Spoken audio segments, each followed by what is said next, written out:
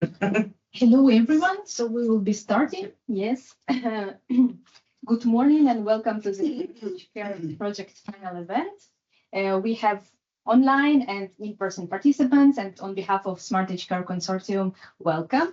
And my name is Kate. I'm your host for today. So please, if you have any questions, concerns, feel free to ask. And we are very happy to see such a diverse group amongst us, also participants online. Coming together around topics that are becoming increasingly important across Europe: digital inclusion, healthy aging, participation, and lifelong learning.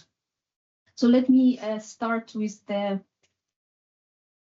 program overview here, so that I will just briefly walk you through today's program, and we will also have space for discussion and networking after the event.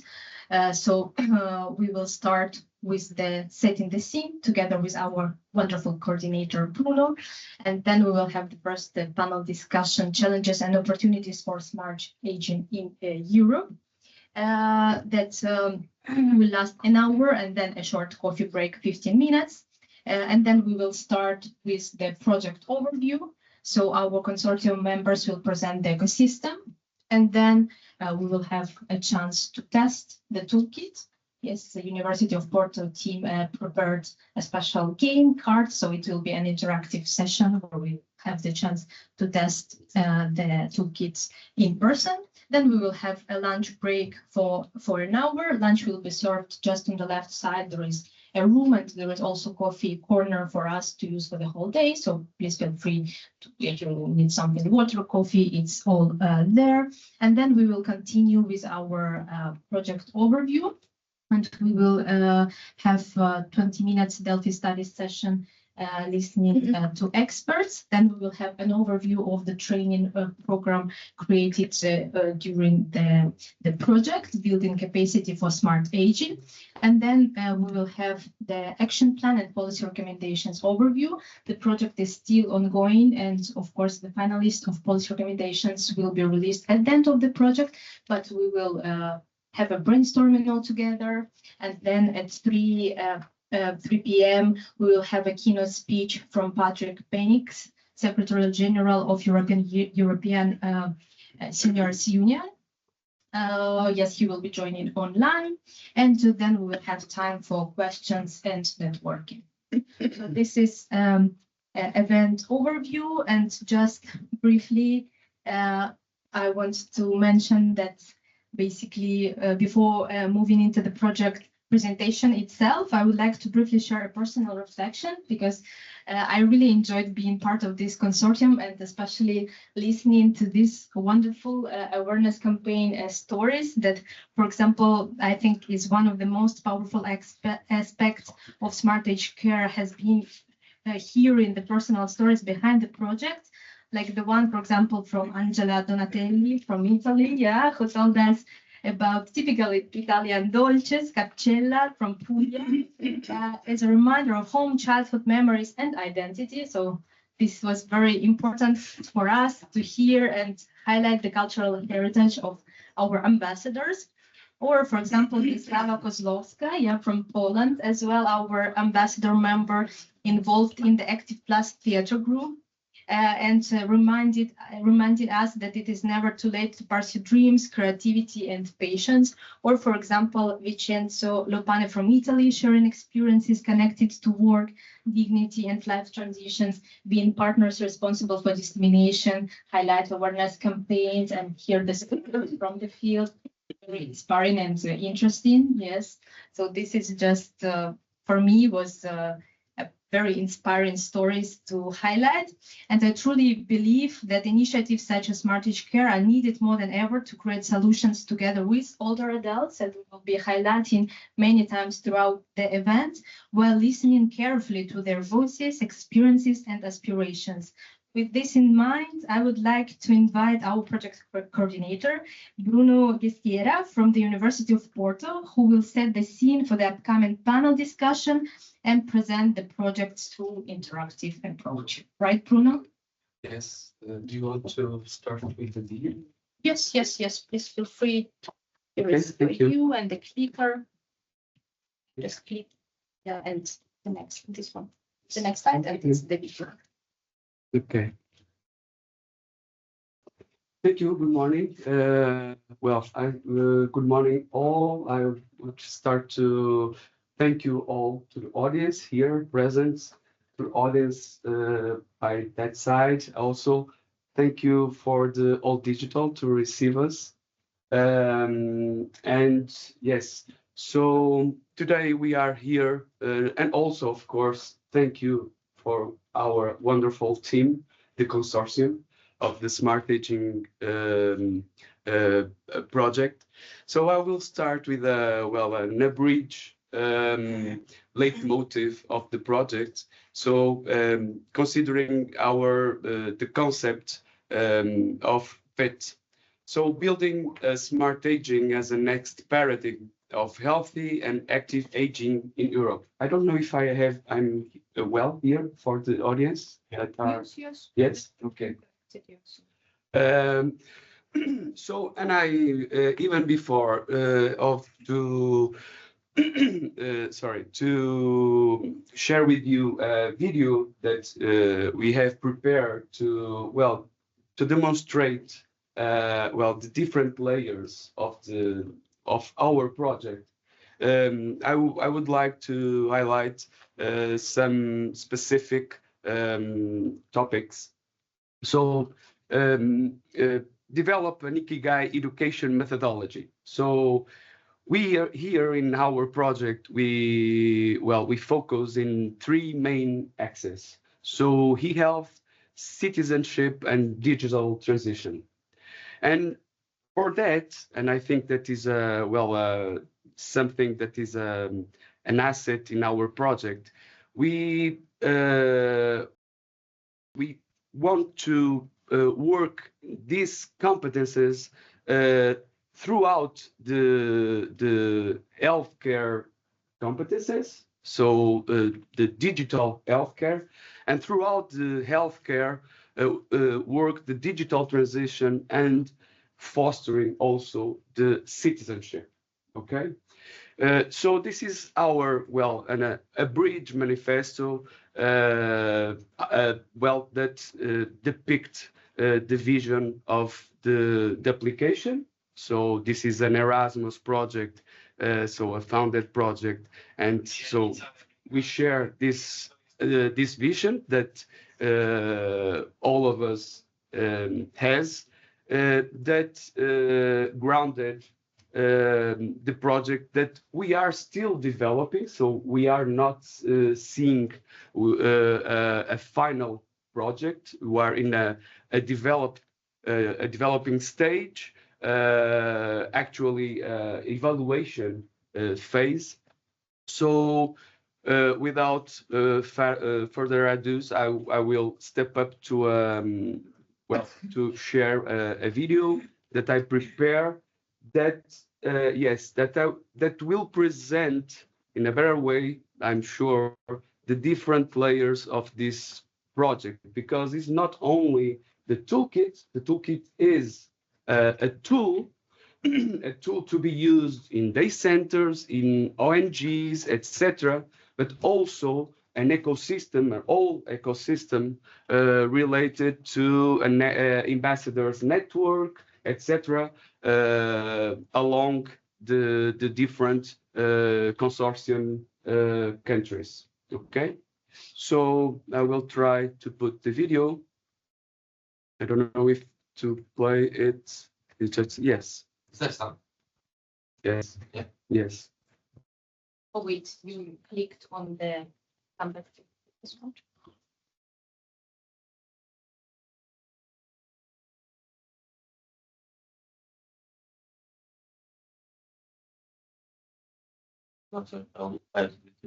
Meet SmartAgeCare, a European project dedicated to caring for and empowering older adults across 8 countries, building the foundations of a new way to age in a digital Europe.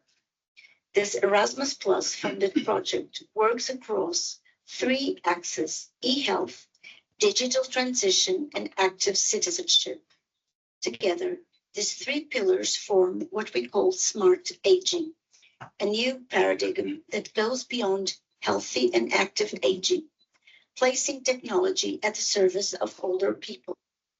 SmartAgeCare is developed by a consortium of 9 partners from Portugal, Belgium, Poland, Slovenia, Latvia, Cyprus, Italy, and Germany, bringing together universities, adult education centers, digital competence organizations, and research institutions, all united by a shared commitment to older adults. Europe is aging fast. By 2050, there will be around 150 million people aged 65 or over across the EU. Yet millions of older adults still face significant barriers. In e-health, many struggle to navigate digital health platforms, manage their own health records, or access remote care services.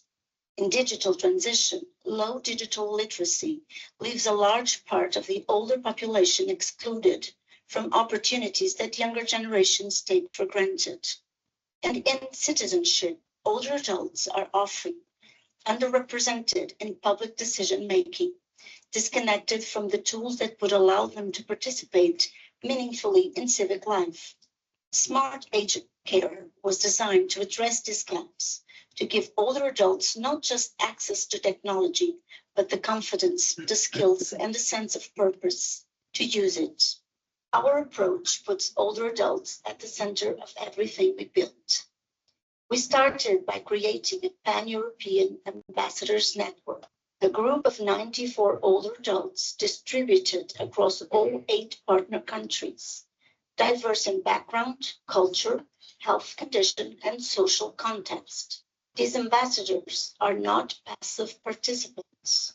They are co-creators. From the very beginning, they were involved in identifying the real needs and expectations of older adults across all 3 thematic areas. Their insights directly shaped the development of the SmartAgeCare Toolkit through a series of participatory design sessions, workshops where older adults, caregivers, educators, and designers worked together to ensure that what we built was meaningful, accessible, and genuinely useful.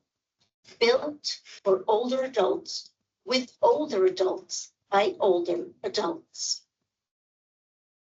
This co-creation process produced several key outputs. First, a peer-reviewed scientific paper, Ikigai Play, presenting the conceptual foundations of the toolkit and 7 design requirements that guided its development. Second, a book chapter, Towards an Ikigai Paradigm of Healthy and Active Aging in Europe, offering a theoretical and evidence-based framework that connects the Ikigai philosophy of purpose and belonging with the realities of aging in a digital society. And at the heart of it all, the SmartAgeCare Toolkit, a designed learning experience composed of an educational handbook, a game box, and a digital platform grounded in the Japanese concept of Ikigai, the idea of finding purpose and meaning in daily life. The toolkit invites older adults to explore topics in e-health, digital skills, and citizenship in a way that feels personal, engaging, and empowering. Unwrap the toolkit and here's what you find. 4 modules: Ikigai, digital transition, e-health, and citizenship. Each built around gamified activities, open exploration, and real-world awareness. Across the 4 modules, there are over 40 activities, from card games and treasure hunts to role-playing, community mapping, and myth-busting challenges. Each activity follows a clear structure: learning outcomes, a summary, set of instructions, a facilitator script for the approach, and a brief guide to help participants reflect on what they experienced and connected to their daily lives. Simple to run, designed to spark conversation. The toolkit is now being put to the test across 3 countries, Portugal, Italy, and Poland. The toolkit has entered a phase of real-world evaluation, being brought into the spaces where all adults actually live their daily lives, daycare centers, community organizations, and residential facilities. Facilitated by caregivers and educators, older adults are sitting down with the activities, playing, discussing, reflecting. Some are navigating digital icons for the first time. Others are debating myths about healthy aging or mapping the challenges in their own communities. This is still an ongoing process, and what we are really seeing confirms what we set out to believe, that when you design with people and for people, the result speaks for themselves. And the reach doesn't stop there. The toolkit will be disseminated across all 8 participating countries, reaching NGOs, daycare centers, residential care homes, and community organizations. Both formal and informal caregivers, family members, volunteers, social workers, healthcare professionals will have access to a practical, ready-to-use tool to support the older adults in their care. Because smart aging isn't just about living longer, it's about living better, connected, empowered, and fully part of the world. We invite you to explore the project, discover the toolkit, and join the SmartAgeCare community. Everything is on Scanaway. Yes. So everything in this is in a Scanaway. So I take the chance to thank you to our wonderful voice, Liliana, that we hear, and that has a much better accent than mine in English. So yes, I invite you all, so the ones that are here, the ones that follow us in the online, so to scan these QR codes, to have access to all of the project, of all its components, and even our website, so smartagecare.fba.up.pt. So, and there you will have access not only to the currently resources, but also, and this is very relevant to all of us as the consortium, the future resources of the project, including the Smart Age kit to be printed, okay? And that today, even today here, presentially, will be also tested. Okay, so yes, I forget to, besides the all digital, to appreciate as well Kate for receiving us. And of course, I already appreciate Liliana Rodrigues for her collaboration in the well, sharing her voice to this video, but also Liliana Rodrigues and Julia Galli as our project managers, without whom that is not, this project wouldn't be possible. So Liliana Rodrigues for one of the project partners, so the Company for Humans, and Julia Galli from the Rectory of University of Porto. So I want to also to share this testimony. Okay, thank you.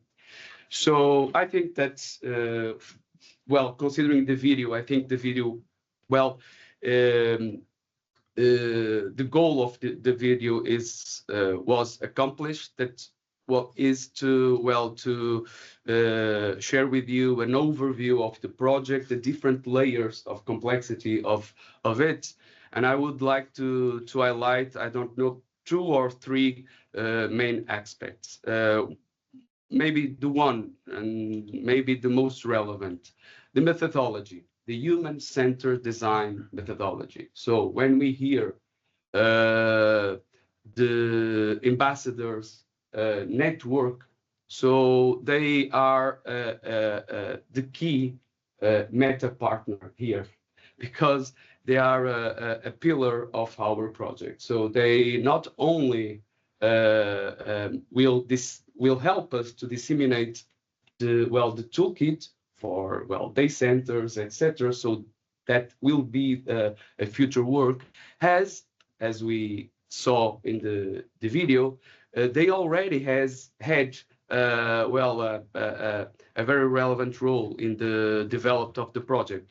They actually participate in the project alongside with, as the video highlight, all of the team, designers, etc. So I would like to highlight this relevant, and I think that is a key for, I'm sure, the success of also the toolkit. That is just a part of the project, is a tool to fostering, for example, caregivers in day centers, etc., to fostering and to support them, the caregivers, to fostering new activities, gamified activities, in order to work this kind of competencies.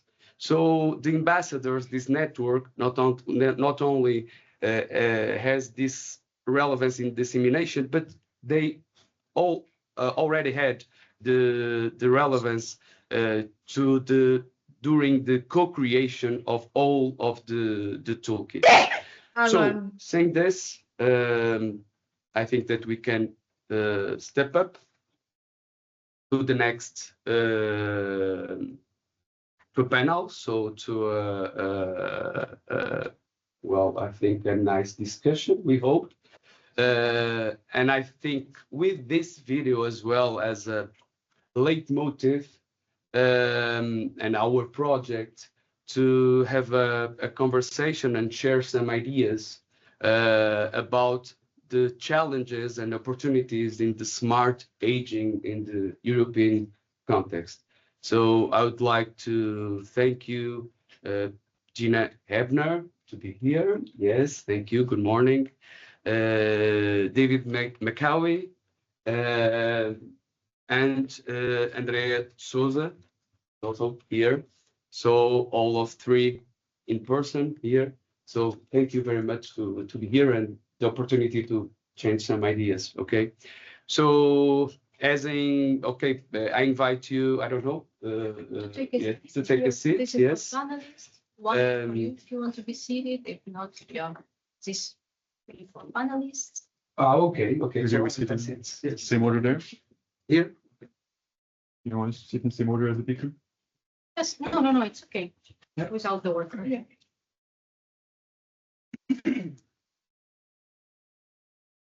Okay. Maybe.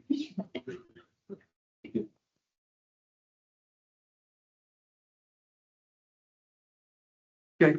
Once again, thank you to be here, and once again to have the opportunity to share some ideas with you. So I will start to present each of you. A short bio. A short that is not short. So, Gina Ebner is the head of policy and deputy secretary general of the European Association for the Education of Adults. Yes, please, if I'm wrong with something, correct me. Is the leading European voice for non-formal adult education. The organization brings together 120 members organization across 43 countries, representing more than 60 million learners throughout Europe. That's a great impact. As European NGO, EAEA works to connect and represent organizations directly involved in adult learning, while promoting lifelong learning, inclusion, active citizenship, and participation across Europe. Gina brings extensive experience in adult learning, having worked as a language trainer in adult education and as a pedagogical manager for a vocational training institute. And last but not least, and as a project manager at EuroCadre,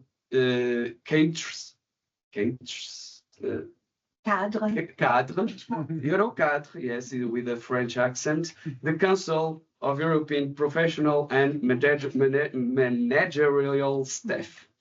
Okay, so thank you, Gina, to be here. Maybe I think that would be more here. Okay, yes, thank you. Also, David Mekkaoui is the CEO of All Digital. Thank you, and thank you also to receive us here. Pleasure. Okay.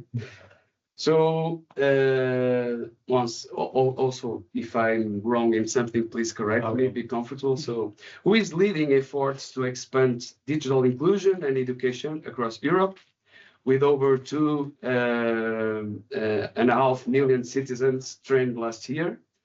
An Oxford graduate with expertise in governance and entrepreneurship, David began trying to, okay, all of us, I think.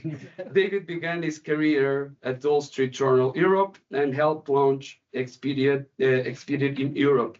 With a track record of scaling impact-driven organizations, David led Euractiv's growth for over 7 years. I'm correct? Yes. Okay. So, yes, last but not least, my colleague, academia colleague, thank you, Andreia Sousa. So, thank you, Andreia, to be here as well. Yes, Andreia, I don't have here a formal short bio, but I know you much better to say some words about you. So Andreia Sousa is a professor of Lusófona University, a Portuguese university. His research lends to some human-centered methodology as well, and hits the several methods, namely in human-computer interaction contexts. And she has a lot of expertise and experience in projects related to health and well-being. So I'm sure that your research,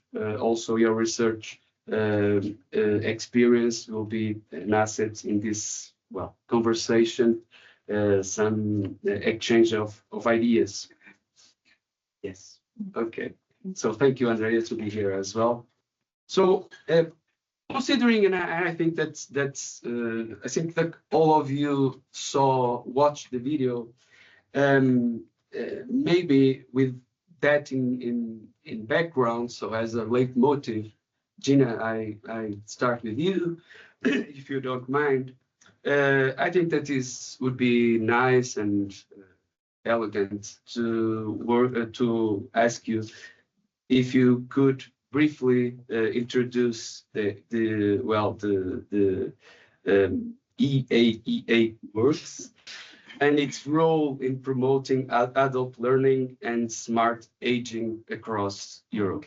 So if you want to take some minutes. Thank you very much, and thank you for inviting us. Older adult learners or potential older learners are very, very important to us. So you've heard we represent non-formal adult learning. What do we mean by that? And how do we define it? So it's not learning that goes to a certificate, university, whatever. But it is generally organized in some way. I don't know where you're from exactly, but it might be, I'm a German speaker, so it would be Volksbildung, Erwachsenenbildung, or it might be the Universität Popular or Volksbildung in the Nordic countries. So a lot of the things that we do are not labor market focused. It might be language courses, sports, all kinds of things. That is a bit difficulty for us because people look at what our members do and they say, oh, well, it's just Thai cooking or yoga for middle-aged women, because that's not important. So that is a bit the challenge. And two of our main activities, besides things like membership and so on, are advocacy on the one hand and project development of innovation, etc., on the other hand. I think we're still going to talk about policy a bit later on, so I might not go into detail here, but projects and other things. So, of course, we bring our members together, and quite a lot of our members work with older adults, you know, courses that take place during the day, that particularly target seniors or other activities. We can have a long discussion in adult learning whether people prefer 65 plus courses or just general courses, that kind of stuff. We have, for example, a project which we just finished, which actually is a bit similar to your project. And it looked at both carers and older people, how to enhance healthy aging, smart aging, active aging, and we had a toolkit for carers. And of course, that is quite important, that we shouldn't forget that sometimes the carers are also older. I mean, my mother, when she was in her 60s, late 60s, early 70s, still took care of my grandmother. So we can assume that a lot of older people are actually also carers. So a toolkit for the carers, but also then an e-learning opportunity for interested older people to participate, to get information, exchange, etc. So that's the kind of thing that we do. Policy-related issues I'll come back to. We'll be facilitating. Okay, thank you. Thank you. So, David, back to you. Well, the similar question. I think that if you briefly introduce all digital work and its role promoting inclusive and digital society for all adults across Europe. Sure. Good morning, everybody. Thanks for having me here.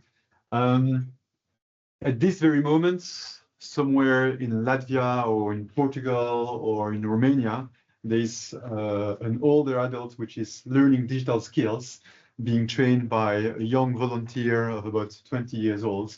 And that older adult is kind of discovering a new world.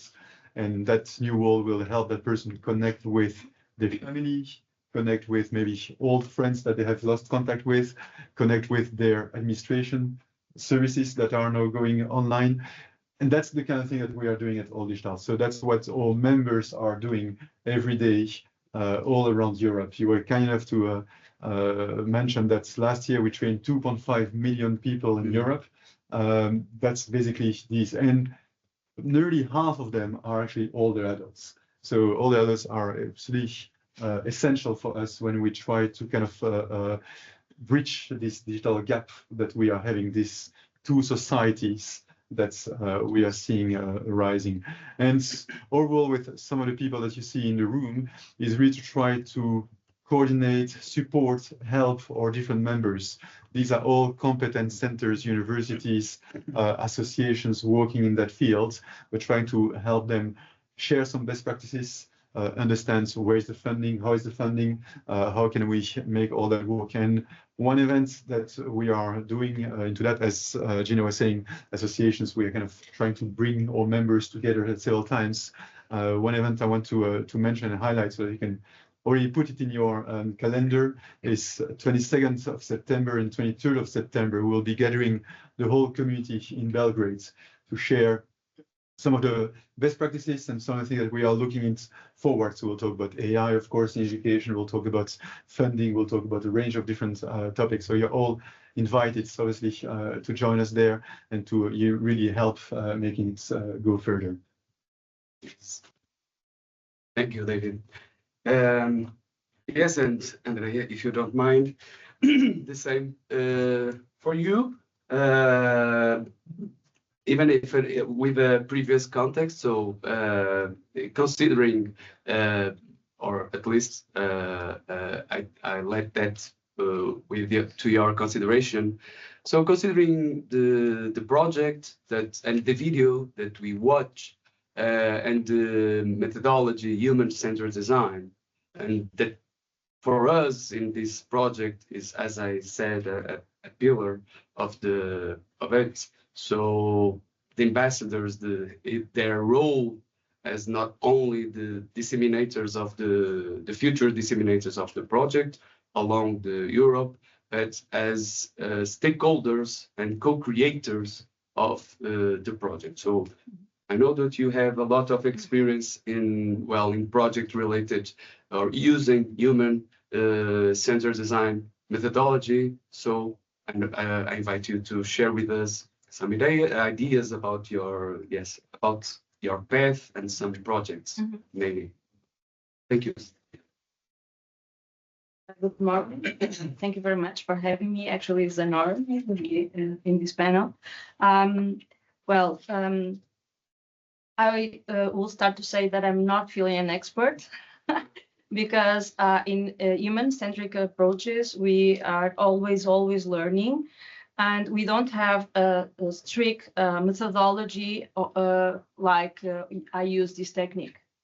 We are always, and I will quote Kate, listening carefully each individual, and we have always to try to adapt the methodology. It's not an easy way because we are always talking about inclusion and universal design or universal approaches or universal solutions. Actually, I will try to talk about guidelines later, and we are trying to generalize approaches or solutions for individuals. And my project, I work in, I will say, extreme users or different people or people, just humans. And in a lab that is human environment interaction laboratory that I'm researching, we have a team of psychologists and technical or engineering, and we are always trying to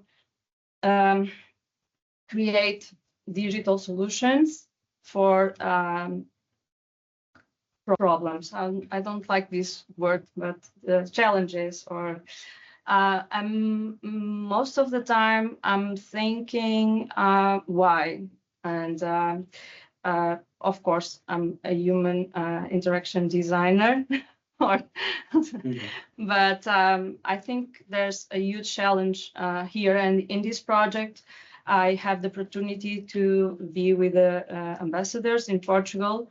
And I think we learn with them a lot, but they learn with us, and that it's a good thing because some participatory activities don't actually give too much to the participants. I'm sorry saying this, but I think sometimes we are trying to gather information and we don't have to give them time to actually receive something.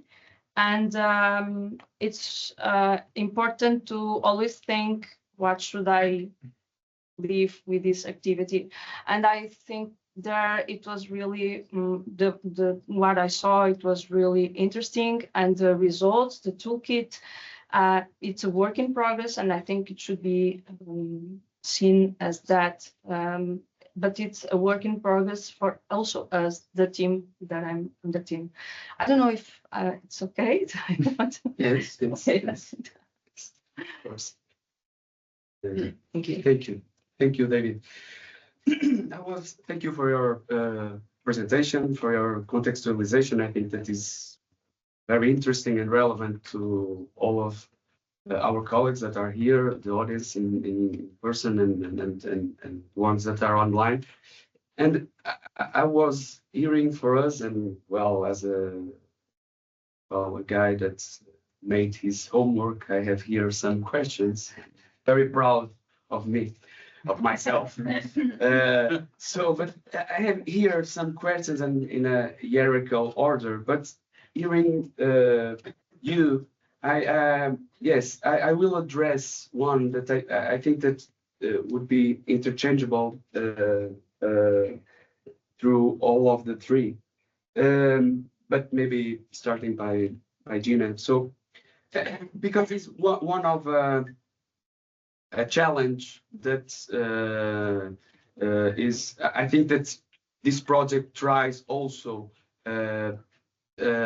is not answer but mitigate some problems, considering the question that I will address, and is I think one of the main questions that should be, or issues that should be work in Europe. So what I have here, across Europe, there is increasing discussion about loneliness, loss of purpose, so our ikigai, and social disconnection among both younger and older generations. This is, for me, a key aspect, because we see a lot of younger, more and more, with a lack of purposes. And that is an issue that was already highlighted, but a lot of authors, and I'm thinking about, for example, Viktor Frankl, that he foresees this kind of society where the young generations could have some lack of purposes, and that worries me a lot. The connection with the older, that timing. So sorry. Maybe it could be, I don't know, someone of the audience. Wait a minute. So how can, so I will ask you, how can intergenerational learning and exchange contribute to a greater sense of meaning, belonging, and mutual support in society? Gina, please. Yeah. Well, one answer is there are already a number of initiatives that bring people together, that have interesting, innovative approaches to exchanging skills, hands-on. The problem is they always remain in a project structure. They are rarely upscaled, Yes. so that many more people can participate.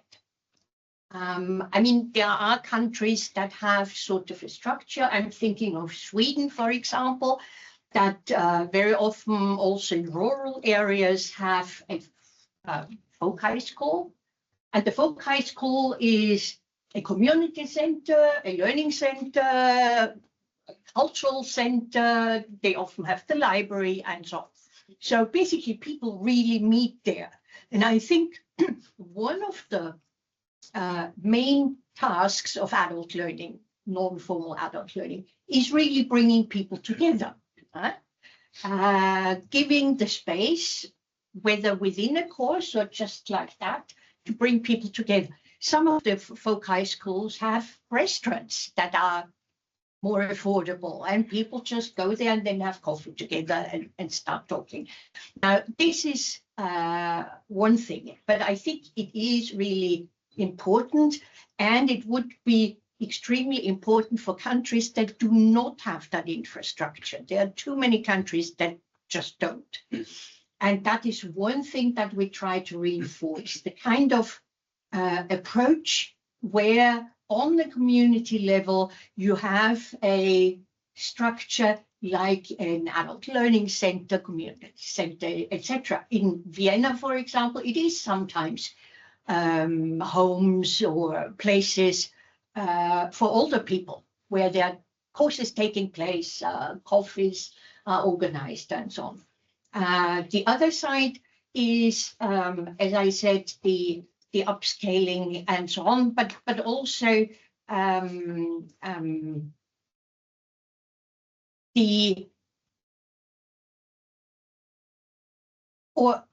I think what has been lost over the last, let's say, 10, 15 years is really a focus on older learners. If you go through various texts at the European level, there is sometimes a reference to demographic challenges and so on, but there isn't much about older learners. The concentration at the moment is on the labor market and people that are in the labor market, or when we're talking about older people, it's keeping people in the labor market and continuing to work. And I think that is one reason also why the approach isn't strong enough. There is just no focus on it at the European level. Gina. Yes, the same question. I think that is interchangeable. So, you know, as you were saying, Bruno, the loneliness, I think it's the first time it happens. The loneliness peaks around 25 years old and around 75 years old. And that is quite fascinating when you think about it. And loneliness is actually not the absence of someone, it's more the absence of feeling needed. It's the absence of someone you can trust enough to talk about it. I'll give you a very personal example. I mean, we talk about loneliness of leadership. It's true. I can tell you. True. It's absolutely true. Of course, I can share a lot of things with my team, and I'm very happy to have such a great team. I can share a lot of things with my partner, but I don't want to bother her too much later and not spend all evening and talking about that. And my way to solve that was actually to share my thing with my father-in-law. His name is Stefan. He's from a small village in Romania. My wife is from Romania.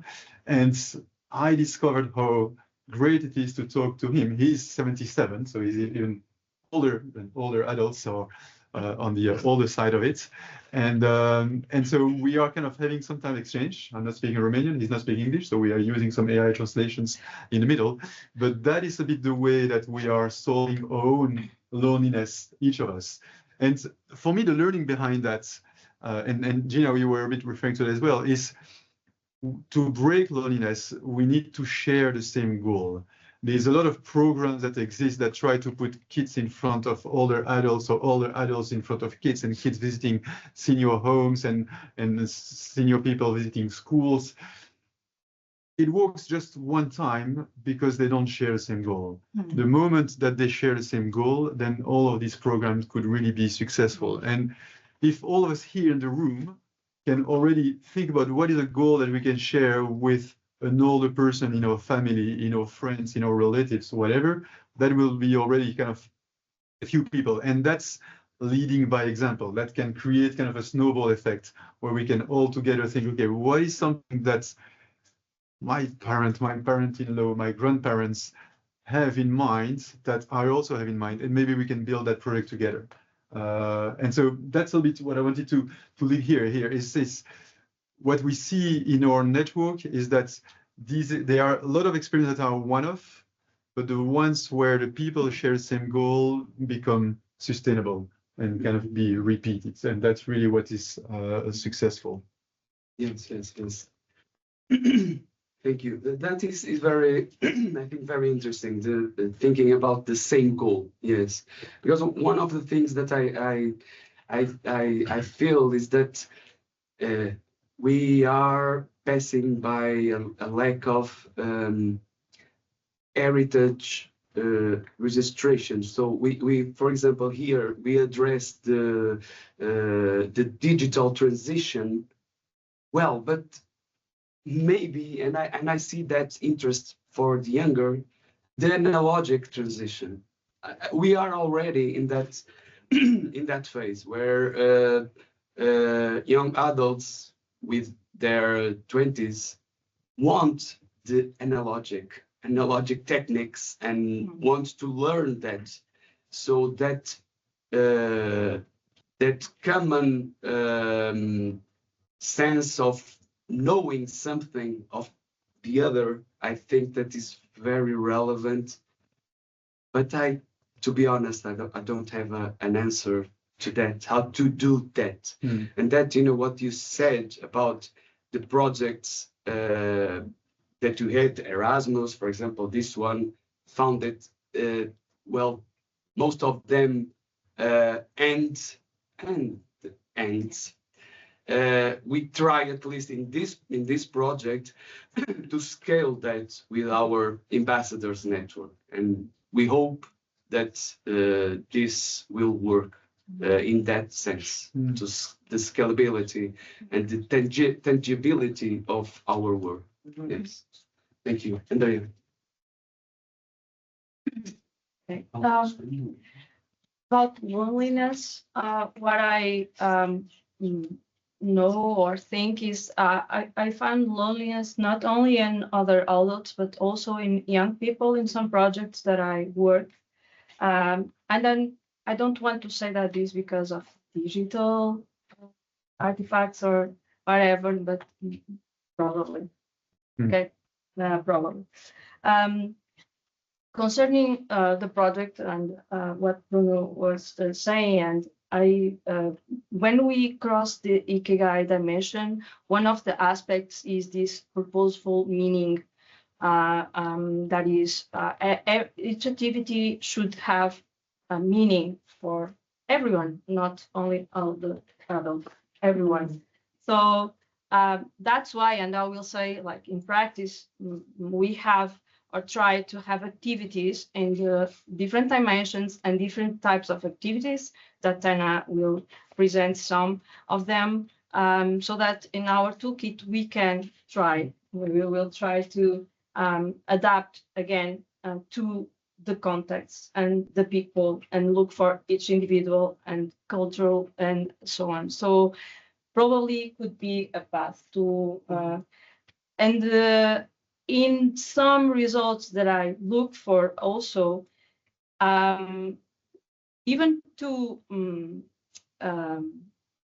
try to diminish the digital divide or the literacy, probably we need to start to define what is meaningful for this group of this person, an individual, and then try to develop some activities with meaningful, and then we learn, because we know if we are involved, we learn. Is the flow theory. If I like it, I learn. I could learn better if I'm in the flow, if I'm motivated, and my skills and my challenges will progress, like challenges will diminish, skills progress if I'm in the flow. So I think we are trying to do this in the project, and that's it. Thank you. Flow or friction, a good friction between generations. Oh, but I believe that. Okay, so I don't know how much time do we have? Sorry. No. 30 minutes. 30 minutes. Okay, half. Yeah. Okay, sorry. So I think, yes, once more, an interchangeable question. Beyond formal and non-formal, now the public policies, adult learning initiatives for people age 65 plus, what European policies and or initiatives are still needed. So this is a meaning word. So to support older adults in actively participating in public and civic life. Gina, well, we can. Yes. Actually, I think in 2012, there was a European Year of Active Aging. And of course, the topic was very broad. Of course, that's also important.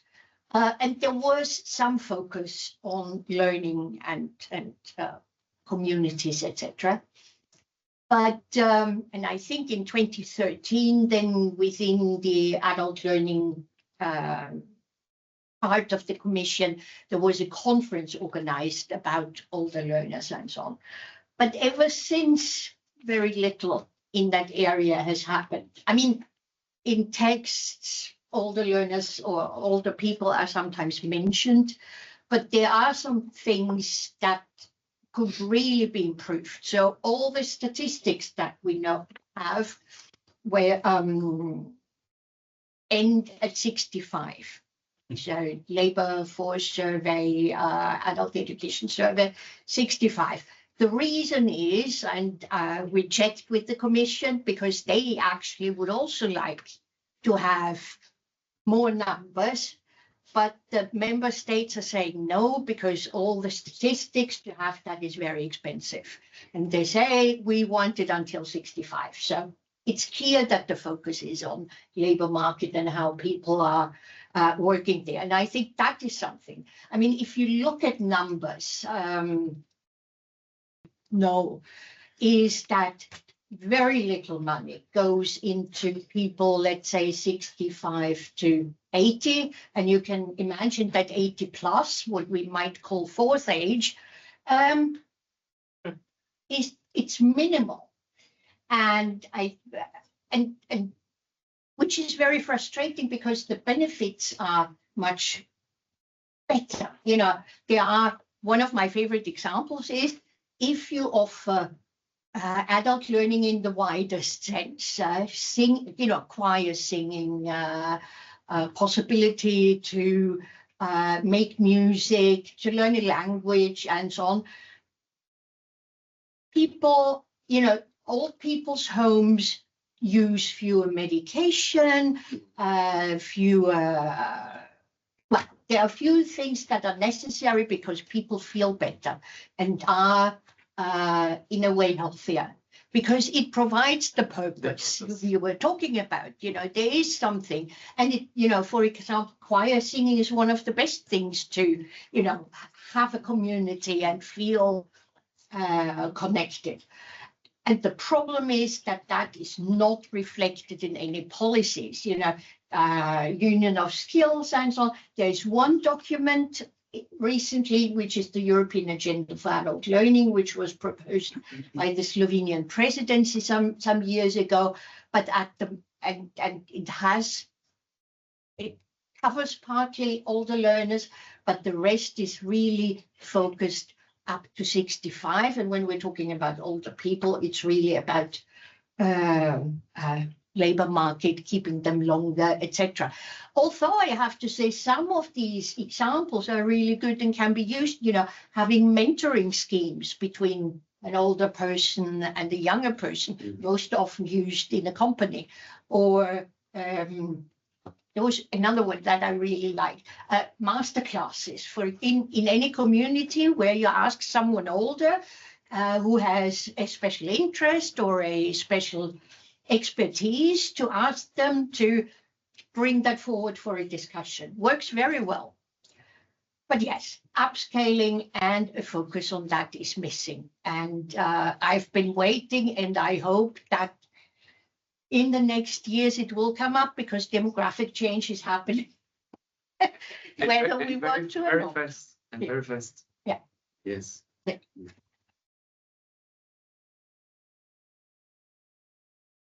Maybe your 2 cents, please.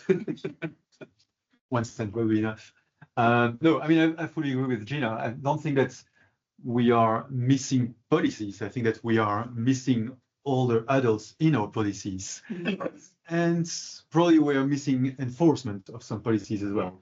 The EAEA Act, I think, is just mentioning ages at some point, like passing by, en passant. The 80% target for 2030, it's calculating until 74, not 65, 74. But that means that if you are 75 or plus, you just don't exist, which obviously is not the way to go. So 2 things maybe. One, rule to enforce and one policy that we could add, trying to answer your question. Rule to enforce this. When we look into the digital world, which is what we are often on, most of the platforms are not accessible to all the adults. And that is not an issue of all the adults not having the skills. Most of the time, it's an issue of the platform not being adapted. I mean, let's not try to change humans for technology. Let's change technology for humans. It's all digital telling you that, so it means something. We have Accessibility Act that exists somewhere in the dusty books of the Commission. Let's enforce that. It's a very good one. It's a very good research and documents. Let's enforce that in all the countries. But I know it's like standing somewhere in a shelf. Let's kind of enforce that, and that would already make a difference. So we don't need to reinvent the wheel. We can just use the wheel that we have already. That's one. Second, just kind of a creative idea. We have Erasmus for students that are traveling all around Europe to kind of learn from one place to another. It's great. It's a wonderful tool, and all young people love it and use it, and many people here in the room probably benefit from it to kind of jumpstart their career into different things, learn a new language, meet new people. Why don't we do an Erasmus for senior?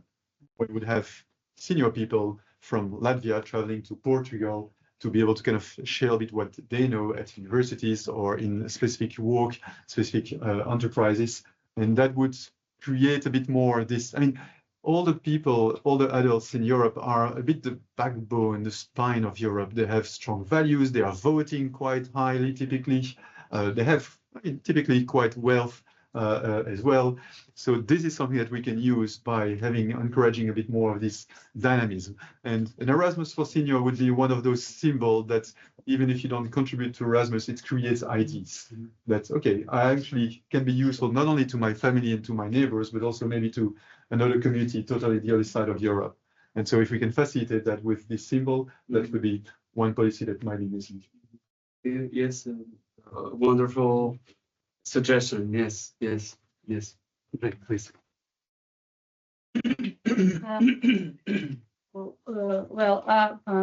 I'm completely aligned with everything that was said, and I will pick two ideas. One of them is the accessibility. That is one of our objectives. We are trying to address that. And accessible artifacts are not only accessible for older adults, they are for everyone. And I think we have a problem in digital literacy. We have several dimensions, and we need to understand what we are using. And I'm including not only older adults, because nowadays we are using technology without understanding what's happening, and that is not good for decision making or agency, each of us. So we need transparency in technology, and also I will say usability or accessibility, considering everyone. Of course, I also know, we know in other projects that is not possible to make it accessible for everyone. We know it, but the basis or the fundamentals should be there, and one of the things is transparency in the system. What I can say about my experience, young people are using technology without questioning, without fear, I will say like this. Older adults question it and have some fear, and this fear is, I don't want to use this, I don't trust this, and that's a good fear. I think this is important, and design should and have to address design. I will say projects and technology have to think about this transparency. And now I'm talking about algorithms, AI, and so on. So we have different dimensions of accessibility, and this is really important. So I know we have already some policies for AI and algorithm, but I don't know. Let's see how it works. And the other idea that I think, and I saw also in our results, is maybe older adults don't need to learn, but they need to teach also, and that will be the purpose, and that will be the learning to them, the input again to them. So maybe this is a system or a systemic approach. They teach, and in between they share. They are in meaningful flow, and then maybe they could learn also. That is what happened with all of us, I think. That's words about that. Yes. Sorry. Actually, you're very much following Paulo Freire in that we are all teachers as well as learners, and that's very, very empowering. I just wanted to add something because when Erasmus Plus was still the lifelong learning program, there was a tiny, tiny bit that was senior volunteering. Sure. And it wasn't very successful. It was, as I said, tiny. But for the people who participated, it was absolutely life-changing. It was fabulous. I mean, I know someone in Italy who organized it in Italy so that people could go, and the people came back absolutely inspired and enthusiastic. So as far as I know, the new Erasmus program might not have an age limit or that. So, and there was a discussion, a citizens panel to get people's input on the program. There were lots of people who said adults should be, not only higher education, should be able to participate, and especially seniors. There were also suggestions for intergenerational Erasmus. Why not sending two people together? So let's hope and lobby that is happening, because it can have an enormous impact. Sorry to barge in again, but Actually, Please. I like to bounce on what Andreia was saying, because recently I was in a conference about people in situation of autism, and it was very interesting because we were looking into also the digital interfaces, and what they were saying is that they wanted to have some dedicated interface for people in situation of autism, but of course there's not enough budget for that. And when we were looking into the specs of what do you mean interface that is dedicated for people in situation of autism, we not only found that actually the same specs that you would have for people in situation of being old, which is the situation whatever, but actually it's probably the same that we would all want. It's interfaces that are simpler, that are more with stimulus everywhere, that kind of get you distracted, but that is kind of clean and help you really read what you are doing and understand what you're doing. And so I think that's exactly as you were saying, whatever interface and user design we're doing for senior people probably would fit all of us much better as well, and not only us, but more people than what we think actually. So I like very much what you're saying on that. Thank you. I don't know if we have time now. Nothing that I have planned, but well, the conversation is being so interesting, and I think that you, the three, touching a point that could be interesting to develop. I was thinking here the role, and even yesterday we were at the dinner talking about that, the EI, and I was saying and sharing to Andreia my worry about how EI will affect the new generations, the ones that are born right now, because the lack of critical thinking, the possibility to using a EA model to write a text or something without a critical knowledge, a tacit knowledge. I think that we are well, in a stage where is obvious that our society will dramatically change in a way as we see the labor market, etc. What do you think about the role of the 65 plus on that in the references to the youngers? It's not, yes, an easy question.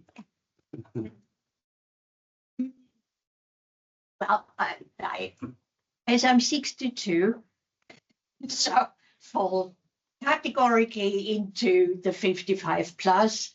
I am a skeptic when it comes to AI. Yes. But we do know, and it's currently happening, that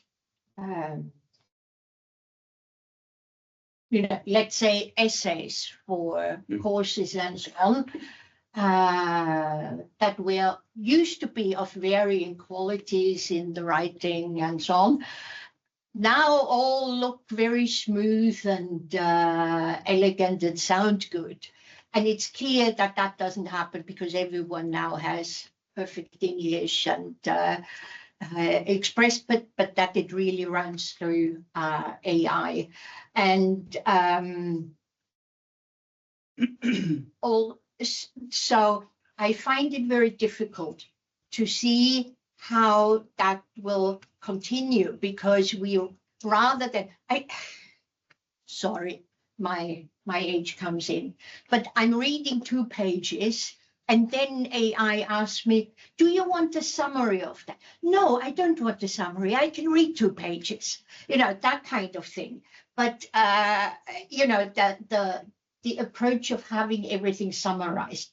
But probably we will now have a wave where everyone starts using it and we all go, that sounds good. I mean, I also think, but maybe you have a different experience, we also have now an enormous increase in applications for Erasmus Plus projects. I wonder how that happens. We can assume that quite a few of those have been run through some kind of programs. And I mean, the European institutions are very, very aware of that and are trying to find. On the other hand, will the evaluation be done by AI at some point? Never. But we will have that wave. But probably once we have reached a certain point, people will go, wait a moment. So I think we need to go through that wave of just regular people finding out what can be done and so on. And then when we have reached that point where everyone goes, is this really the way that we should? So, but I'm not a specialist and so on. So yes, I think no one is a specialist in this topic. Yeah. First of all, to put a bit of context, when I was young, I remember discussions about computers, and people were afraid that computers would kill human brains. I was not alive, but in 15th century, Erasmus, the great philosopher, was against print plans because he thought that if there's one mistake in one book, all people will learn wrong things because of print plans. Now we see that print plans actually created knowledge more than mistakes, and we said computers created freedom and comfort of more comfortable life more than anything else. In each transformation of society, we are afraid of what we don't know and how it will come. Sometimes, so far, it has actually been quite positive for humanity, more than negative. So am I risk averse, or am I kind of fearing AI? Well, I guess I'm probably more welcoming AI more than fearing AI. This idea that my work will be done by an AI and would allow me to focus on what I really care about is actually not an idea that I'm dissatisfied with. more the opposites. If we're kind of looking quite long term, if we look long term, influence on labor market, what we see, what we hear is that we'll end up into a society where labor would be made totally different. And I think actually this conference here is a very interesting example of it, because if you don't have to work to get your money because AI is creating the wealth for all Europe, for all the world, and therefore everybody has, I don't know, a universal salary or whatever the way you want to call it, then you are basically in a situation of being retired. And all the work that we're doing now to make sure that we are leveraging this older age, work that many corporates have understood very well. The silver economy is a great business. It's only the public institutions who haven't understood how to leverage the older adults. The business have understood that already very well. So if we're able to leverage this age the same way that we're leveraging young people or adults, then I think that the post-labor society will be actually a positive one, will be a good one. People will be working for what they want to, volunteering for the cause that they are really caring about, helping each other more than doing something just for the money, which is probably a society that I contemplate with a smile, even if I might not see it from a life. So yeah, that's what I would say on that. Okay, thank you. Thank you. I would also, of course, hear from you, Andreia, but what I was thinking is, well, in our project, we address the human-centered design as a pillar of our project. And as I'm from the university, and well, as Andreia, we tackle in the umbrella topic of human-computer interaction, namely, and we, of course, we talk also, besides the human-centered design, the more than human paradigm. And the more than human consider, well, artificial agents. So how to, for example, think about an interface considering the dialectic, the dialogue with artificial intelligence. Or, of course, other lives besides the humans. That is a very interesting topic that needs to be really well addressed. But what worries me a lot is the incapacity that I'm seeing of the youngers to read a book, to have 5 minutes concentration in a room. Well, I think that here, if we have, I don't know, I'm seeing one perhaps with their 20s, but well, congrats, because you still here, you still here, because that is not normal. the average is already was already sleeping or outside the room, because the lack of concentration, the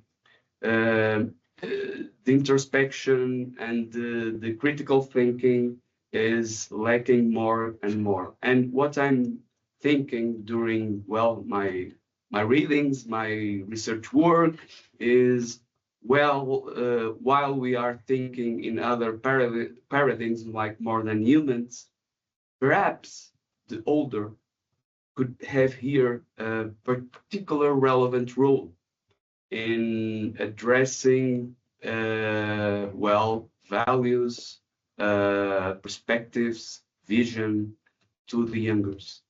I don't know how, yes, I don't know how, but I think that should be more and more relevant. But, well, let's see.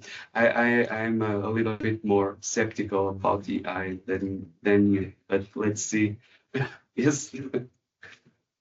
One of the questions I'm asked the most when I'm looking at conferences and events is, what are the skills that will be needed tomorrow? Yes.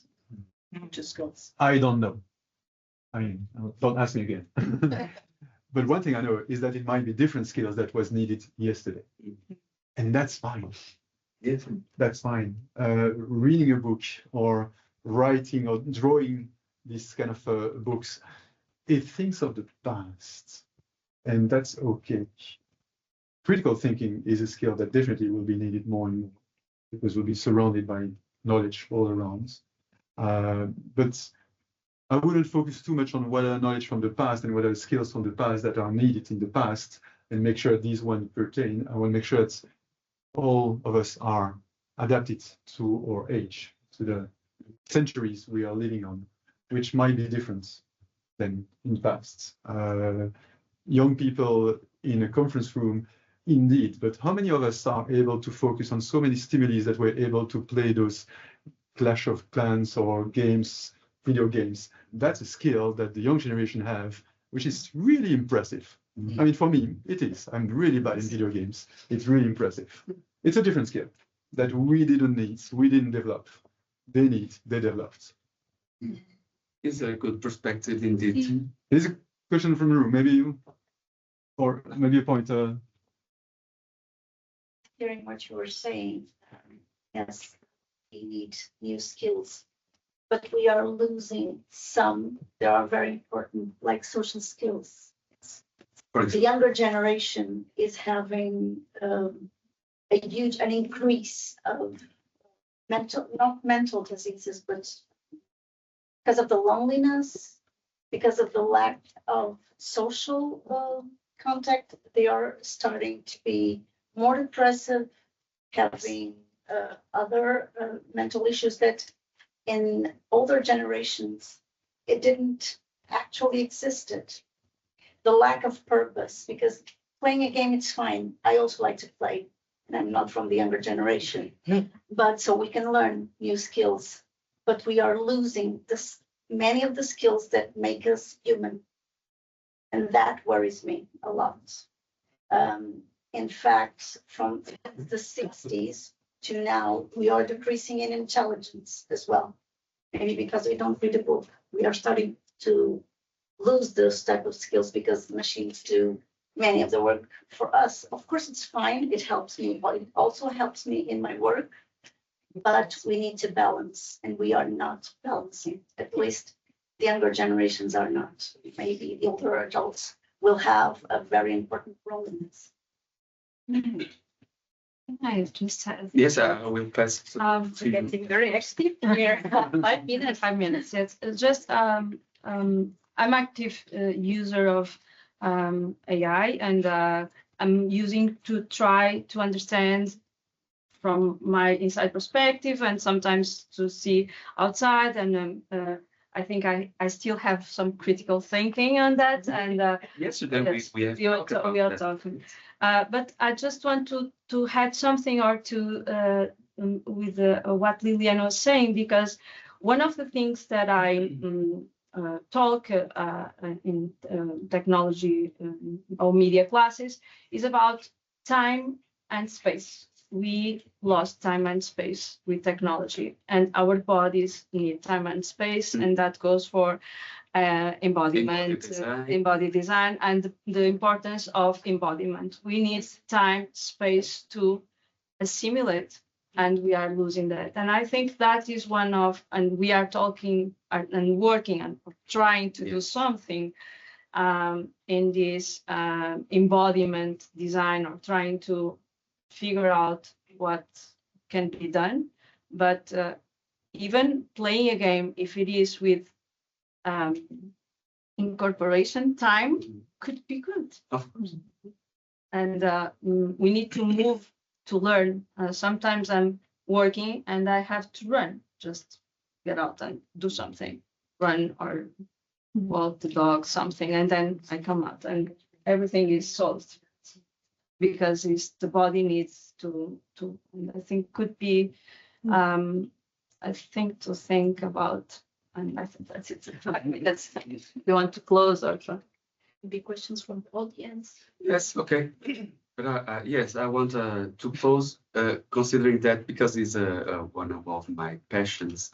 Yes, the embodied design, and yes, we don't have a body. We are body, and that is very, very very relevant, and we forget that. Okay, so yes, some questions or some doubts, or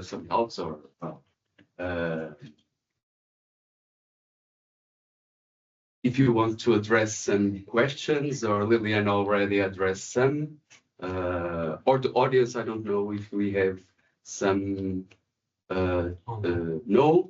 No, so we were totally clear.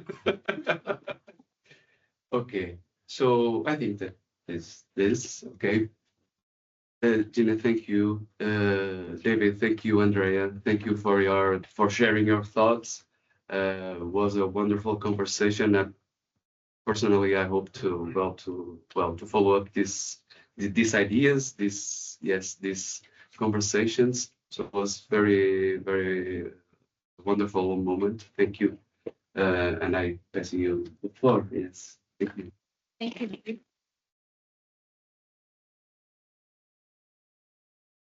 For a wonderful discussion, and now we will have a 15 minutes break. Thank you very much, everyone. Thank you. I told you. Yeah. Okay. Thank you.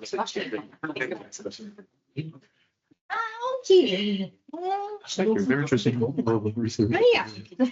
Get me to kind of look into it. Yeah. Like that. Yeah.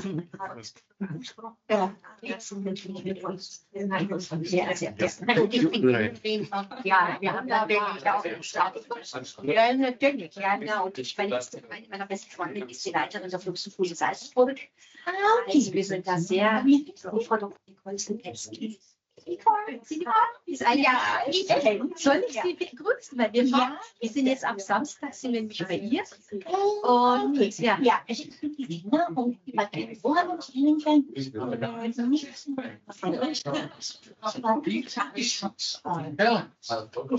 Ja, schon.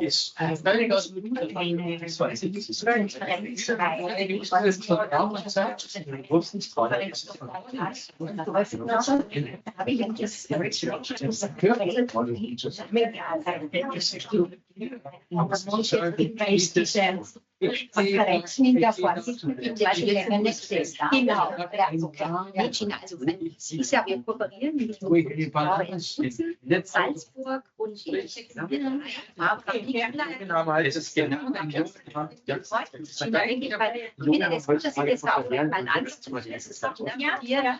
werde ja ganz liebe Grüße ausrichten. Ja, aber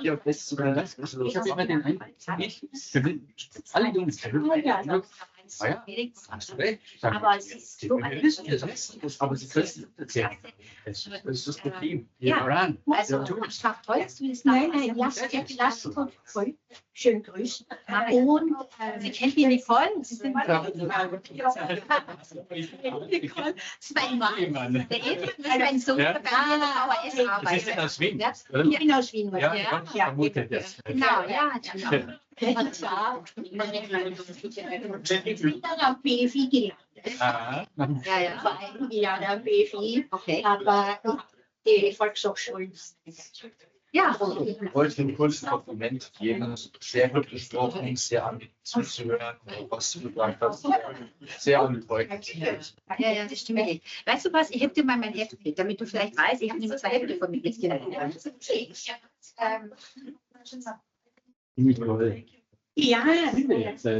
die Volkshochschule. Wir werden dieses Jahr 80.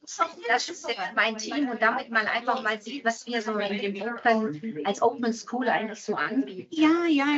Super. Nur vielleicht einfach, wenn ich dich anrufen sollte oder den sehr rein. Ja, ich schaue mal bei uns auf der Website kann dir das kurz schicken. Wir machen doch, ich meine, wir haben auch schon zum Beispiel, wir haben online angesetzt, wir haben auch so eine Einführung in Erwachsenenbildung in der EU und so weiter. Ja, vielleicht ist da was bei euch dabei. Wir können immer andocken und das Netzwerk ist letztendlich wichtig. Also vielen herzlichen Dank. Danke, Gina. Das war der 30 jetzt. Ich habe gerade meinem Sohn gesagt, das ist genau das unser Dilemma, in dem wir stecken. Der Gap. Ihr wisst, ich habe immer den Einstieg. Wenn ich mit meinem Sohn spreche, der ist 27. Der weiß er das. Alles, was er sagt, ja, das, ich kenne das. Ja, super, ich weiß es. Mhm. Sage ich, aber das tun. Ja. Ja, wir sind doch Das, was ich da, kommt, ist nicht mit dem, was ich tue. Ich kompatiert nicht bei den Jungen. Das heißt nicht, das kann man nicht sagen. Wir haben 3 und 2, die da laufen, aber beim Aaron ist es ein bisschen schwierig. Aber Ja. schon. Ja, auch fest. Du weißt ja, ich will das mit dem machen. Ja, natürlich. Weil außerdem, es funktioniert ja auch nicht wirklich zu sagen, die Jungen, das geht ja eigentlich. Es gibt einfach nicht so viele Unterschiede. Wenn ich mir anschaue, also sagen wir jetzt unsere Pension mal gelesen, die sind schon so aktiv, bilden sich weiter und so fort. Das sind Leute, die viel Geld haben, nicht die Lehrer. Dieses Leistung. Oder wenn du 40 Jahre in einer Fabrik warst, hast du einen anderen Zugang zu. Genau. Bei Jungen ist es 66, der ist freiberuflich. Ja, das ist nicht beendet. Aber er will auch, ne? Weil er sagt, er ist der Eins, der ist engagiert, der ist auch, ich weiß nicht. Ich meine, natürlich muss man nicht unser Leben nehmen und sagen, es ist auch sein, was die anderen führen. Das verstehe ich auch. Ja, und das, was ganz toll war, wir müssen die Leute zusammenbringen. Ich war jetzt in diese Bibliothek.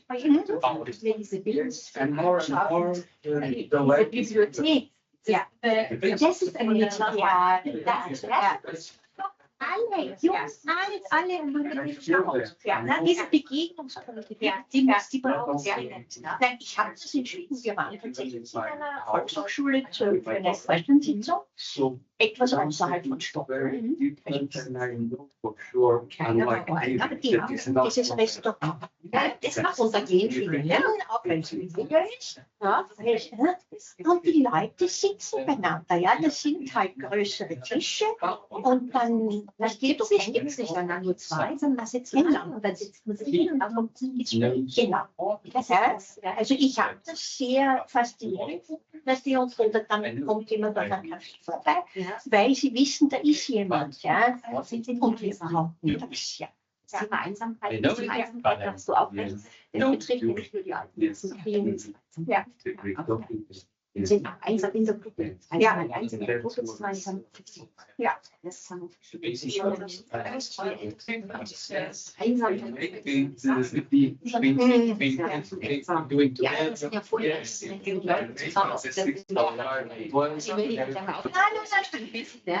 Ich wollte ja jetzt echtes Bedürfnis. Ja. Danke dir. Und das nächste Mal. aber falls irgendwas ist, ne? Ja, das ist ganz ehrlich, ja. Na, auf meine Stimme. Ja.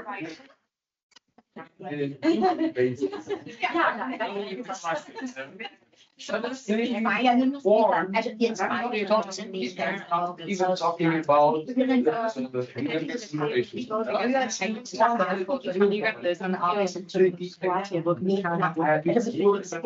you want a table of bin ich am Freitag. Maybe I could get nun am Schauen.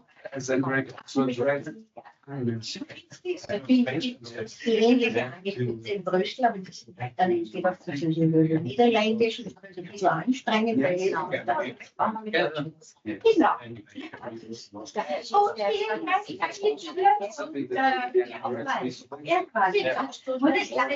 Du bist dann sicher nicht von der Gina, oder der hat dann die Vollpassion. Ja, sie soll sich ja mal melden. Genau.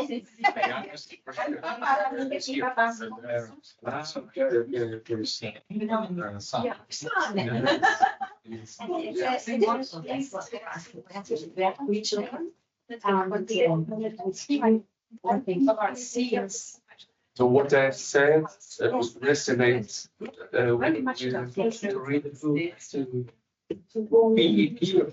To be here, yes. Not outside. Every time outside. Yes.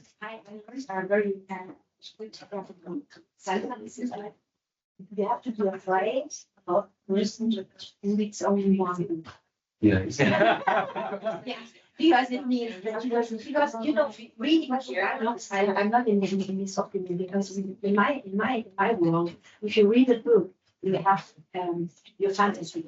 Oh. No, You are creating images. yes, you are creating images, you are creating a fantasy story. And if you're not reading, if someone gives you the fantasy, what happens with our? Of course, that is You use creativity. What's your creativity. Of course, You make a great job.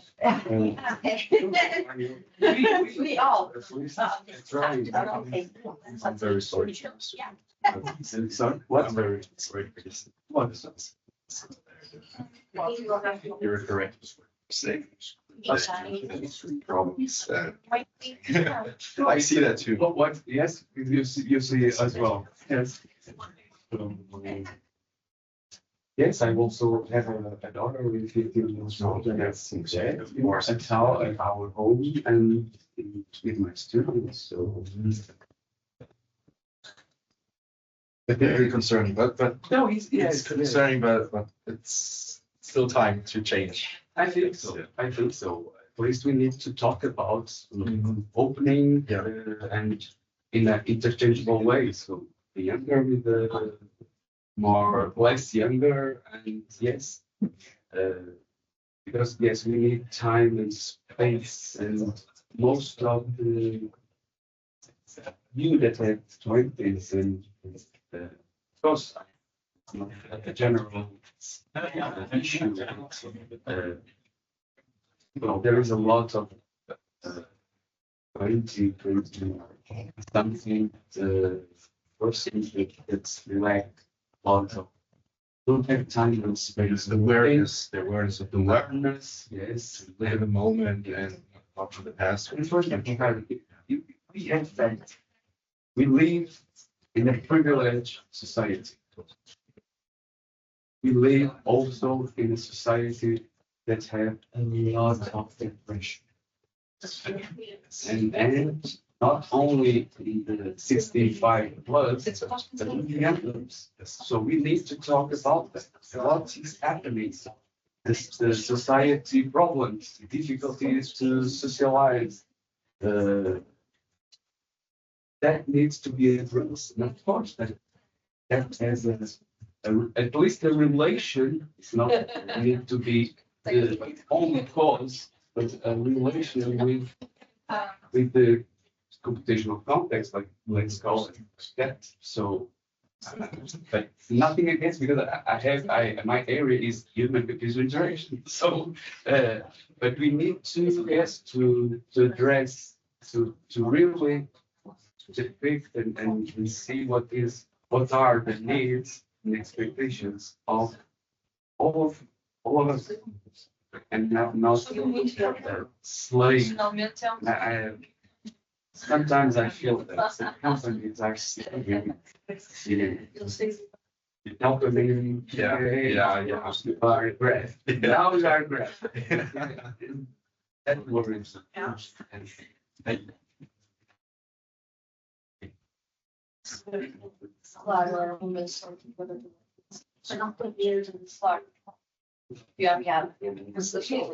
Already Cyprus. I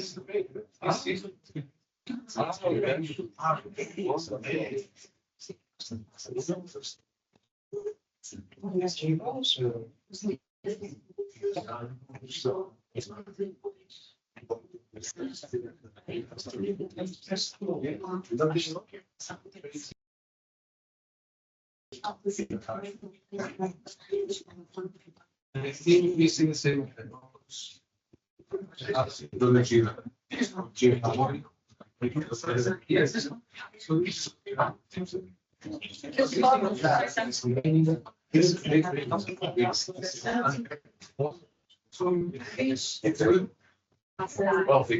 Yes. Well, because for his meal, when I was there, no water here. And a lot of construction. So maybe else. Now,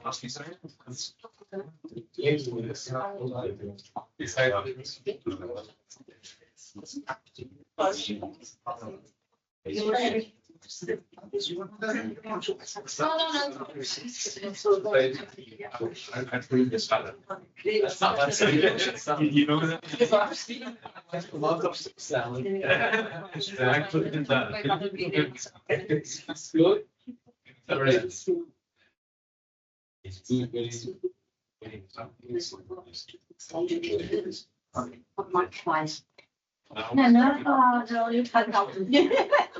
In Italiano, yes. No, it's in German, but it's been prompt. Ja.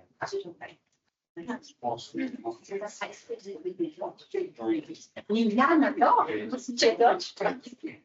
Yes. It's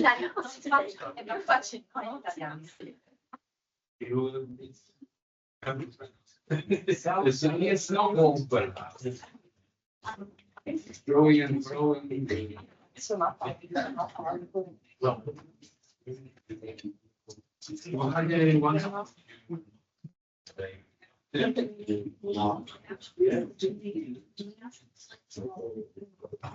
Even so, I will sell your pen very well. No, to be honest, I'm trying to go, but I think it's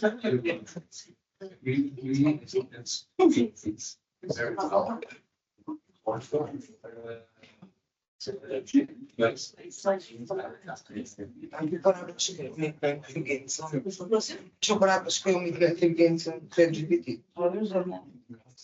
Ne moram se odločiti, ker se mi zdi, da bom pol Ja, ful všeč tak, kaj, mislim, da je ful, no. Pač ne, se tudi ne spomnim, da je bilo, no. Ampak obstaja pač, mislim, mi všeč to mnenje, da je ta, ki se odliči prvo. Se on ne ljubi pač na druge strani, da se vpraša nas.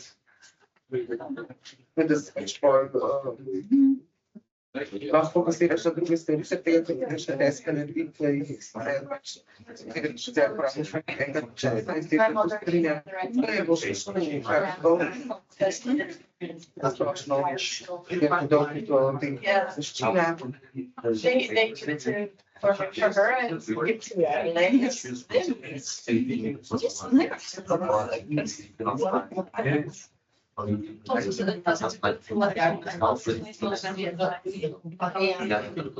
ja nekaj roge,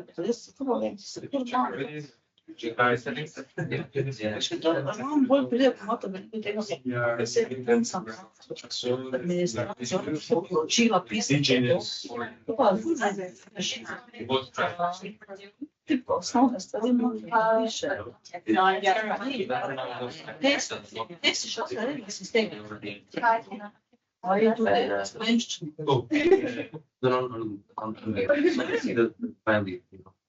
Če imaš neki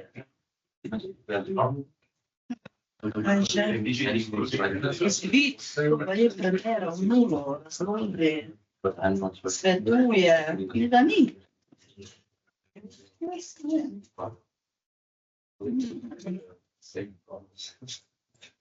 You have time and space.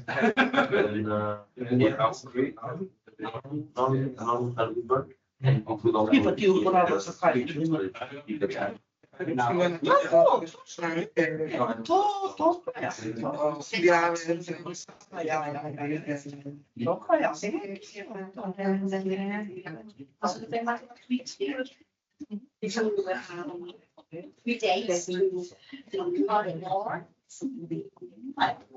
Tak jest,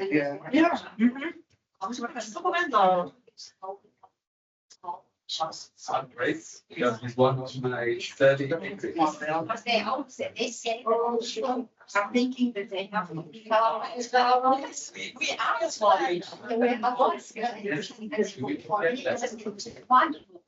Congress. Sem te vprašati, Ja. kako vas kapuliše. Ja, Pač ne še vodila, da preveč informacije, tako pač. je več, ko daš narediti, Invece volete non sapevo. Tu mamma non vuoi nici să Ja. in poi pravna to gradivo, kar se bo ne, če pa so se mogli pronači, tako ne, na televiziji, kar so navodila, da jim da bo dobila nezadovoljna, da se ti ne da.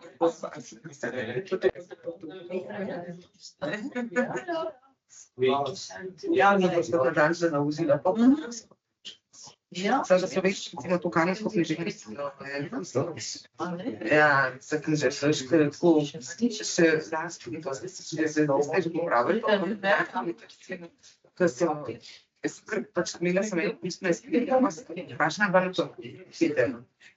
In pač mi začne razlagati, da je ena pesem, govoril nekom fant, ki berači na trgu, nekaj čisto vsi, sem pa spravljena. Pa se šla pa, takrat sem tako misliče za maturo, ne sem si nas češi, in kada je biti da on, da to on bil. Pa nisem se nekaj poštela, da bi se to lahko tam pil tudi.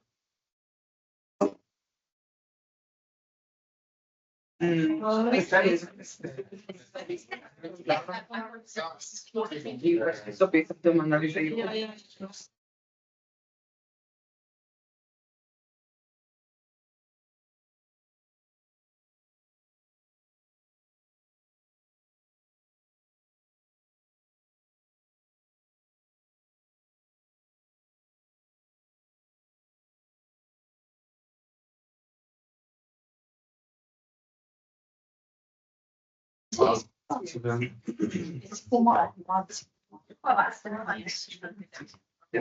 Da ni. Ja ne vem, pač pa težko je zdaj to odločitev, ne?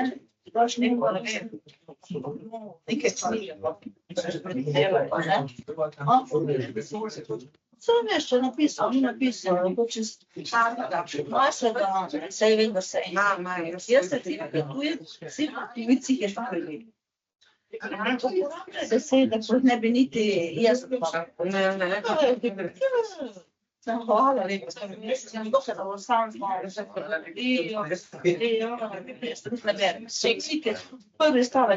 Hello everyone, so we are starting, so please take your seats so that we are perfect on time. Thank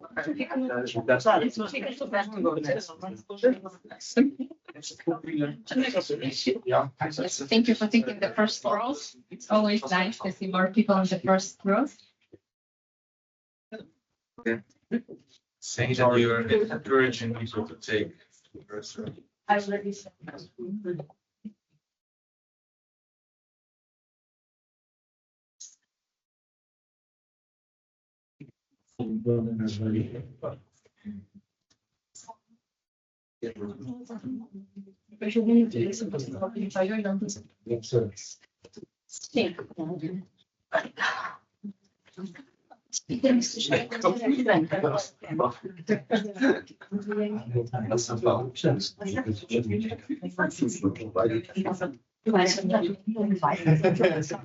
Wolfgang ist ein sehr gediegen.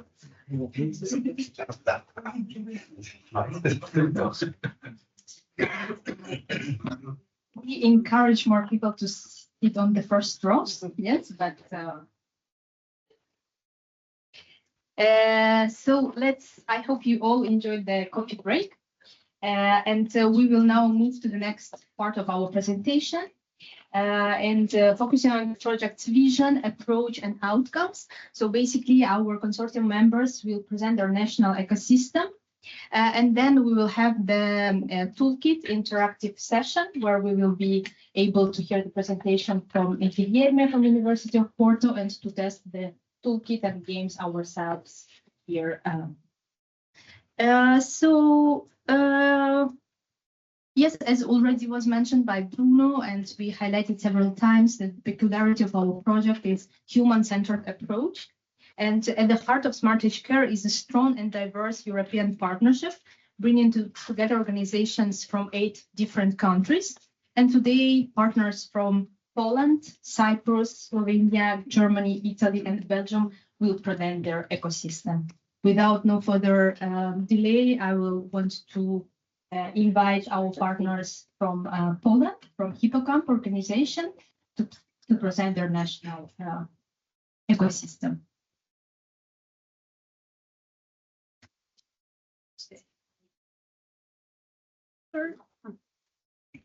I hear you. Good morning, everyone. I represent Hippocamp Association from Poland, and I would like to say a few words about our ecosystem. First of all, Łódź is one of the biggest cities in Poland. It is in the central Poland, and it has more than 700,000 inhabitants, and 1/5 of them are people aged 60 or more. And we are one of the fastest aging city in Poland with very negative demographic trends. So this is a real problem, a challenge for government and for local community. Taking into account our organization, today I represent Hippocamp Association, which is one of the organizations that works in the area of adult education. But I am also a vice president of Foundation 2035, which cooperates with Hippocamp. And our foundation works in the field of digital education of older adults. So we are twinning organizations, and we usually work together when solving and challenging problems of older adults. And Hippocamp organization has a network of volunteers which we approached during building of the network for ambassadors. So we approached people who are active citizens, and they play different roles as citizens. And one of the persons you have already seen at the beginning in the movie, and this was this lady from the theater with the puppy. So these are kinds of activities that they engaged in. So our ambassadors network is very diverse, but we engaged people who are already engaging and who have been already engaged in many different activities around our city. And we can say that this group is very conscious, and what brought them and what interested them in our toolkit and testing of the toolkit was not the digital competence that they could gain because they already possess it, but the more important to them was this concept of ikigai, how it can be employed, how we can look for this kind of purpose, this kind of meaning in our life, and how it can direct different activities. So, as I said, this was the group of ambassadors, and the second leg, I would say, of our network is the network of advisory board, and they were also chosen from the network already existing between our organizations. And these are people who have different qualifications. We have gerontologists, pedagogues, sociologists, and educators. And they came together for the 2-day workshop with overnight, and we worked together on different perspectives that we have to bring to our minds the most interdisciplinary approach to the whole project. And what we agreed for, it is also something that reflects the idea of ambassador network as well as the network for advisory board. This is the critical and participatory pedagogy approach.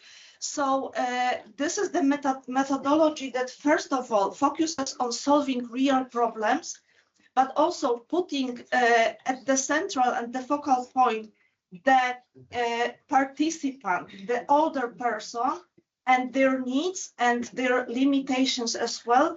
But it is not something that focuses on the decline And modern critical pedagogy doesn't think that older age, this final stage of our life, is something that is related to decline, but this is the most powerful moment of our life because we have plenty of experience and we have also plenty of time while aging. So this is the best moment for development, for growth, for developing and learning different new skills and proliferating the ones that we already possess. So this is the idea that stood behind our ideology when starting to work with our ambassadors and advisory board, which is lifelong growth and digital inclusion. So we see the toolkit and the whole project as to be something for reinforcement, for empowerment, and giving autonomy to older people. Thank you very much. This is all from me. And now I'm passing the microphone to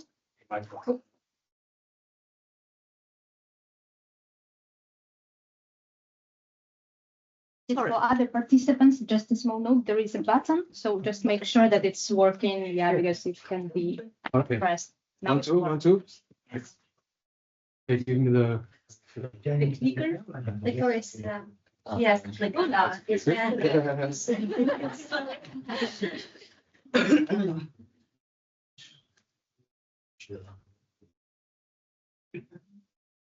So which one do I okay. Okay. Let's go back. Okay, here you go. This one. Hello, everyone. Before I begin my presentation, I would like to thank everyone for being here and online, of course, and for supporting this great project. My name is Pavlos. I represent IMS Research and Development and also IMS Private School. And we're very happy and proud to be part of this wonderful project. So, as the rest of the partners, we also had to build a network of ambassadors and create an ecosystem in Cyprus. So, our main aim was to involve people who were willing to participate in the activities and help us create some meaningful resources that can be used by senior citizens across Europe. So we began with the advisory board. That was the easiest part for us. We invited 2 Fortinet certified cybersecurity experts to give us their expertise and share their knowledge. And also we involved 1 psychologist who works with adults with intellectual disabilities. It was very important for us to get also his perspective, which is very different from the normal, let's say. So for the network of ambassadors, we used the networks we have through our private schools. We recruited people from the school. Some grandparents of our students joined. We had parents from teachers of our school, but also some other professionals that we associate with in our normal course of operation. So we organized all the activities with close cooperation with the whole ecosystem because we wanted them to be present all together in the activities so they can share their knowledge, expertise, their wisdom, and also help us create the meaningful results of the project. So through this co-creation process we had with them, we collected some key findings regarding the 3 main pillars of the project. So the first one was about citizenship, and these are the main obstacles that our ambassadors shared with us that's hindering them to be active citizens in society. And of course, number 1 is that they feel invisible, that their voice is not heard, that nobody is listening to them, nobody cares about them.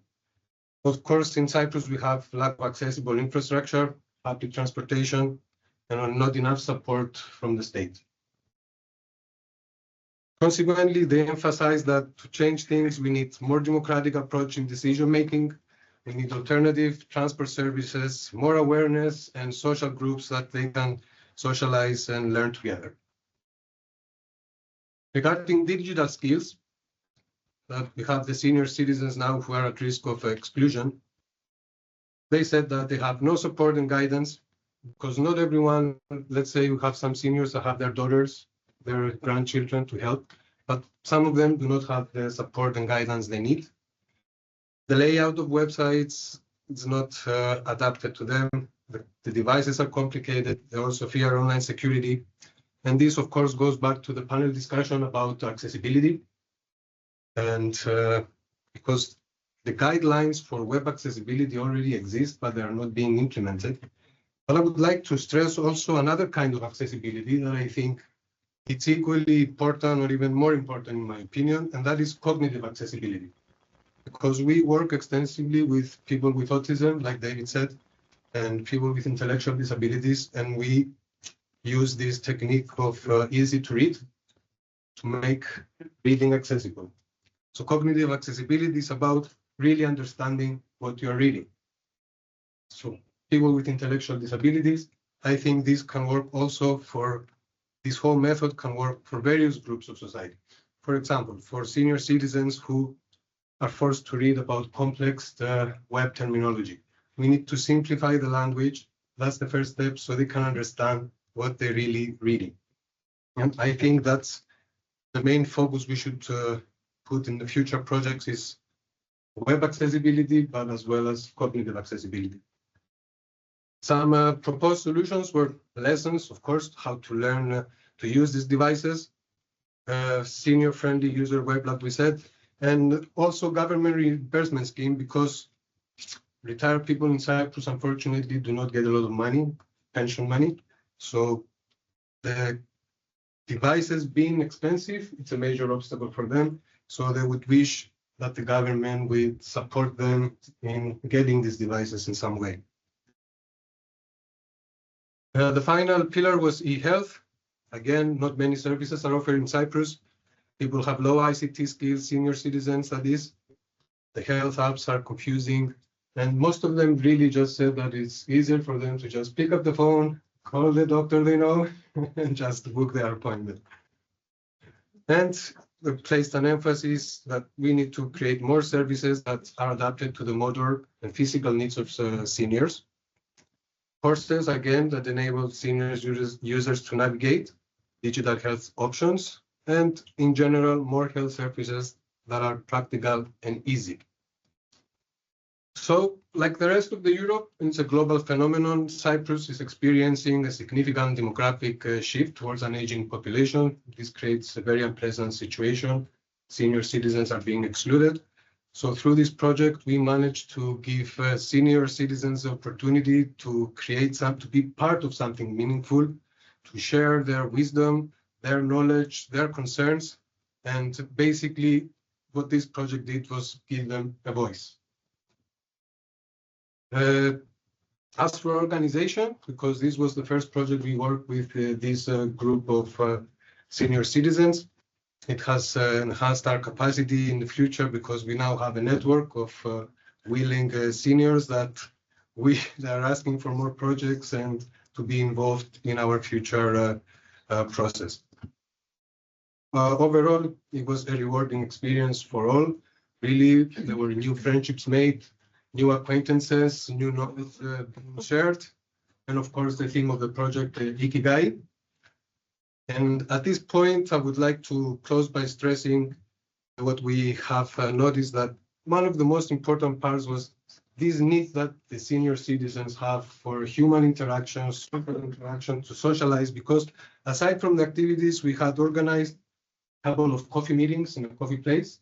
And that was the nicest thing, to see everyone just talking to each other, talking about politics, talking about current news, current events, and how this made everyone happy. So social interaction is very important to combat the loneliness issue that we were discussing also during the panel discussion. And yes, please remember to be kind to our seniors. When you see them, talk to them, interact with them, because they have a lot to share with us. And at some point, of course, we will all be in their place. Thank you. That's all for me.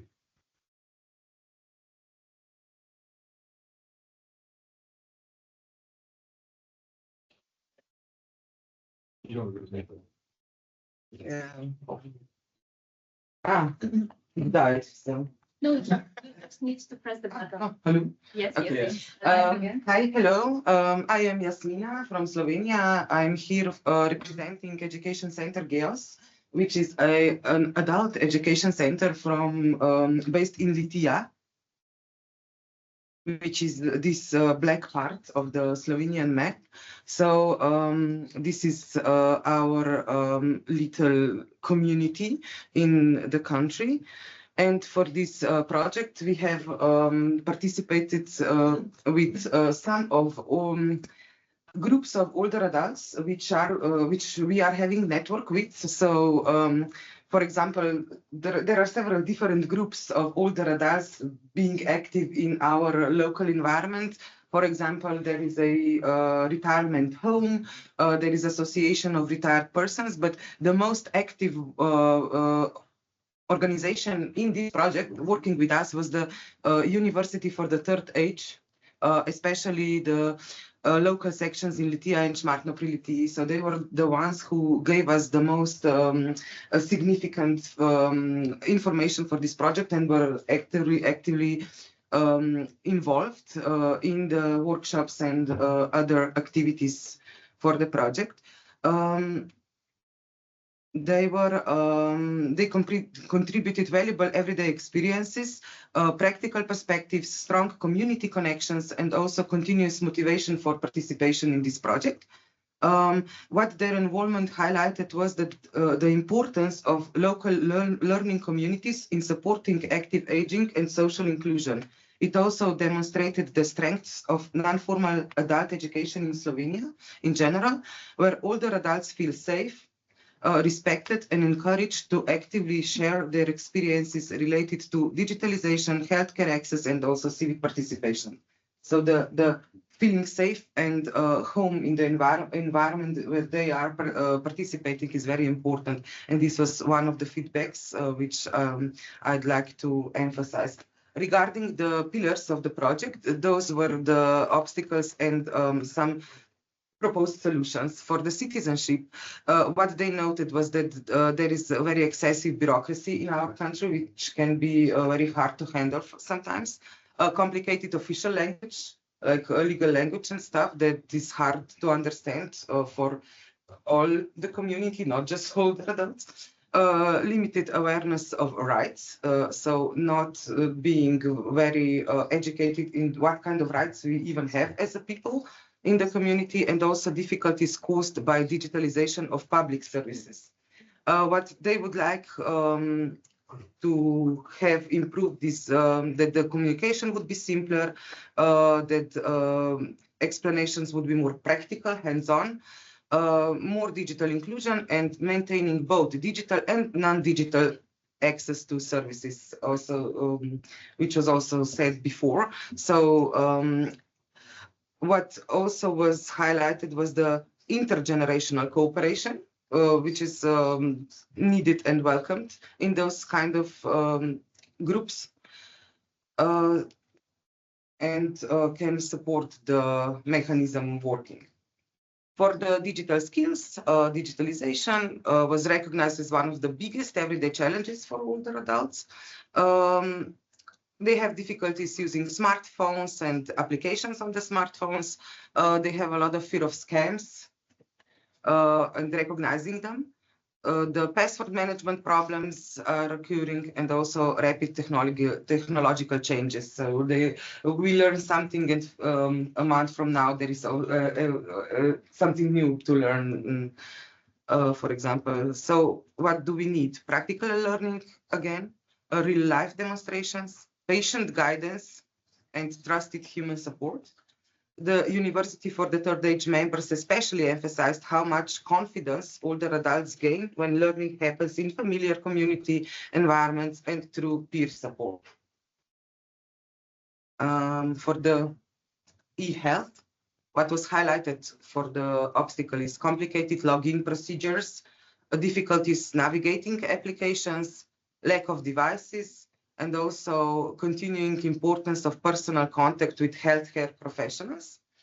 What they would like to see to be improved with video instructions, in-person assistance, support by phone, or clearer informations. Participants stressed that the digital healthcare should complement, not replace human interaction, which is a lot of time, especially now at this time in Slovenia, a lot of time replaced, and you as a person have a very difficult to get a personal contact with some doctors or healthcare caregivers. It's all being very much digitalized at the moment. What did the SmartAgeCare project contribute in Slovenia? Strengthen the support for older adults in Slovenia by giving them an active voice, recognizing their real needs, involving them directly in shaping solutions. The strong engagement of the University for the Third Age sections from Litija and Šmartno pri Litiji demonstrated how important local educational communities are for active aging, digital inclusion, for lifelong learning, and also social participation. And the project also confirmed that successful digital transition requires much more than technology alone. It requires empathy, it requires accessibility, it requires practical support, intergenerational cooperation, and also trusted local communities. So this is the specific in Slovenia, what we wanted to emphasize, the local communities environment to feel, for people to feel safe and familiar in. Also, what we learned from this project is that the older adults are highly motivated to learn and participate when system and learning opportunities are adapted to their realities and supported by strong community networks.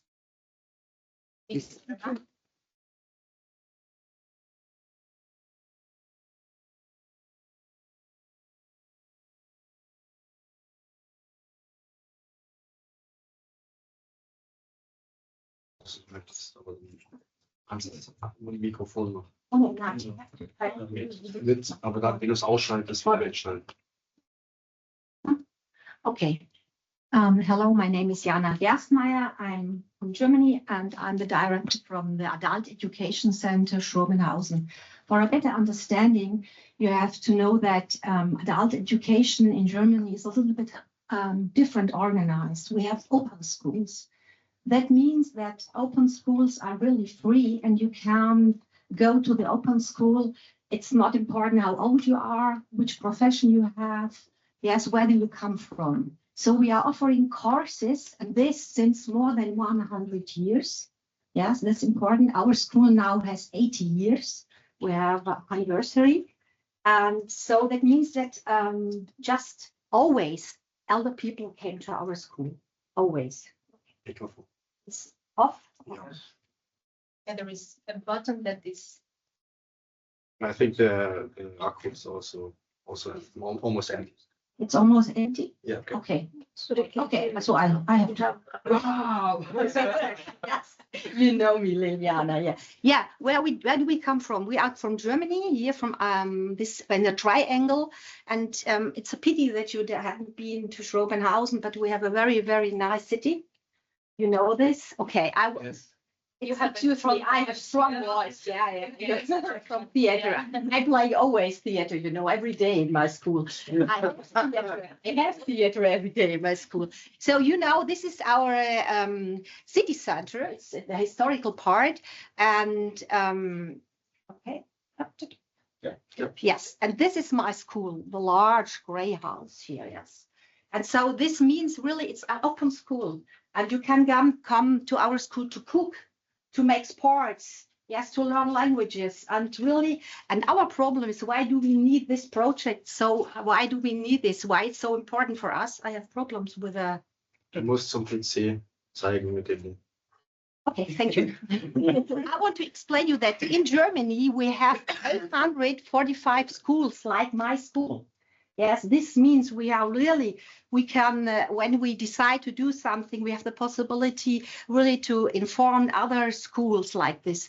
This means that we have 2 million students every year. Yes, we are really important in Germany when you talk about the situation lifelong learning. And so why it is so important for us? Because we have very, very many people, older residents in Schrobenhausen. And I wanted to show you here, this is from the last 2 years, 1.5 years, we had at the moment 12,000 students in the last 1.5 years. Female. And yes, no, yes, wait, okay, more than 26,000. And this is, we have more than 30% of people between 60 and between 65 and older. And this means that many older people come to us, really, just at this moment. And when you see the size, and I wanted to tell you that our VHS is female. That means you see this, that we have much more ladies which are coming to us, and we are silver aged. Yeah, I think also my colleagues are silver age because Aaron is the youngest in our administration group. And that's why the project was so important. And these are the inhabitants. And you see also that we have more and more inhabitants in Schrobenhausen, which are getting older and older. So it's important for us, and we are planning a program now. We are discussing about the situation that we have really a program tailored to people's needs and with the right formats. This is for us also important. What means right formats? Example is we have to go to the third places. We are not only in our school. At the moment, we are always want that the people come to our school, but we recognize that it's not the right way. We have to go out. That means we have to go to the senior homes. We have to go to places where the elder people are. And we call this in German third places. Yes, we recognize this, that we have to go out from our school to get in contact with the senior centers and clubs and so on. And we strengthen the cooperation with our Schrobenhausen Senior Citizen Advisory Council. We have them, and they are very active. And we didn't cooperate with them before. With this project, we started to cooperate with them. Yes. And so we had many discussions with them. We were there and discussed what are your needs, what are your problems. Yes, because before we were thinking about only about us. Yes, from our thinking. That means, for example, what do I need? But this is not important, because important is what they need. So we went out, we discussed, we had many interviews. I spoke with my teachers, because here we have 2 people, teachers in our school and from the advisory board. And we were, at the moment, we are getting really to have other formats. For example, we are offering at the moment stool yoga, chair yoga, for example. So yeah, this is important, because the people, when they are elder and they want to make sport, they don't want to go to the floor. They want to make yoga, but they want it sitting. So we have a really new format. Yes, we have many other things. We are really we are planning different at the moment, and that's why, and they should be really tailored to the importance. So the challenges were in civic engagement, that they haven't so much information. They feel they had the feeling that they be not needed, health and time constraints. I only want to say that we recognize that we are doing at the moment many things, exactly because they are in green.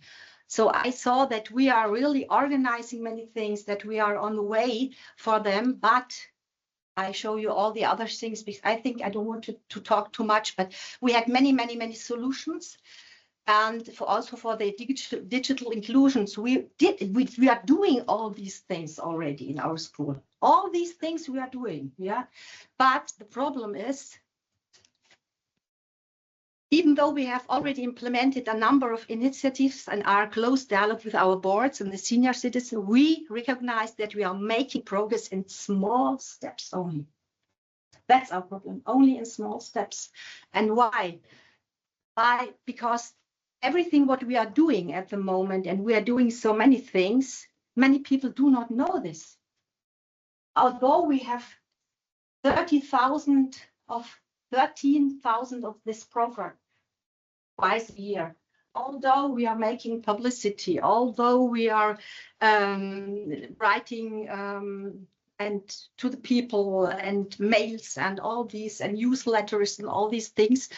So we were thinking about how could we really show our program and get more in contact with the people.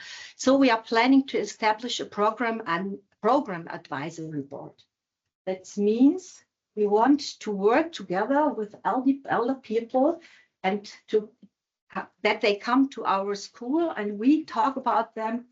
What do you need? Which program really do you need? Yes.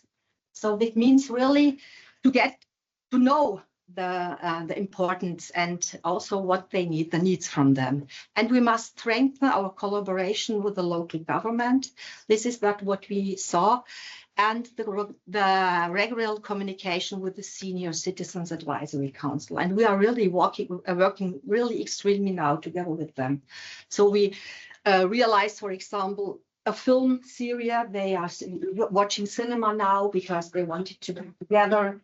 They are offering at the moment also coffee every week. They are together drinking coffee, talking about their problems. Yes, but in my opinion, it's not the right way when only the elder people are getting together. In my opinion, they should be young people, elder people. They should come together, and that's what I liked so much from Gina today when she said that we need to have places where people are coming together. Like in Finland, like in Sweden, there is normal this, that's why I'm always looking at the moment for another place for my school, because my school is full. We are in so many places. I want to have coffee where people can come and drink and talk. And I want to make a maker's place where people can come, young and elder people, and work together. So that's why we are so important on your project, and we are happy that we can work in this project with you all. Thank you so much. Thank you.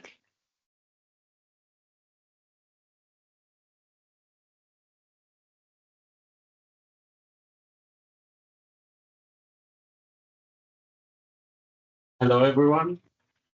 I'm sorry for my raspy voice. I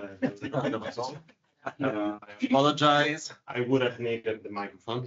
Sexy voice you're making. Exactly. So me and Guido, we come from Taranto, the CPIA, which stands for the Center of Education of Adults in Italy. And so we are in the south of Italy, near the heel of the boot. You need to point to the laptop because... Yes, I have the same problem too. Okay, it's a state school and the interest of the state school is to train and educate older adults.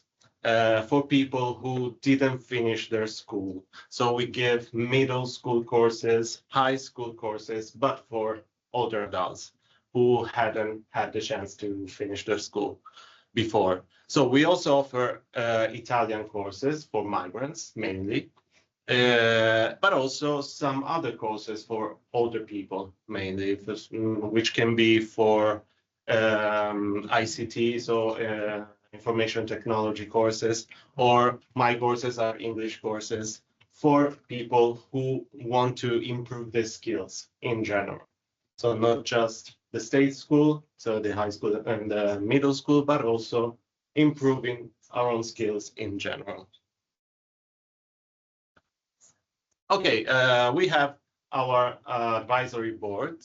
This is the advisory that helped us the most during the project.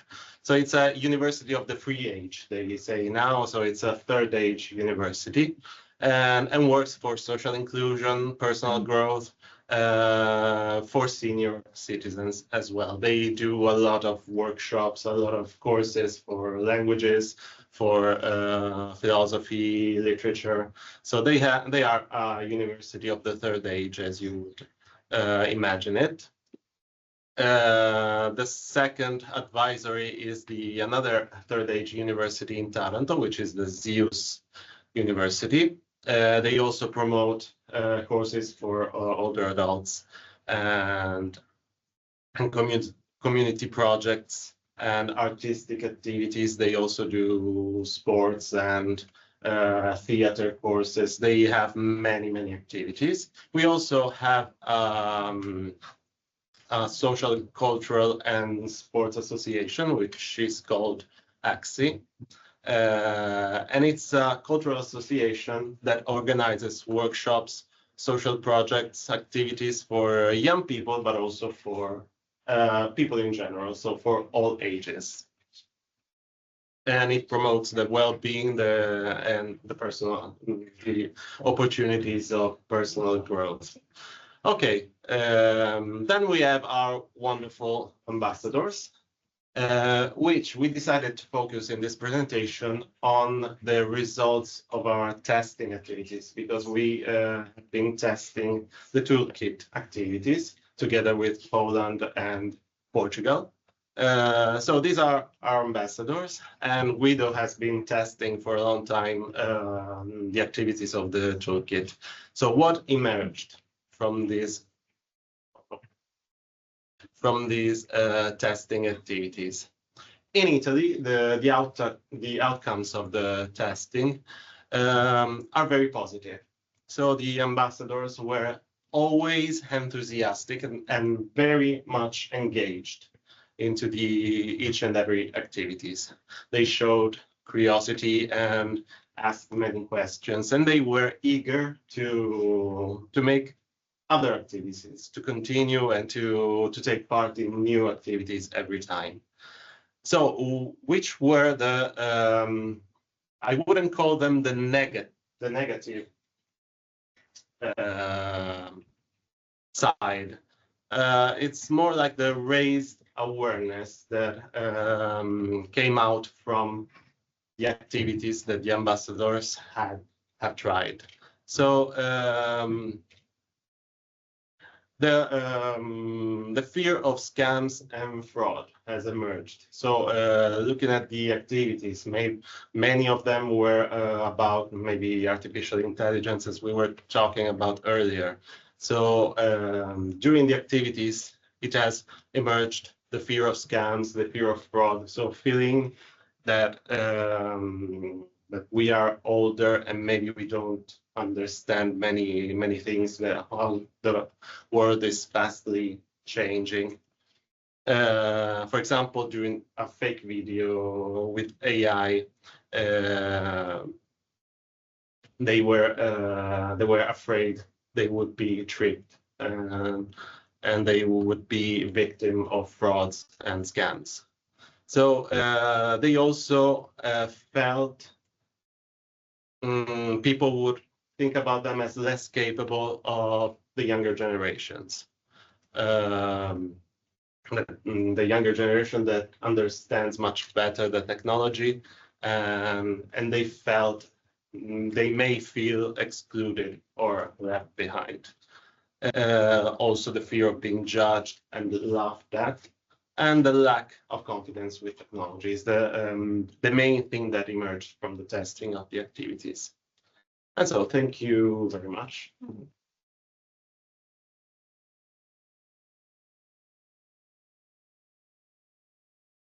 So I will present All Digital, yes, from Belgium, and our peculiarity, as already was mentioned by David, that we are pan-European association, so we don't focus on one specific countries as in other consortium partner member countries, but we are representing our members. We have a membership of across 115 members across Europe, the digital competence centers that work in the field of digital inclusion.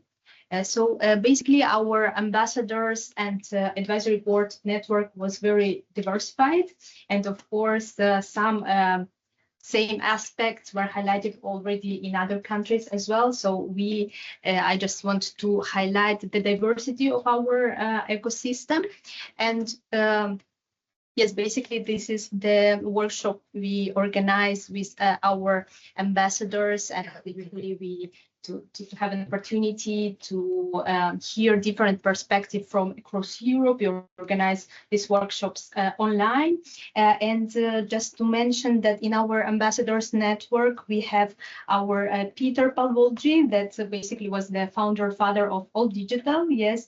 as well as our advisory board member, Camilla Winter from Sweden, yes, from European Association of Regional and Local Authorities for Lifelong Learning. So it was very interesting to hear her perspective in the interviews, because Sweden was highlighted many times as the country where smart aging and a lot of initiatives are actually taking place.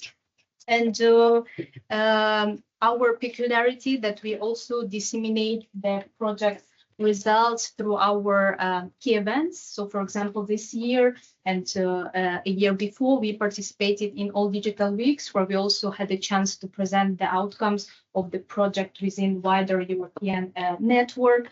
We were also present at the summit that David was mentioning this year. It will be happening in Belgrade in Serbia. We were highlighted, as I mentioned, at EAEA, European Association for Regional and Local Authorities for Lifelong Learning, news article. So we are in close collaboration with other associations, and it allows us to share the results with wider European net. And with this, I think we can smoothly transit to the part of the toolkit. Yes, we will have the presentation online from Guilherme.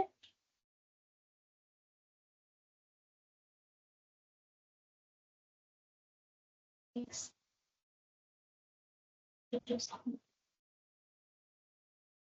You can put here on the, and then we will transition to the gaming. Like you have the right to share your screen? Yes, it's here. Should I start? Can you hear me? I'm sorry. Yeah, forgot this detail. Please, Guilherme. Can you hear me? Yes. We can hear you loud and clear. Okay, should I start then? Yeah. Share. Allow screen. Okay. Now here. Hello, everyone. Thank you, Katsiaryna, and hello to all the project partners, to those assisting in person, and to everyone watching remotely. My name is Guilherme Villamaior. I'm from the University of Porto, Portugal, and as much as I'd like to be there with you, there were some complications, and therefore I have to do this presentation from Portugal. So today I'm going to talk about the SmartAgeCare Toolkit for caring and empowering European older adults, its structure, development, and testing. So this toolkit includes a range of games and activities designed for older adults to work with a facilitator to empower them not only on a personal level, but also to enhance their participation in society, encouraging them to act as active agents who can positively influence both their own lives and the lives of those around them. The toolkit is also meant to be scalable and adaptable through personalized content. It can be adjusted by the facilitator to fit different social contexts, and it is also intended to be used in a variety of settings, such as intergenerational contexts, senior universities, older adults gatherings, cultural associations, or even nursing homes, amongst others. To help design the activities based on the literature review and built on the framework presented in the published research paper, we identified several key requirements for the activities. First, they should be simple, easy to understand, and flexible enough to work with different groups of older adults and in different environments. Another important aspect was creating a safe environment for experimentation, where participants are able to feel comfortable and be open, trying new things and learn collectively. The activities were also designed to fit into the older adults' daily routines, encouraging the continuation of healthy habits beyond the sessions of the toolkit. The activities should also be relevant and, of course, interesting, with interesting content for the older adults and also the facilitators. addressing real-life situations and needs. So this list of requirements guided the design of the toolkit and the development of the activities. One of the main aspects to also consider was the typography of the toolkit, which we wanted to have a clear character differentiation. And amongst the different examples that you can see, we went with the IBM Plexens for mainly the character distinguishment and easy readability. So the first module focuses on Ikigai, a Japanese philosophy that refers to finding purpose and meaning in everyday life. Through activities such as Ikigai reflection cards, creative workshops like clay sculpture, flower arrangements, and even painting, and also social moments like karaoke sessions and dance sessions. And with that, this module encourages participants to reconnect with their passions, interests, and personal experiences while being active. The goal is to help older adults reflect on what brings them joy and motivation, while also promoting creativity, social interaction, and emotional well-being. The second module focuses on digital transition, helping older adults feel more confident and comfortable using technology. Through interactive activities such as guessing apps, learning how to recognize scams, and understanding online safety, participants develop practical digital skills. The activities are designed to be engaging and making participants aware of real-life situations. The goal is to build digital confidence and independence in an increasingly digital world. The third module focuses on health, e-health, well-being, and overall digital health tools. Through activities such as practicing online medical appointments, exploring healthy lifestyle habits, role-playing doctor visits, and learning about wearable health technologies, participants discover how technology can support their health. These activities also encourage discussions about healthy aging, nutrition, and active lifestyles. The goal is to empower older adults to take an active role in managing their well-being and to feel more comfortable using digital health services and products. The fourth and final module focuses on citizenship, participation, and social awareness. Through activities such as community mapping, storytelling, discussions about identity, gender, and exercises that explore social perspectives and ageism. Participants reflect on their role in society and the value of their experiences. This module encourages dialogue, critical thinking, and community engagement, helping older adults see themselves as active contributors who can share their knowledge, express opinions, and continue shaping their communities. Each activity is structured with its learning outcomes, summary, materials, setup, as well as with a facilitator step-by-step script for both approaching and debriefing the activity. There is also a photocopy book that holds the original material required for the participants' assessments throughout different activities. So the facilitator can take copies for each participant to use during said activity. There is also a solution book that provides guidance, conversational topics, and the overall correct answers for some of the activities. There are also 20 decks of activity cards to complement the toolkit. These cards range from Q&As to AI-related content, mini-games on the different topics, role-playing, the whole variety within each module. Also instigating dialogue, reflection amongst different dynamics. To kick off the testing session, we started with crossing the KPIs of performance, effectiveness, efficiency, and usability, and the SMART objectives: specific, measurable, achievable, relevant, and time-bound. Additionally, we connected to the game usability heuristics, where we identified the most relevant for us within the toolkit. And with that, we produced sets of questions regarding the facilitator, the participant, and also the toolkit itself.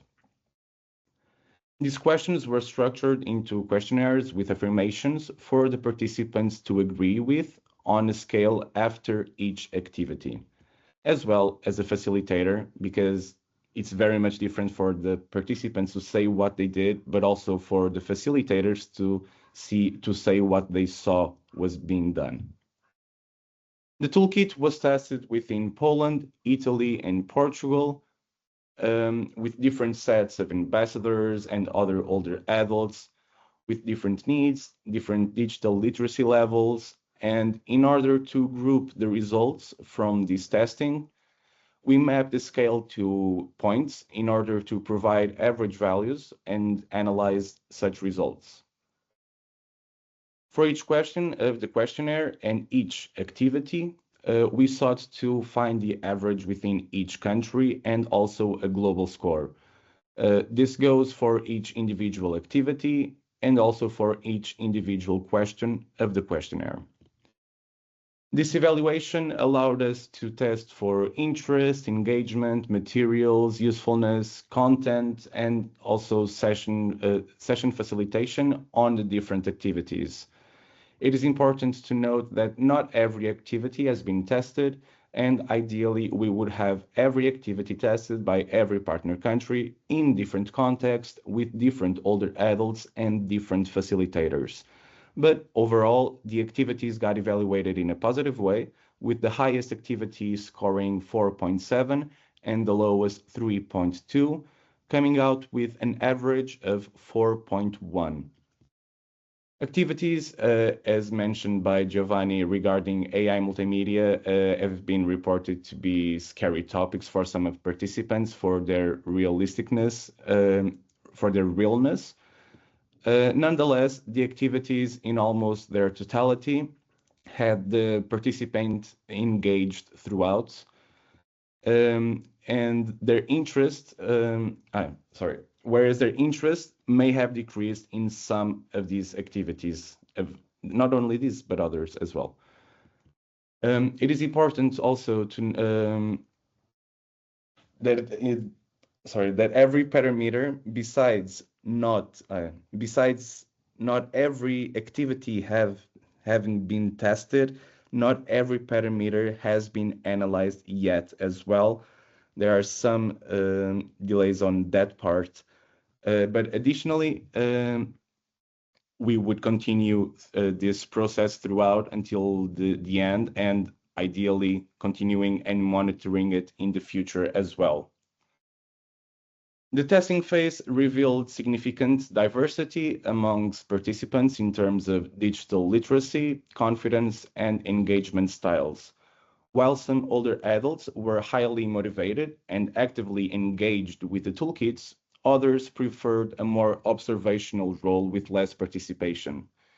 Different educational backgrounds, experiences with technology, and personal interests also influenced participation and learning outcomes. Some activities were considered too simplistic or even obvious for certain participants, and others were marked with less practicality in terms of device usage learning. Physical activities also generated mixed reactions, as what felt motivating and energizing for some participants was perceived as dangerous or inappropriate by others. One of the main challenges identified during testing was the large variation in digital literacy and confidence amongst participants. Some older adults were able to complete activities independently and efficiently, while others required continuous support and guidance. This created challenges in balancing activities for participants with very different skill levels within the same group, being challenging to keep the interest of all of them at the same time. Additional difficulties emerged from the constant evolution of digital platforms and mobile interfaces, which can quickly make printed references or visual materials outdated. Facilitators also reported challenges related to limited time and resources to deepen activities and to provide individual support when and if needed. The citizenship module generated particularly important reflections as participants frequently connected discussions to other governmental issues and challenges beyond aging itself. Additionally, the Ikigai module should be deepened as well and broadened to different national and local Ikigais and their differences. At the same time, it was recognized the strong potential for future intergenerational activities and collaborative learning experiences. The testing process resulted in several recommendations for improving the toolkit and future implementations. It was suggested to reduce competition or punitive elements within certain activities, as some scenarios were perceived as emotionally negative or discouraging. Instead, moderated discussions and reflective approaches were considered more meaningful and inclusive. There was also a strong support for increasing the adaptability and personalization of activities, allowing facilitators to better respond to different participation needs, interests, and levels of experience. This is something in the making, so facilitators will be able to beforehand personalize the material on the project's website. It was also highlighted the importance of expanding the depth and complexity of some modules, particularly the e-health and well-being, recognizing the extensive knowledge and life experience that many older adults already possess. Finally, feedback consistently emphasized the importance of practical and hands-on learning experiences rather than relying exclusively on printed or verbal content. Participants responded more positively to activities that encourage direct interaction, experimentation, and active participation. So, in summary, this toolkit, it is a great tool to start from. It would be better to have long-term monitoring with the older adults and the ambassadors. It does require further testing and iterations with more participants, more facilitators, and more contexts. So it can be tailored to the different needs of the different adults, older adults across Europe. Of course, there are plenty of activities as well to be thought of and to be included in the toolkit. This is a constant toolkit in progress that should be able to keep up with new advancements. To finalize, I'd just like to give a shout out to Gina from Hippocamp and Guido from CPIA for testing this toolkit in their context of Poland and Italy, and also to Taina, who helped with toolkit writing and activity brainstorming and creation, to whom I will pass the floor for an in-person activity session. Thank you very much.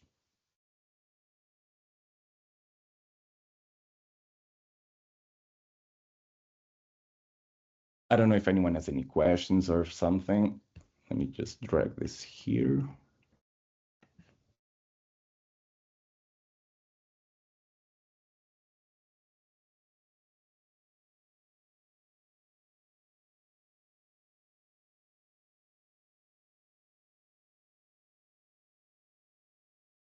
So, hello everyone, my name is Taina. I'm from the University of Porto and I collaborated too in the development of the activities.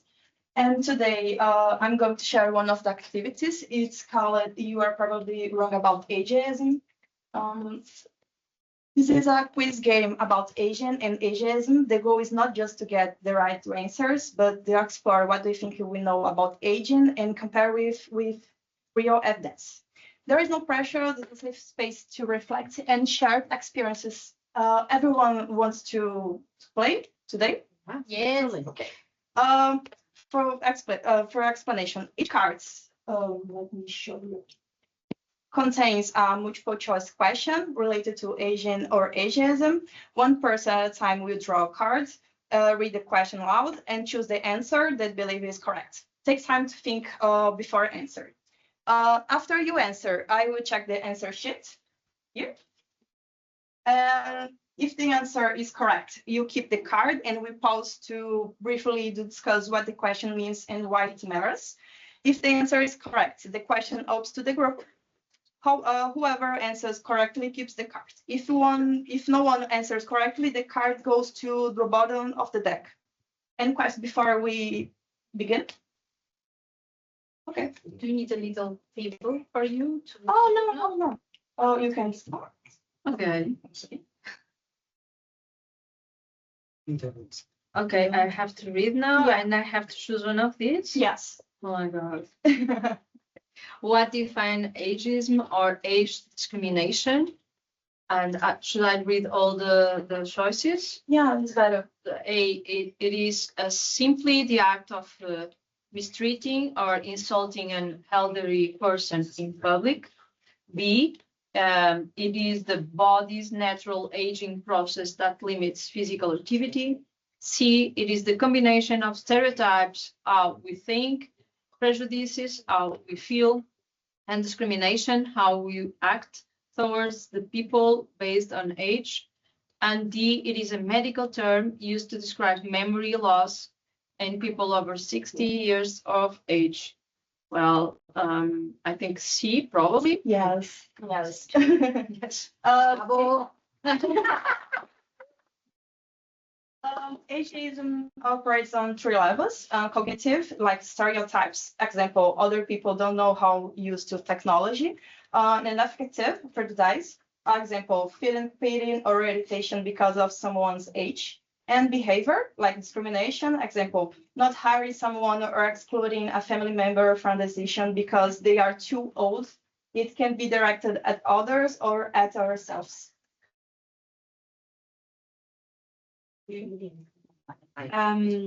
According to global health data from the World Health Organization, what proportion of people demonstrate prejudiced attitudes towards older people? A, 1 in 10 people. B, 1 in 2 people, so that's half the world's population. And C, only 5% of the population. And D, healthcare professionals only. I think the proportion of people, I'm gonna say 1 in 10. Everyone wants to answer to? I want to say B. Yeah, me too. Oh, I'm too optimistic. The answer corrected is B. Ageism is one of the most socially accepted and invisible prejudice. Studies indicate that half of the world's population holds moderated or highly ageist attitudes. So congrats to the.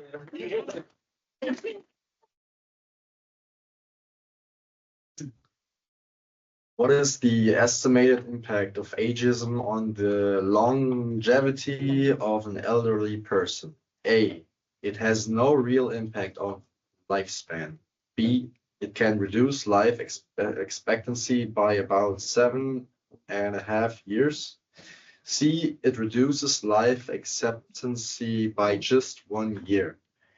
I would say it's B, it can reduce life expectancy by about 7.5 years. Yes, correct.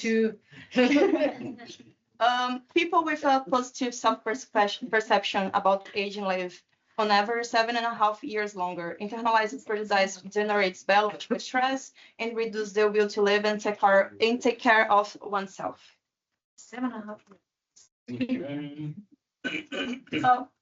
No, I know. Just sorry. It's pretty nice. Regarding physical and mental capacity in old age, which statement is true? Old age is synonymous with inevitable decline for everyone. B, there is no typical profile of an elderly person. Diversity is the hallmark of this phase of life. C, all seniors over the age of 70 need caregivers. D, the elderly are a homogeneous group with the same needs. We have time. 10, 9, 8, 7. I think A, it's inevitable, of course. Okay, and one, I would say B. B. Okay, the answer correct is B. There is no single typical profile of an elderly person. Old age is characterized by immense diversity, which requires flexible public policies that cater to both independent and dependent individuals. I would still say C is correct. What's C is correct. Hey. 2 days ago. Wow. But this is nice. I think we should play this with young and old together. You see, nice. that also young people have to think over. Yes, and I would say more generations together to put more. Yes, Okay. that is the idea. Let's fix it. So You have to think over because we are checking now your knowledge. when analyzing health in old age, what is considered a more accurate indicator than the simple absence of disease? A, the exact chronological age. B, intrinsic ability, a combination of physical and mental capabilities. C, the amount of medication taken daily. D, bank balance and accumulated assets. Bank balance is good. I think that's the No. could be. So, what do you think? B. And B as Yes, well. correct. Yes, yes. The combination of a person's physical and mental abilities, known as intrinsic capacity, is a more accurate indicator of their health and well-being than the presence or absence of disease. Integrated services focus on improving the intrinsic capacity of other adults, yield better results, and are likely no more expensive than services focused on a specific disease.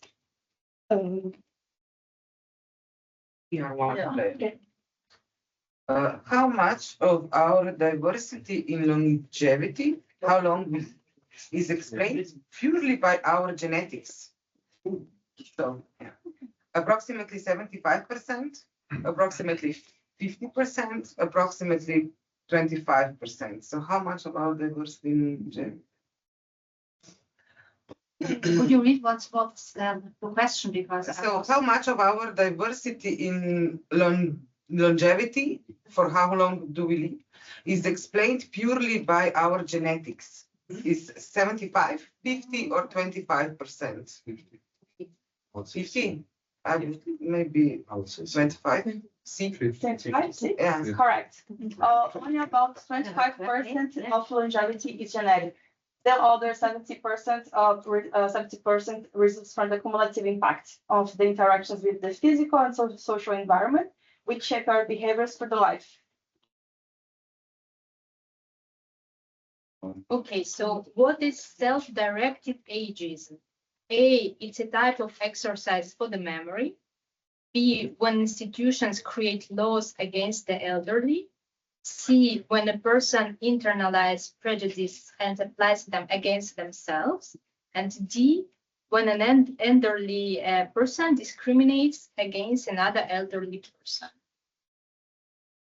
What is the term? Question. Self-directed ageism. Self-directed.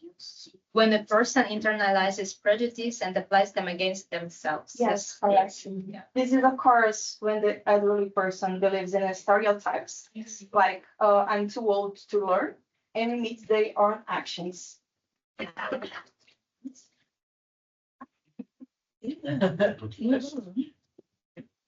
Many companies and governments advocate for mandatory retirement to make room for young people entering the job market. What do the data show about this logic? This is the most effective way to reduce youth unemployment. B, it doesn't help create jobs for young people, and it also wastes the skills of experienced workers. C, it only works if the elderly person is over 65 years old. D, it only works if the elderly person holds a leadership position. So logic. Thoughts? Huh? I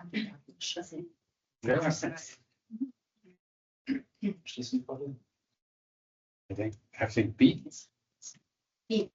Yeah, correct. Just only the age of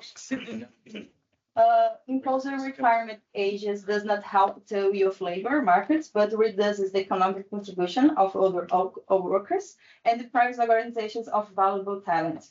Furthermore, most people near retirement age do not want to stop working. Okay, thank you. What happens when an elderly person believes in negative stereotypes about their own age, so-called self-directed ageism? It becomes more resilient. A. B. They may perform worse and memory tests and abandon physical activities because they feel they are too old. Naturally, B. C. There is no impact and it is merely a thought. No, it's absolutely B. Yeah. Yes, correct. Yeah. When we accept the label of incapable, our body and mind tends to confirm the expectation. This is known as a stereotype trait. Thank you so much. It's really nice. It's absolutely really Okay. Speaking to elderly people using a baby voice, diminuting terms like unfamiliar are excessively loud tone, even if they can't hear well. It's a practice called affection and attention, inclusive communication, elder speech, child speech, a form of ableism. This is very clear. Yes. Elder speak is a way of speaking treats the elderly person like a child or someone incompetent, which diminishes their self-esteem and autonomy.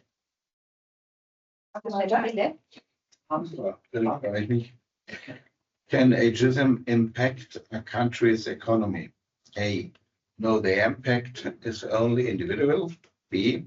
Yes, it costs billions in healthcare spending and early retirements. C. Yes, but only in poor countries.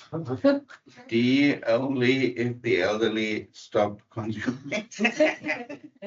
Well, obviously it's D. Yes, correct. And in the US alone, ageism was responsible for an extra $63 billion spent on healthcare for the 8 most expensive health conditions in the country. Okay, in most countries, there is a perception that the elderly population is a financial burden on the state and families. In the United Kingdom, researchers compared what the government spends on the elderly, healthcare and pensions, with what they return to the economy, taxes and consumption. What was the result? A. Government spending far exceeded the contribution of senior citizens. B. Contributions from senior citizens exceeded spending by almost £40 billion. And C. The balance was exactly zero.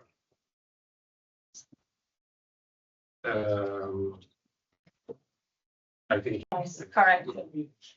We often underestimate the economic value of other people. They contribute significantly through taxes, consumer spending, and other valuable activities. This value is projected to grow, reaching £17 billion by 2030.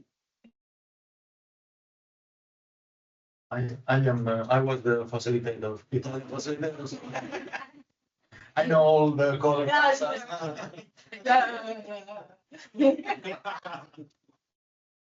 It's common to think that the older the population, the higher the uncontrolled healthcare cost will be. What does the evidence show about per capita healthcare spending in high-income countries? A. Expenses increase exponentially until the last day of life.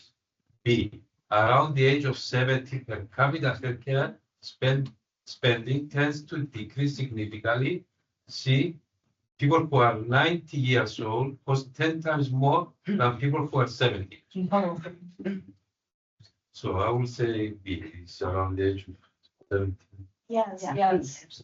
Okay. As old age brings needs, the correlation with healthcare service use is weaker than one might imagine. Invest in long-term care and enable health lives can alleviate cost pressures.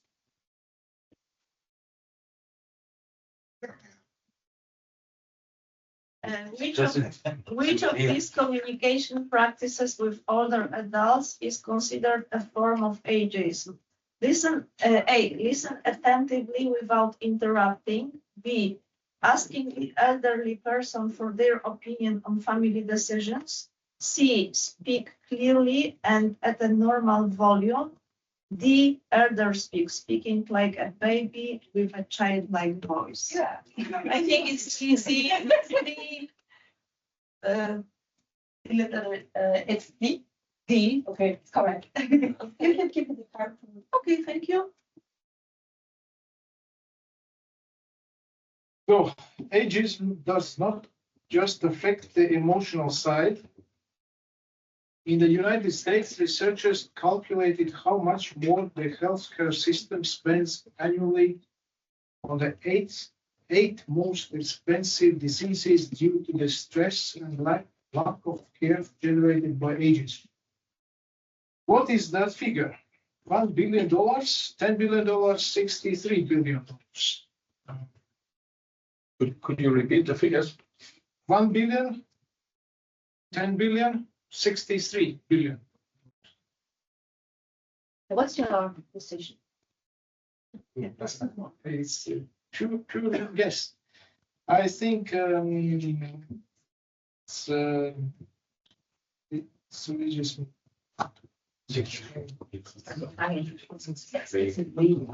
religious. Maybe 63 billion. Then the item is C. C. Okay, the correct answer is B. Ageism is costly for society. It's linked to premature deaths, poor physical health, and risk behaviors such as inadequate diet and excessive alcohol consumption. So I will start it with you again.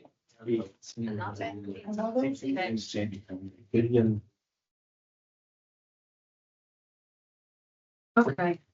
At what age do children begin to perceive and internalize the age stereotypes of their culture? From age 4 onwards, only during adolescence, when they turn 18. I don't have children, but I think 4. I think it's safe. Yes, yes. Unfortunately. From a very young age, children learn who is old and slow, which shows that the fight against the ageism must begin in an early childhood education. Could the threat of stereotypes cause an older person to perform worse on a memory test? So A, no, performance depends solely on biology. And B, yes, the anxiety of confirming the stereotype impairs focus. What is it? I would say yes. Yeah. B? Yes, yes. The negative expectation of others can become a self-fulfilling prophecy. And can ageism be combined with other forms of prejudice? Yes, and it exacerbates disadvantages related to sex, race, and disability. No, ageism does not occur in isolation from other prejudices.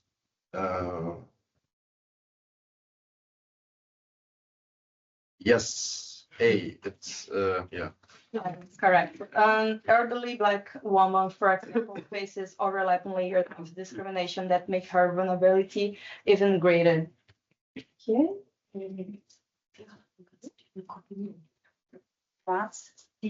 In addition to physical health, ageism attacks social well-being. Which of these problems is a direct impact of ageism listed in the social impact indicators? A, social isolation and loneliness. B, natural increase in intelligence. C, improved financial security. Okay, this is a difficult one. So I think it's A, social isolation and loneliness. Yes, ageism impacts social well-being through isolation, loneliness, restriction of sexuality, and increased fear of crime and violence. And the last one is That's good. So, what strategies are most effective in reducing ageism according to World Health Organization? So, what strategies are most effective in reducing? Okay, A. Number one is definitely Tax increases, early retirement, and technology. B. Isolation, medication, and nursing homes. C. Healthy diet, exercise, and frequent checkups. D. Policies and laws, educational activities, and intergenerational interventions. So the question is, once again, what strategies are most effective in reducing ageism according to the HAO? I think for this one, you can choose both C or D here.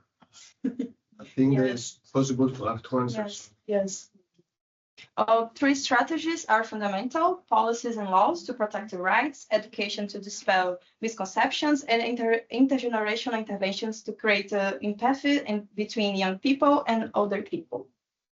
So, now that we have gone through several questions, what surprised you the most? Was there anything you believed before that changed today? Or not? Maybe the half of population being ageist, so how to just call it, side of the ageism. Also the reducing life expectation myself. Yeah. 7.5 years. What surprised me the most is that for the last card, there were two possible answers. Have you ever witnessed ageism in daily life at work, in healthcare, in media, or within families? Yes. Yes. In a daily life, yes. Yes. And have you ever limited yourself because you thought you are too old for something? For myself all the time. For me, not. I think I'm never too old for something, but other people are thinking about this about me. Yes, but I feel always young, you know. Yeah, me too. The next gift will be bungee jumping. Even for me, I sometimes think I'm too old, even though I'm young. So, can I add something? Because I think that this is another perspective, because due to my height, and I remember that for a long period of time, when I was younger, I was suffering from discrimination because I was treated as too young, even though I had this adult age. And I would like also to underline in this context that we are focusing only on this dimension, that discrimination and ageism is something that is the experience only of older adults. Remember that ageism is the same issue for younger people. They are also facing different difficulties and discrimination in the same fields as old people, including job market, including health services. So it's the same thing. And I think this is, for example, a good starting point for intergenerational discussion and considering why these attitudes appear generally in the society, not only in terms of old persons. So some important reminders from today include ageism operates through stereotypes, prejudice, and discrimination. It can reduce life expectancy and harm mental and physical health. It affects not only individuals, but also economies and healthcare systems. Positive perceptions of the aging can improve quality of life. Policies, education, and intergenerational contact help reduce ageism. So thank you for participating and sharing openly. Remember, aging is a natural and universal process. Challenging ageism starts with questioning our assumptions and in changing small daily behaviors. So thank you so much. The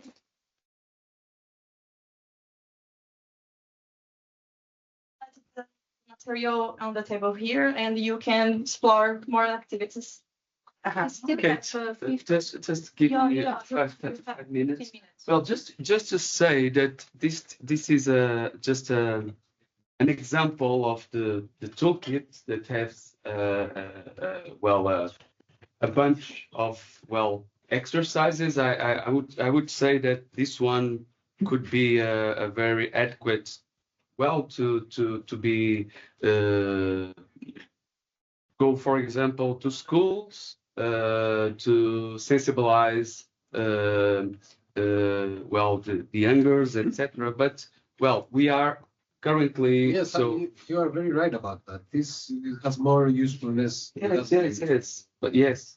So, but and I think this is, for example, is just an example of something that actually I was telling that was printing 3 or 4 days ago, so they are very fresh. So we are in this stage in the project. I think that is also relevant as we as a team to and the online audience. So we are in this stage. So printing the toolkit, evaluating the toolkit. So we will have a lot of activities, one more related and direct to this kind of interventions, maybe more related to prevention, etc. And the others, and I think that is very relevant, to support the caregivers in order to, for example, day centers, ONGs, etc., formal or informal caregivers, to give them tools to work with let's call the 65 plus in several dimensions. Okay, so I think that's is it, Aaron? I don't know if are we allowed to keep the cards, or do we have to return them? No, return them, please. We just printed them. You didn't. Okay.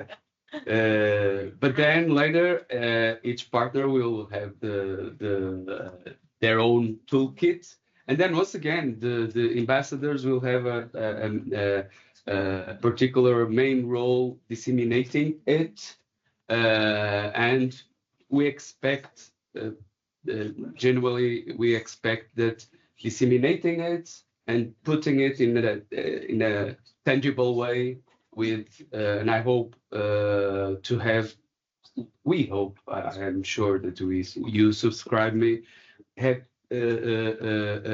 results in the future about this tool, okay?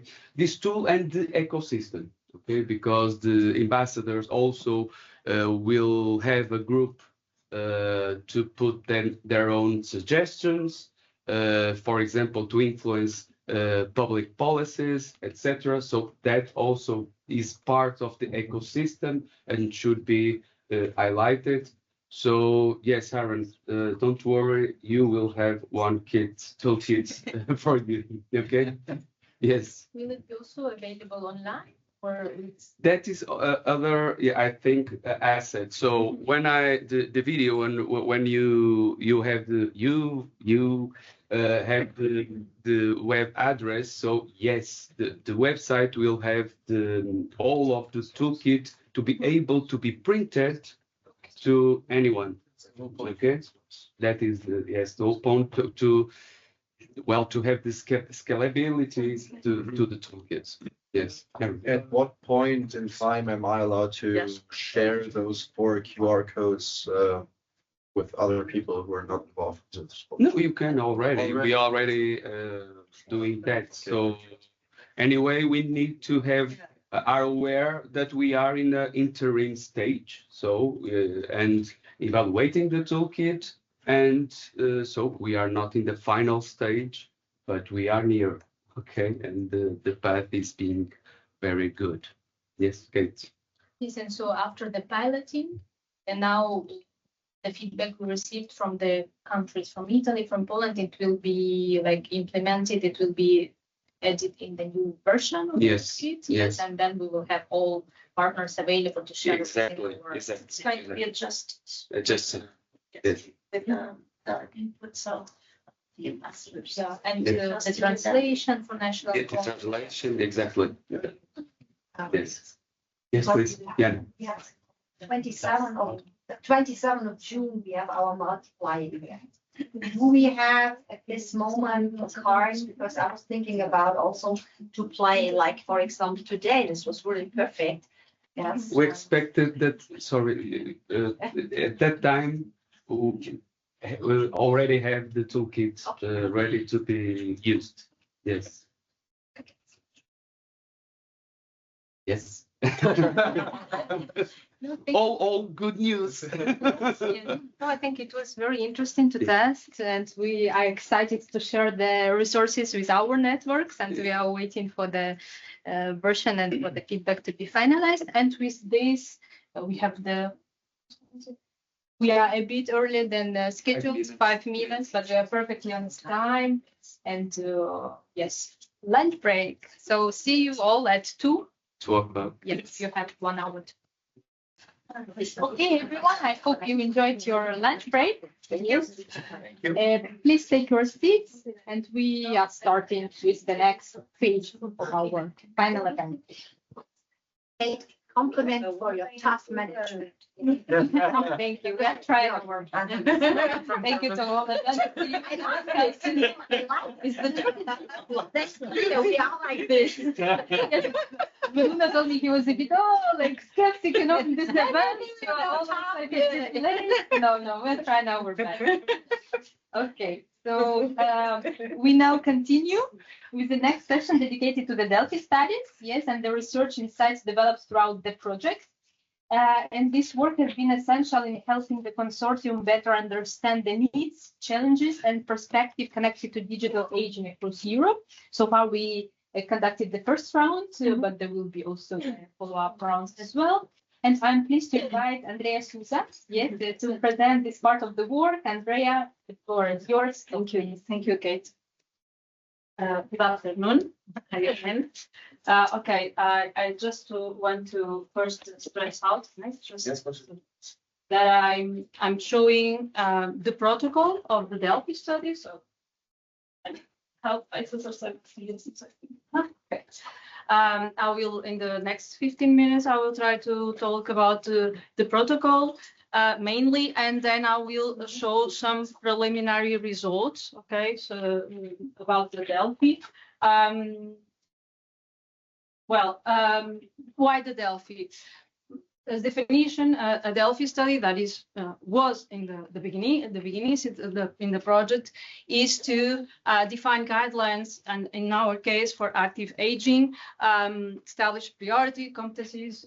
We all were talking about that in the morning, actually, for our dimensions. I think the novelty here is to cross this with the Ikigai dimension. That is really important also. And I also I proposed, and we proposed, actually, I'm working with Liliana also on this and our colleagues, to not only have guidelines, but also a framework that is the theory of change, based on the theory of change, that will have the barriers, identify the barriers, the strategies, and then the guidelines. Now we'll go through it. Okay, so the Delphi methods, by definition, started with an expert panel with multidisciplinary specialists that gave their judgments, and we'll give in the next rounds. Also, it's based on anonymity and also in iteration in rounds based on the results. Together, a final consensus that we have defined with some values. All these are based on literature review and rooted on literature about Delphi. Okay, all so. At this moment, we already conduct exploratory phases. That is an open phases. where we asked specialists in the 4 dimensions to talk about barriers, strategies, and guidelines across the 4 pillars. And now we are here in this phase to consolidate the items, so to gather the information and to create these barriers, strategies, and guidelines based on the results. And that's we will delve into that. After we have this structure defined, then we will consult again the experts and to give some rating considering these 3 parts of the framework, the barriers, strategy, and guidelines. And then we will try to gather a consensus, and it's always anonymous, the results. Okay? So if you have questions, please let me know. So what is done? Exploratory phase with 58 experts, and here is detailed: 17 experts in Ikigai, 16 in digital inclusions, 20 in citizenship, and only 5 in health. We need more. We need more. But okay. What is ongoing? So this is the process that is defined in the protocol that I will explain, and then to do the second round, I hope in the next weeks. Just to explain these phases, we coded, and I will delve into that in the next slides. And then we generate some codifications. And then after that, we are scoring that items, and then we create the second round.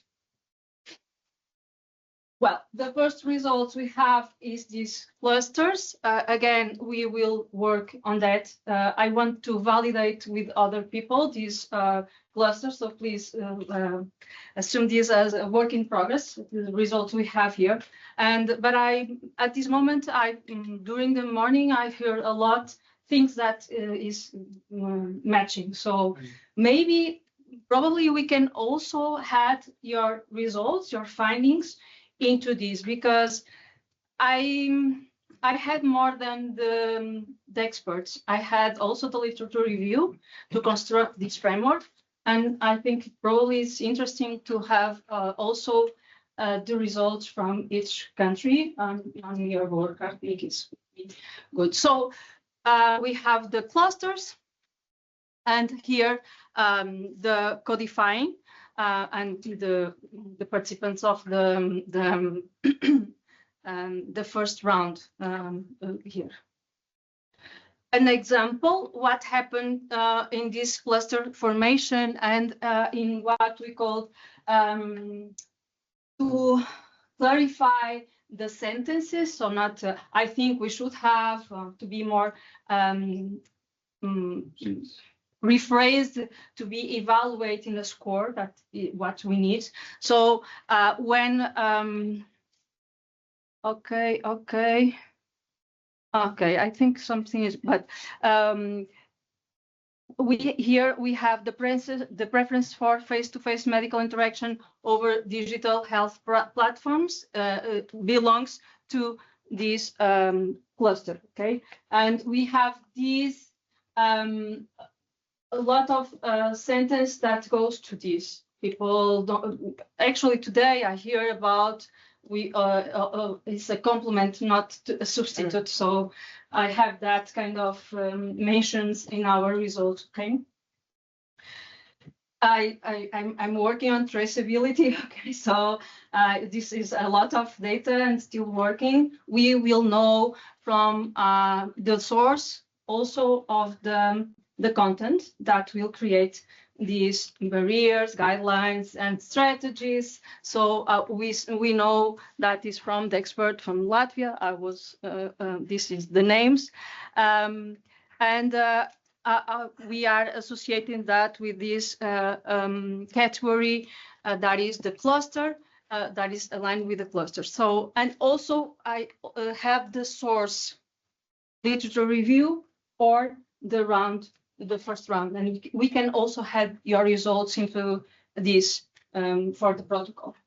So the theory of change that I'm talking about can be presented like this. So we have a triangulation of data, that is the expert Delphi data. Again, it's normally the Delphis are only made with experts, but here I'm trying to have also literature review. Why? I think it's important and a good addition, I think. Also because if we want to go through this theory of change, probably I will not find the three dimensions of the structure. I will not find barriers for all the strategies that the experts talked. I don't know if I'm explaining myself. So I need to go to search for that in the literature review. So this is our input, and we can again have the results. Okay. And then we are working on these activities. So thematic synthesis, affinity mapping, connecting all the transcriptions, and then scoring the process. I will talk about that. The validated guidelines, they will be again validated by our experts. Like they will say, I think this is really important, or no, it's feasible or not. And then the outcome will be this framework that we have the barrier, the strategy, and also the guideline, because we can, I have examples, but we can have a guideline. In design, we have lots of guidelines, and sometimes using the guideline doesn't solve the problem we want. So if we have the problem, we know the strategy and we know the orientation to the outcome, to have the outcome. So this is also based, this structure, in the construction of guidelines and also in orientations to design for people, human-centered design approaches. This is an example. You have the barrier, you have the strategy, and this you have the guideline. So technology is presented a bureaucratic obligation, not linked to personal passion, like we talked, and the strategy that I found out right now. So again, is need, but in the literature review or in the round two, the experts, the round one is to redesign training programs to connect digital skills to what seniors love, hobbies, gardening, storytelling. And again, as I was talking in the morning, if we do this based on the passion, maybe they will learn about digital tools or using digital. Okay, this is the guideline. So if I present the guideline only, probably nobody knows what is the barrier that is linked to. This is an example, other example, and you have the here you know that it was founded in empirical, the expert Delphi first round, and then in literature also, and this only in literature. That's why we need literature also to construct this this framework. Okay, next. Sorry. Okay.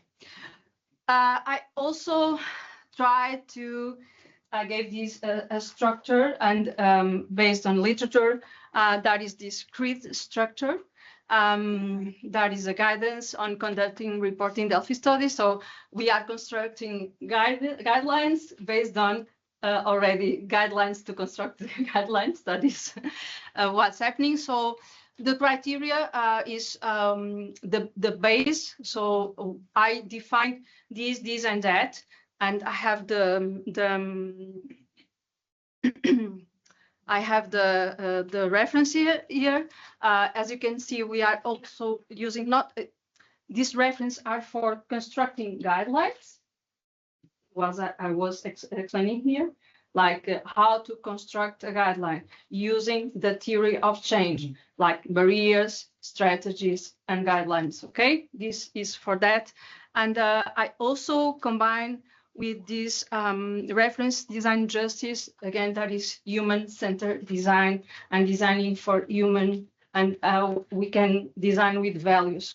So I also try to have that orientation.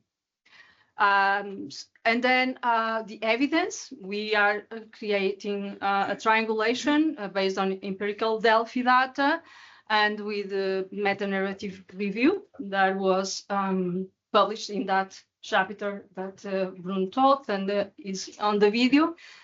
And we have all these phases detailed, what happens, so we can see how we gather to that result, how we gather that barriers, and then we can evaluate and will evaluate against this score that I will present in the next slide, I think.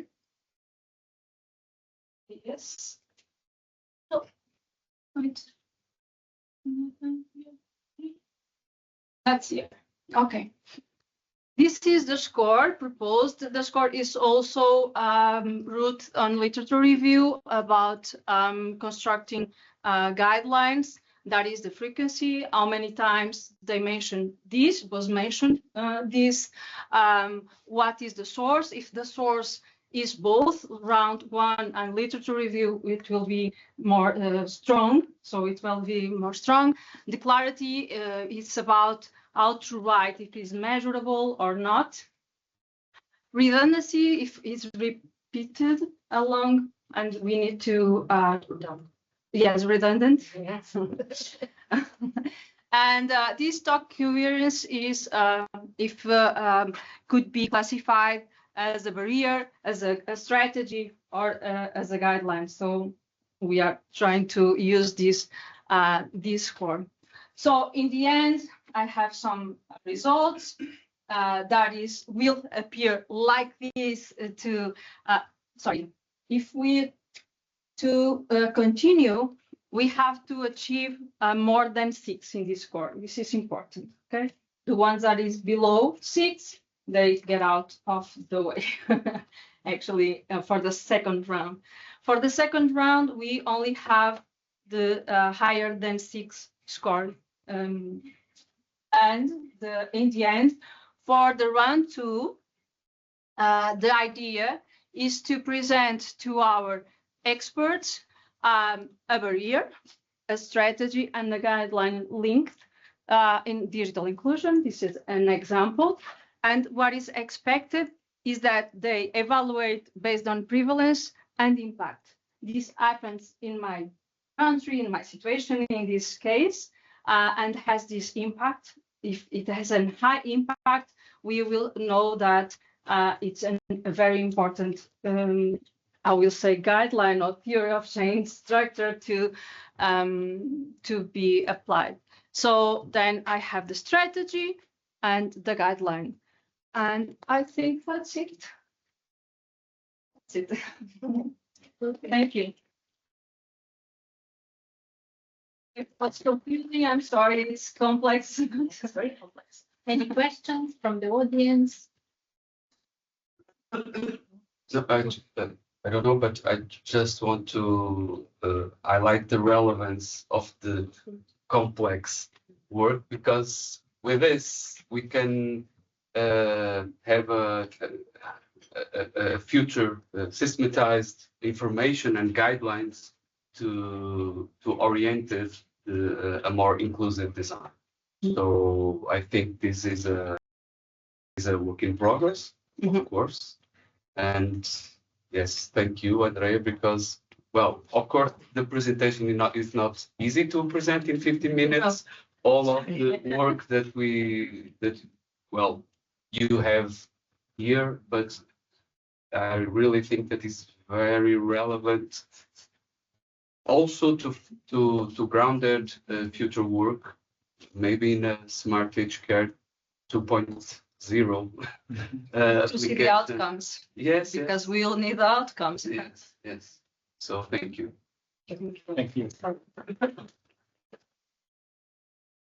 Indeed, thank you very much, Andrea, because research and consultation are only meaningful when it's translated into practical support and learning opportunities. And I know that some stakeholders from our side we invited to take part in the Delphi studies were already asking about the second round, so we see a lot of interest. Yes. And thank you so much for your presentation. And moving forward, we will have the training program overview, yes, presented by Magdalena from Camp organization in Poland. Magdalena, please, the floor is yours. Thank you.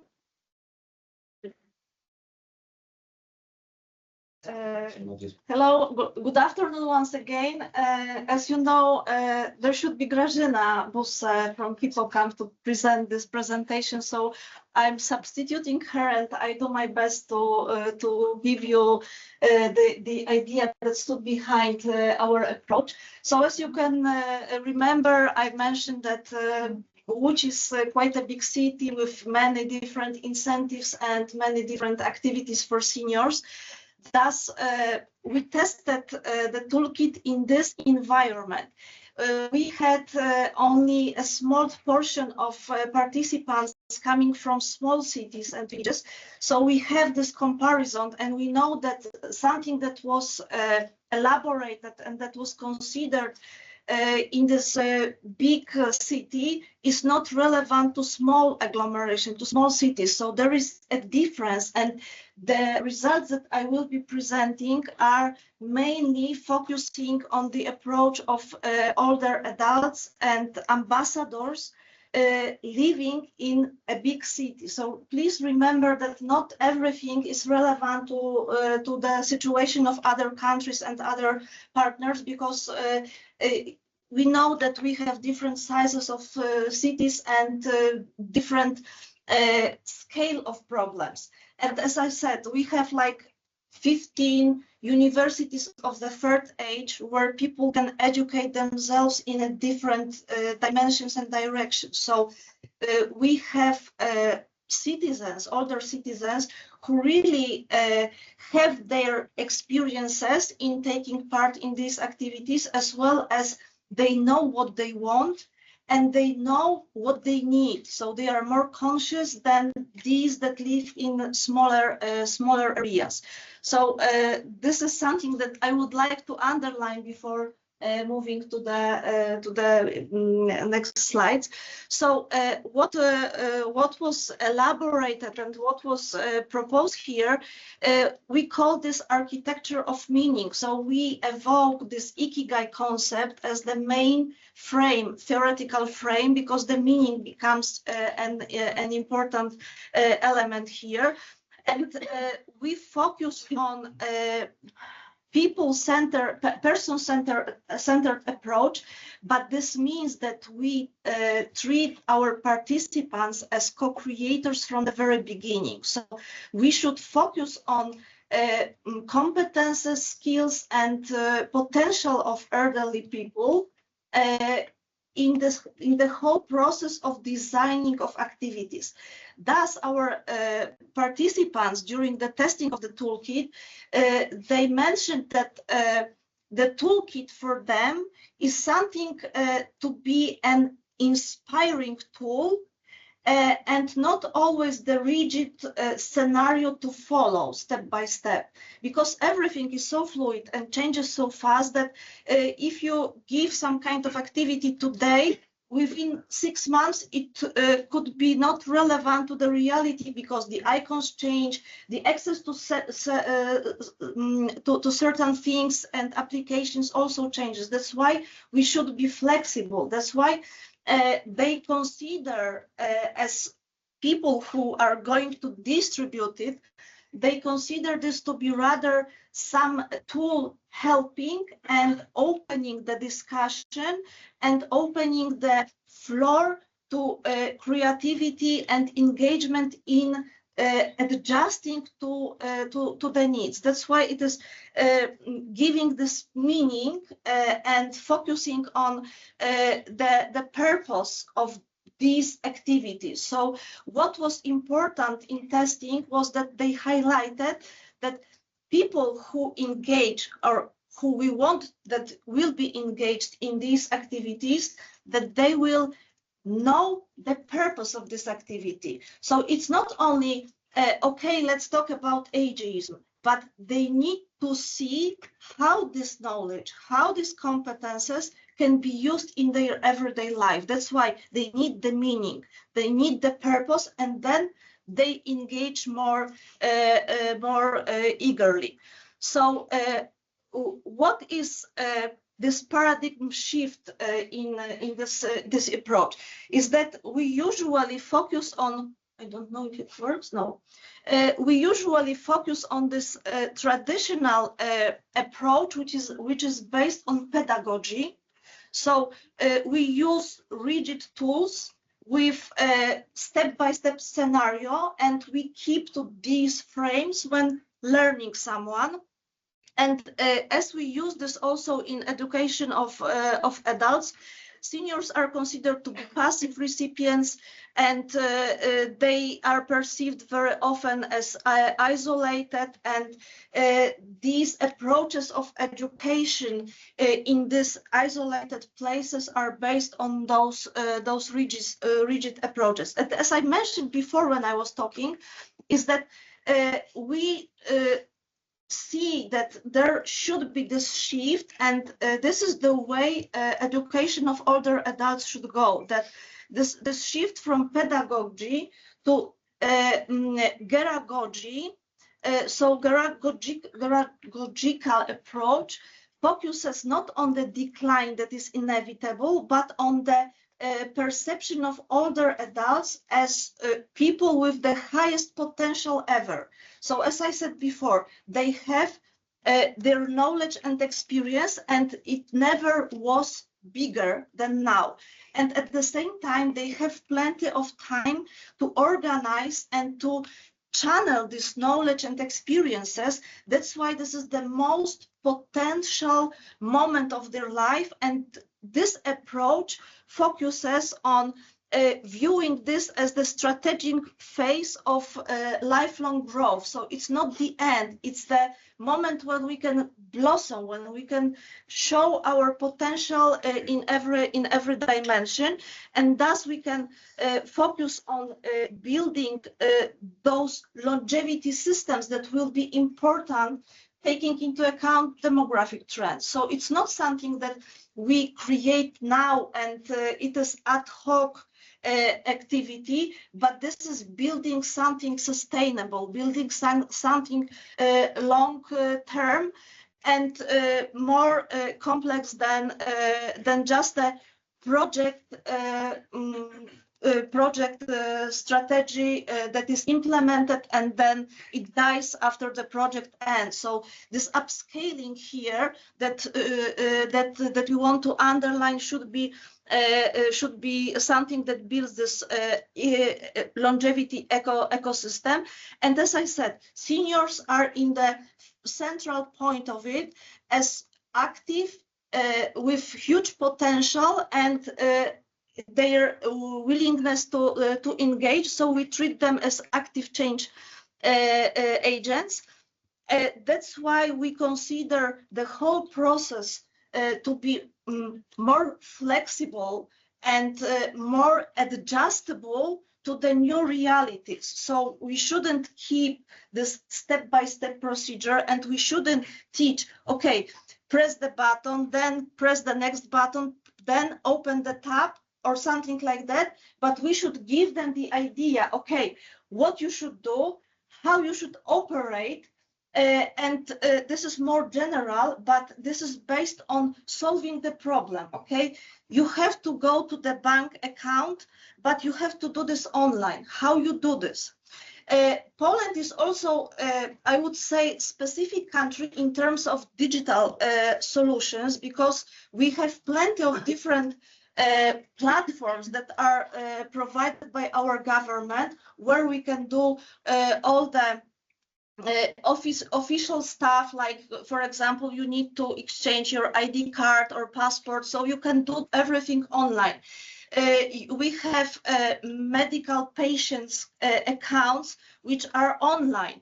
So you can get the prescription that is online, and you are given only the code to this prescription. You go to the pharmacy, and there is no paper at all. So our citizens are used to using these digital solutions and tools. That's why they need something more, and that's why we underline this this meaning of purpose. So this is the summary of this pedagogical approach. And as you can see here, unlike pedagogy, older adults learn for social connection and autonomy, not future career milestones. Because if we compare pedagogy to geragogy, pedagogical approach is characteristic for schools. Pupils at schools are educated because they need to pass exams, they need to write tests, and they need to achieve good grades. So this is their motivation. It's more instrumental in terms of these achieving of these milestones. While elderly people don't have this kind of pressure, they don't have to prove that they know, they just want to do, and they just want to deepen their knowledge. That's why this is a slightly bit different approach. So that's why these systems should be more flexible, and they should be also complex, because they should engage digital competences, critical thinking, capacity building, and community creating. So these are main approaches. And we have three pillars: digital transition and autonomy.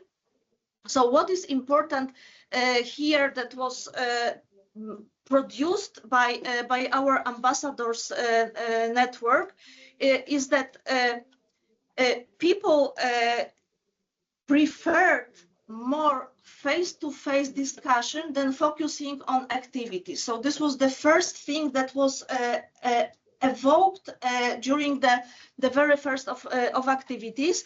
So they underlined this.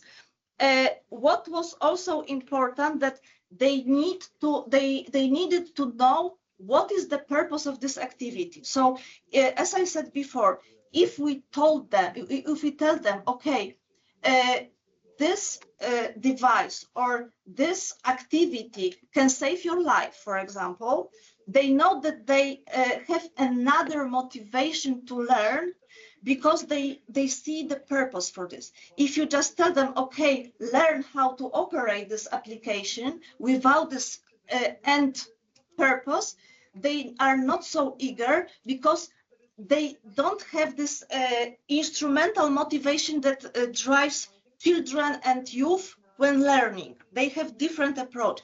Moreover, remember that older adults are persons with their own huge experience, and children, when they start the educational process, they are treated as tabula rasa. You can drive upon their brains everything what you need and what you want. You can shape their mindset. Older persons have their mindset already shaped. So you have to, I would say, put something on these roots, on the background that they already have. That's why you have to give them another type of motivation. That's why we focus on this approach. So they would use, for example, specific micro tasks when you give them. There was an activity regarding different icons, and there was an icon of QR code. And what was important? Why I have to use the QR code? Okay, you use the QR code because you have to buy a bus ticket. You give them purpose. It's okay. They are eager to learn, even if it seems to be complicated and something that is hostile to them even. But if you give them the purpose, it's more engaging. So this is important. And usually what was also important was that we should put the content of activities in real life frames. So again, showing them how this activity and competence gained from taking part in this activity can be useful in their everyday life. So for example, this QR code, it would be useful because, for example, in Poland, you don't buy ticket normally because you buy it online. You scan, you get in the tram or the bus, and you have online ticket, and again you have to scan the QR code that is inside of the bus or tram. So they have to learn how to use it, and if they know that they will need it, then they will more eagerly engage. Pillar 2 is e-health and crisis prevention. This is very important that we always, when we consider doctor-patient relationships, we always say that, okay, patients should be open to proposals and to medical examination and what is being offered by the doctors, but this kind of openness should be also expected from the other side, from the medical personnel, because people, older people nowadays are suffering, and they face a lot of difficulties and struggles during their lifespan. And in the end of life, they usually are isolated, they are lonely because of the loss of spouse. And for example, if they are lonely, they need to learn how to observe symptoms in their body, because previously there was someone next to them, and they could say, okay, today you don't look very well, or I see you, I'm observing you, and from some time you became slimmer, something is wrong with you. So our partners, our family members are the first line to notice symptoms. So we don't have to do this. But once you become alone, you have to learn how to read your body, how to listen to your body, to address these risks and threats that are occurring in your body as quickly as possible. So that's why we need medical education, and that's why people usually use internet resources to find information about their health. And that's why health literacy is so important, because this also gives the competence to interpret your personal medical data.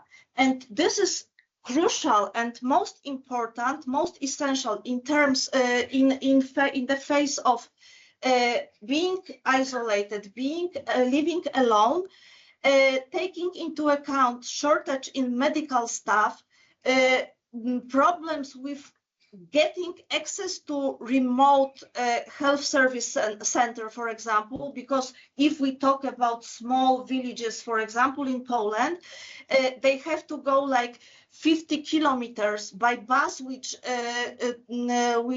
travels one time a day to get to the medical center. So they have to learn a lot about their body, and they have to have tools that allow them to read their body. That's why health literacy is so important, and that's why patients become active partners during doctor-patient relationship. That's why we should focus on these competences that doctors usually don't possess, because they feel to be better educated, they feel their power and paternalistic approach. That's why they very often ignore what patients say, and especially this kind of discrimination appears in relation to older adults. And that's why I was talking about this openness, that it's not only old person that should be open, but also, and even more, this refers to medical personnel. And why it is so important? Because the faster you see the symptoms, the better you can scan your body, the better you can understand and interpret your body and your medical data, the more chance is that you can intervene properly before the health crisis occurs. So we change the perspective from curing to preventing even. That's why this is the potential of e-health in this stage of life. And pillar 3, citizenship and social participation. To us, it occurred to be the most innovative aspect of this approach.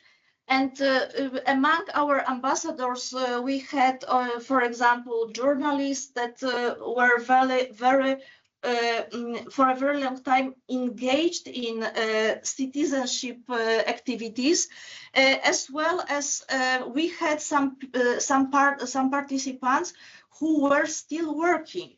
They were active on the job market, and as our twinning organizations also help people, especially senior organizations and senior councils, how to build up their identity, how to apply for grants for their activities. So we know also the realities of these groups, and we know that they have the potential. But if they have the potential, this potential should be addressed, should be used. If they see the problem and they really want to solve this problem, and they approach our local government and nothing happens, they lose sense of purpose. So they lose their ikigai. They are discouraged, and very often this leads to some kind of negative social capital that appears, and they stop engaging in fighting for something, and they start engaging against something in the on the local level. So this is also very important when considering it. And the other thing that was also evoked during the testing phase was that, and this was also something that that you mentioned before, that people were afraid of irreversible breaking of the device, or that they can do something wrong, because they don't know the purpose of this device again. So, for example, if we have a tablet, this is something that is well known. The same is with the phone, the mobile phone. Most of Polish seniors use mobile phones frequently because, as I said, we have a lot of things to do online, because this is the only way to do this fast and effectively. That's why mobile phone is something that is seen as a kind of very practical and useful utility. But when it comes, for example, to such a wearable as a smartwatch, it becomes a problem, because they don't see the point, what they do this for. And okay, if I have my mobile phone, I don't need the smartwatch, because I have everything in my mobile phone. And if you tell them, okay, but try, use, it's not enough. You have to tell them, for example, that, okay, but your mobile phone cannot measure your pulse. But if you put the wearable and you have this bracelet on your hand, it can measure your pulse. And if it's something wrong, it can inform your family member or medical staff that something goes wrong. It can save your life.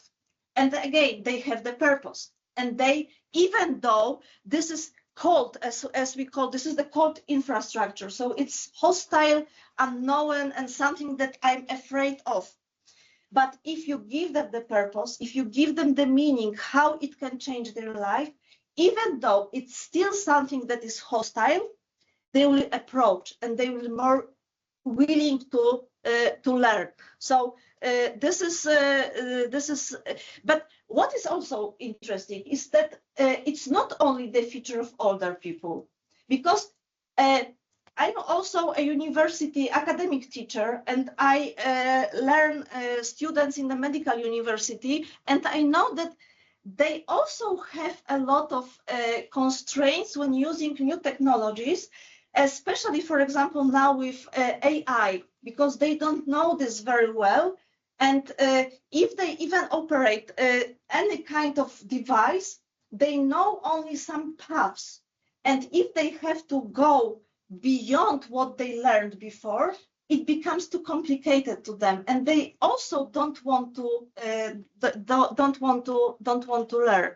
So, what is the solution to this code infrastructure? Again, is our Ikigai. So, Ikigai can be a kind of a warmer here, because this gives the meaning, this gives the purpose, and thus we can give them significance for these hostile tools.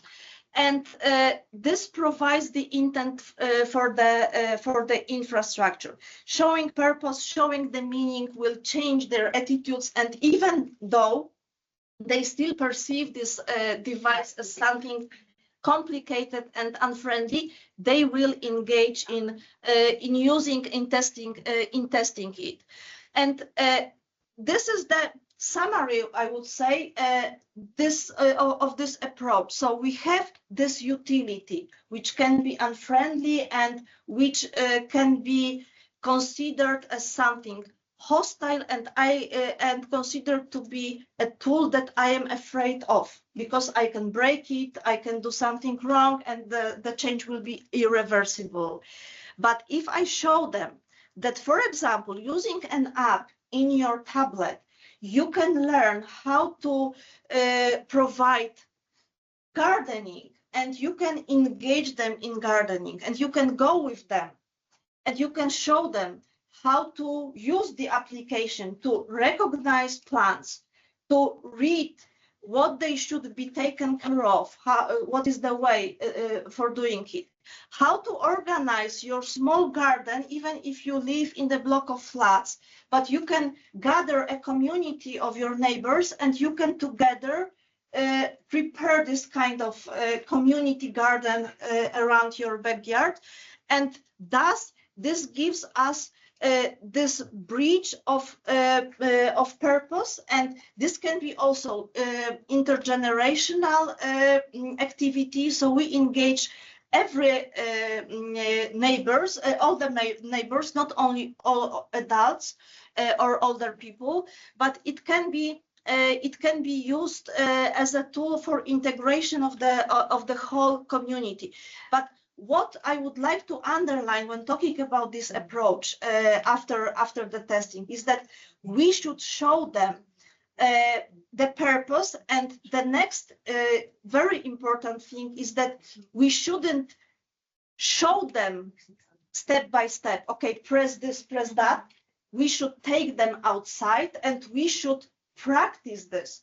And this is the moment when they realize how they can use it. They become active partners. They can say, okay, but this is something that I don't understand, or this is too small, or this is too bright, or this is too colorful. And then they see barriers, and they can also see how this can improve their life. If you see it in the classroom and you show them and you ask them to learn by heart, it doesn't work. They have to experience this, because remember that they have their own experiences and they usually refer to it. And what was also important when we tested the toolkit was that most of the people didn't want to participate in competition. So if you have a quiz, if you have some kind of a test where you check something, their knowledge, even if you say them that this is a kind of play, they don't want to compete, because competition is something that is characteristic, again, for pedagogy and for showing who is better and who is worse, because children compete because they want to have better grades. Older people don't need this. Older people want to, if they engage, they want to deepen their knowledge. So they are focusing on the on solving of the problem, not on competition, but on solving of the problem. And if they solve the problem, this is the situation that they perceive as being a winner, but they are not the only winner. The winner is the whole group that cooperates, because they don't tend to compete with each other. They want to cooperate. So this is also important to remember when implementing these activities, that face-to-face interaction and engaging them as a team, as a group, and creating this sense of purpose, these are these most important steps. And this is actually what I said before. So as you can see, in early and midlife, we have focus on doing, and then we have later stage of our life, and we have focus on being, and need to leave something valuable behind. Older persons usually feel that this is the end of their life, and as they have the capacity and they want to share this, and they're even unintentionally, they want to leave something behind.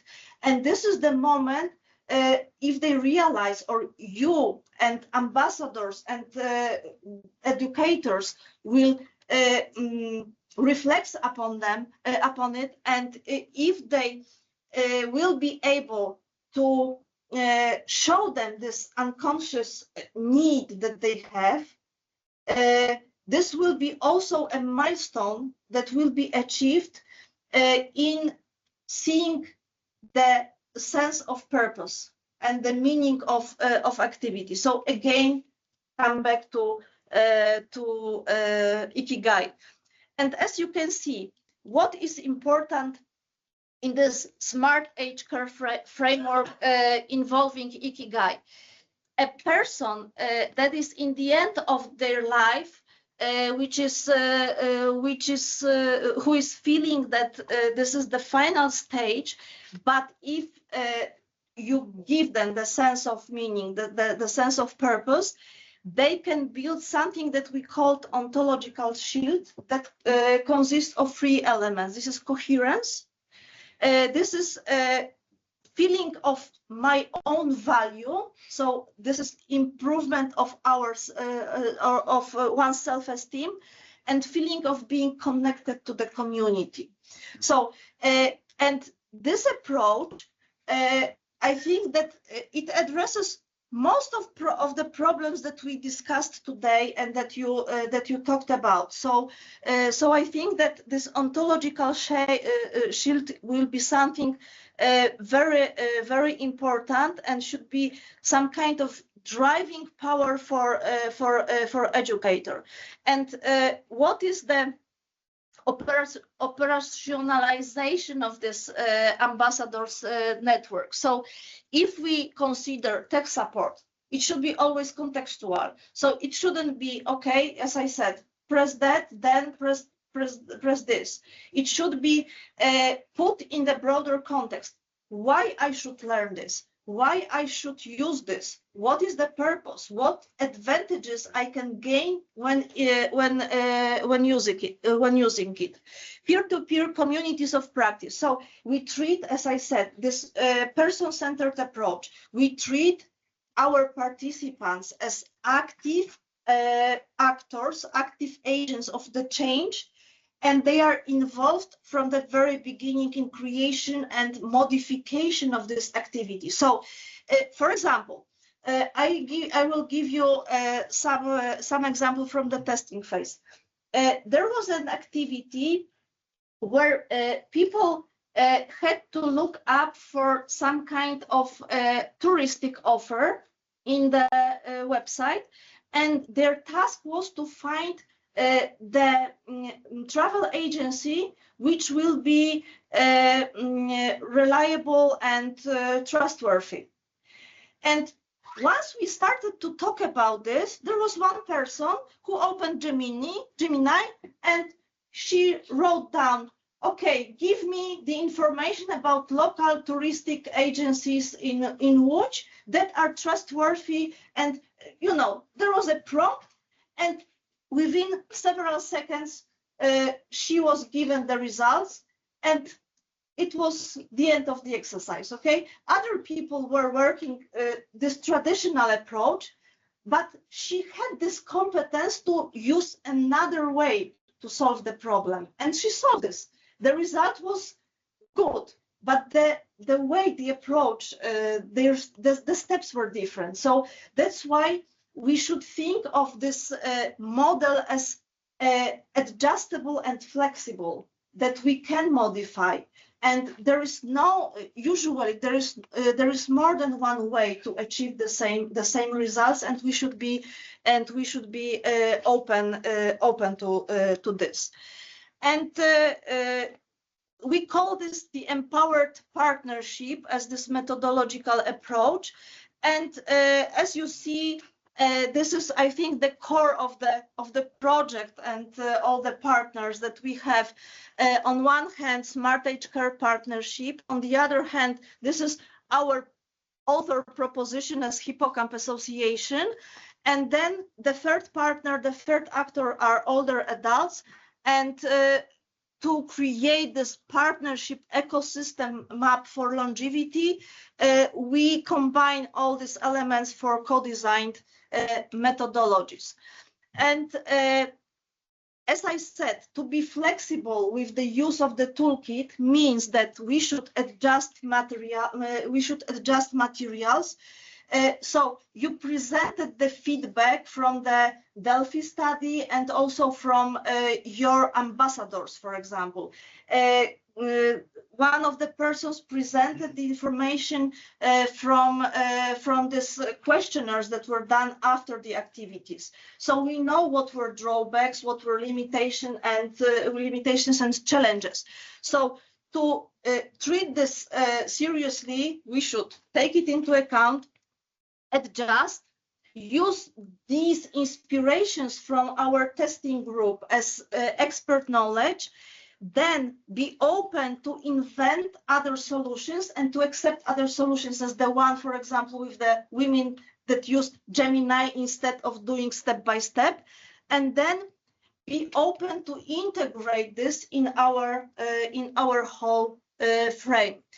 And to remember, 40% of European Union citizens lacked basic or above digital skills.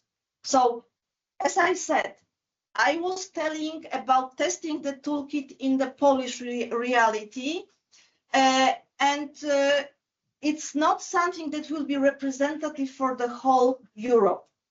So please keep it in mind, but also treat this as a kind of an inspiration.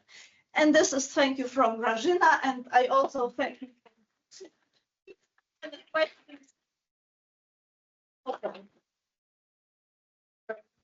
A very interesting discussion, and to continue this important discussion from a broader European perspective, we have the keynote speaker joining us online as well.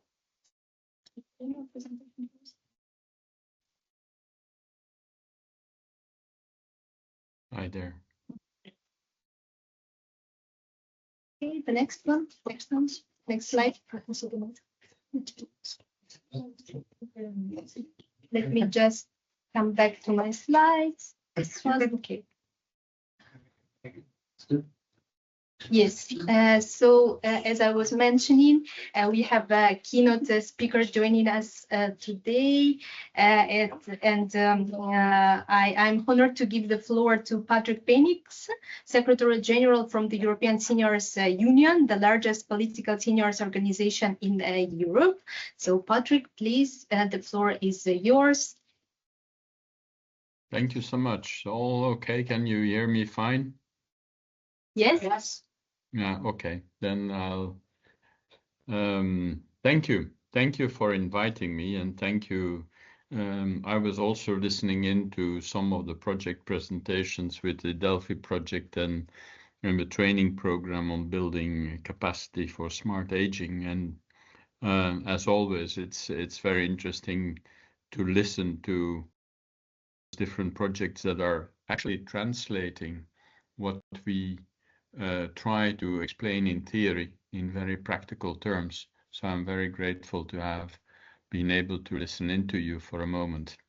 Now, allow me to maybe shatter a few of your concepts.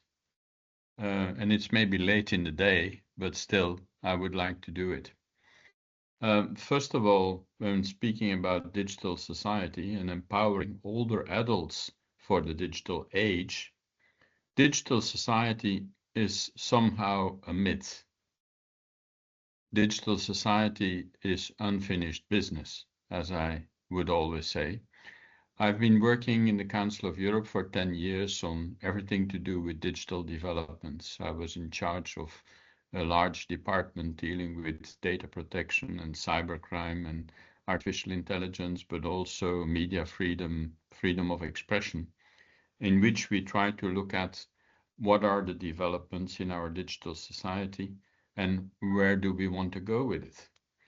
And we also noticed there that digital literacy is not the same as literacy.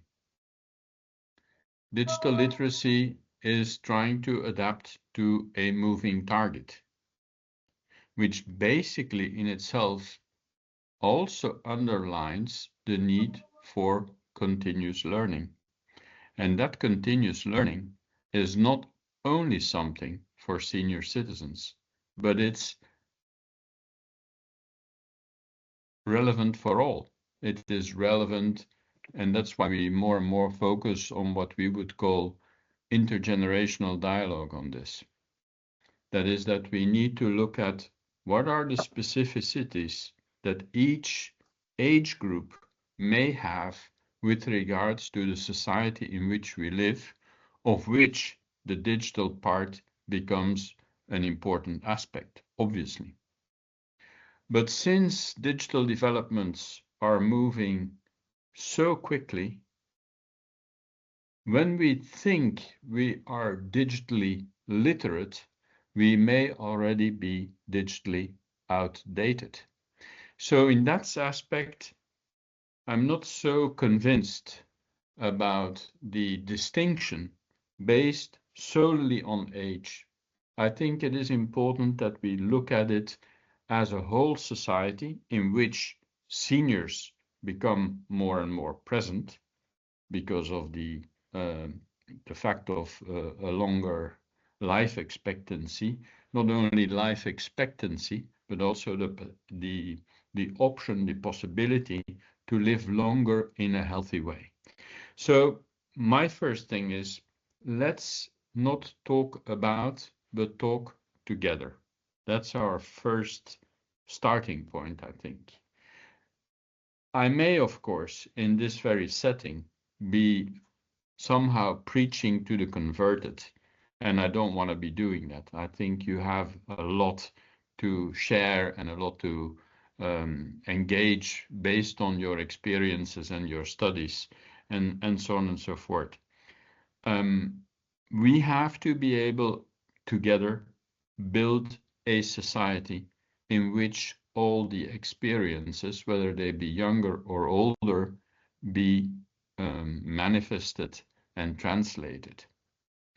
I come from the European Seniors Union. I somehow feel that I'm the representative of the older people in the group that is discussing now. And what we see is that age group in itself is already very diverse. I'm representing people that are in their 50s, but also in their 90s. So we're talking about an age category, which in itself is extremely diverse. So talking about a I can't even pronounce it, geragogical approach to learning, it assumes something, and that is that in order to be able to address seniors in our societies or adults, we need to have another approach. That may be true, but the question is also to which extent do we take into account the different generations as they come about. I personally have children and grandchildren of different ages. And they seem to be representing different value systems according to when and where they were born. So we will have to ensure that in our development, we take into account those different aspects without singling out people necessarily based on their age. That would be my first premise. I would like to, of course, underline that we want to create practical tools for empowering older adults and caregivers through digital innovation, practical tools, inclusive ecosystems that support dignity, autonomy, and well-being for all. We know that Europe is aging rapidly, but aging in itself is not a crisis. Aging is a natural process. If we have the chance to live, we will grow old. It's one of humanity's greatest achievements. So the real question before us is not whether Europe is getting older, which it is, the world is getting older. The real question is, what kind of Europe do we want to grow older in? Do we want a Europe where older adults are excluded from this digital world, isolated from services, and left behind by technological change? Or do we want a Europe where technology strengthens independence, deepens participation, supports caregivers, and allows people to age with dignity, purpose, and connection? I don't think we lose purpose when aging. On a daily basis almost, I'm 67, but I speak to my US host mother practically on a daily basis, who is 96, and she has clear purpose. She has dignity. She wants to continue to connect. And I believe the answer is clear, and it's also clear in what you were saying before. Today, healthy and active aging must mean more than simply living longer. It must mean living better. It means enabling older adults to remain active citizens, connected to their communities, engaged in lifelong learning, and I insist on that lifelong learning, because pedagogy was maybe too much focused on the early stages of life, where we've always preached, and I was in educational science 40 years ago already, where we said lifelong learning is part of the spectrum, but in fact, it basically also meant that we have a stage in life in which we learn, and we have a stage in which we work, where we try to learn on the spot somehow, but not really a reflecting on how do we go about this. So to empower people to make choices about their own lives, whatever stage in life they are. And increasingly, obviously, this depends on digital inclusion. So when we speak about healthy and active aging, we must really think, and I would plead with you to think holistically. It's about physical health, yes, but it's also and equally about mental well-being, social participation, financial security, mobility, and human connection. And the latter is maybe what we're missing most in today's society, where we're moving away to technological connection, and numeric and digital connection, but less to human connection. So an older person who can access telehealth services from home gains convenience and continuity of care. An older person who uses digital banking securely gains independence. I insist on the securely. Why? Because increasingly we see that data are being collected, but are not necessarily securely maintained and are prone to be hacked by malicious hackers, basically. A grandparent who can video call family members across borders gains emotional connection. A caregiver who receives digital support tools gains relief, guidance, confidence. Technology, when designed inclusively, becomes not just a tool, but an enabler of dignity.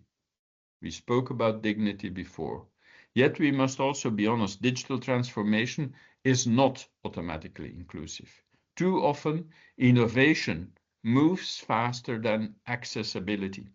Too many older adults still face the barriers of the lack of digital skills, the fear of technology, inaccessible interfaces, affordability of challenges, poor connectivity, and sometimes simply the feeling that this world was not really designed for me. Has it been designed with taking into account my existence, which is not a purely technological issue.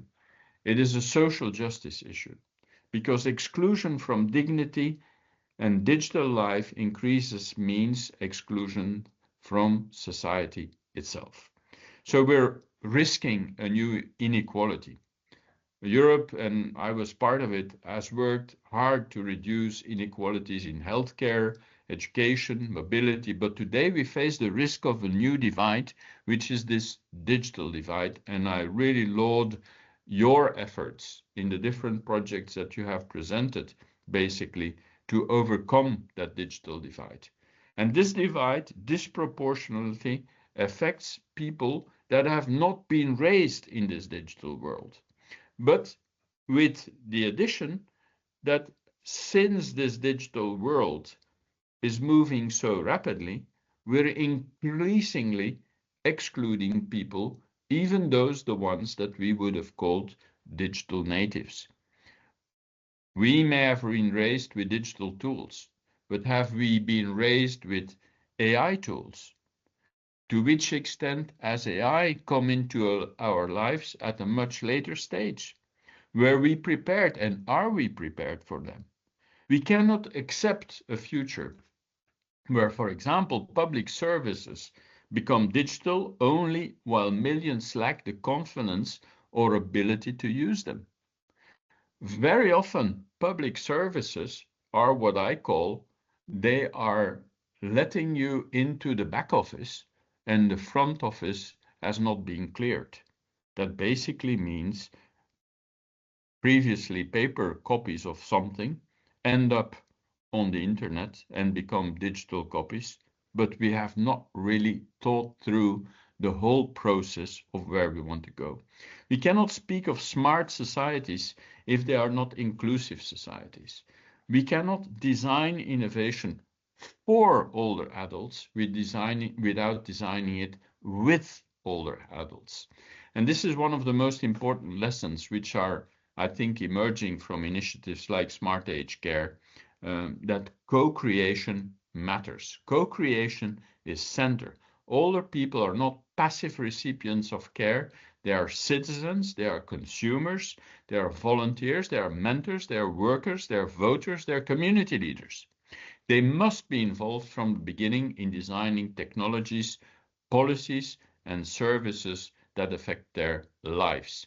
Very often we say ageism is the last public inequality tool that is still being publicly supported.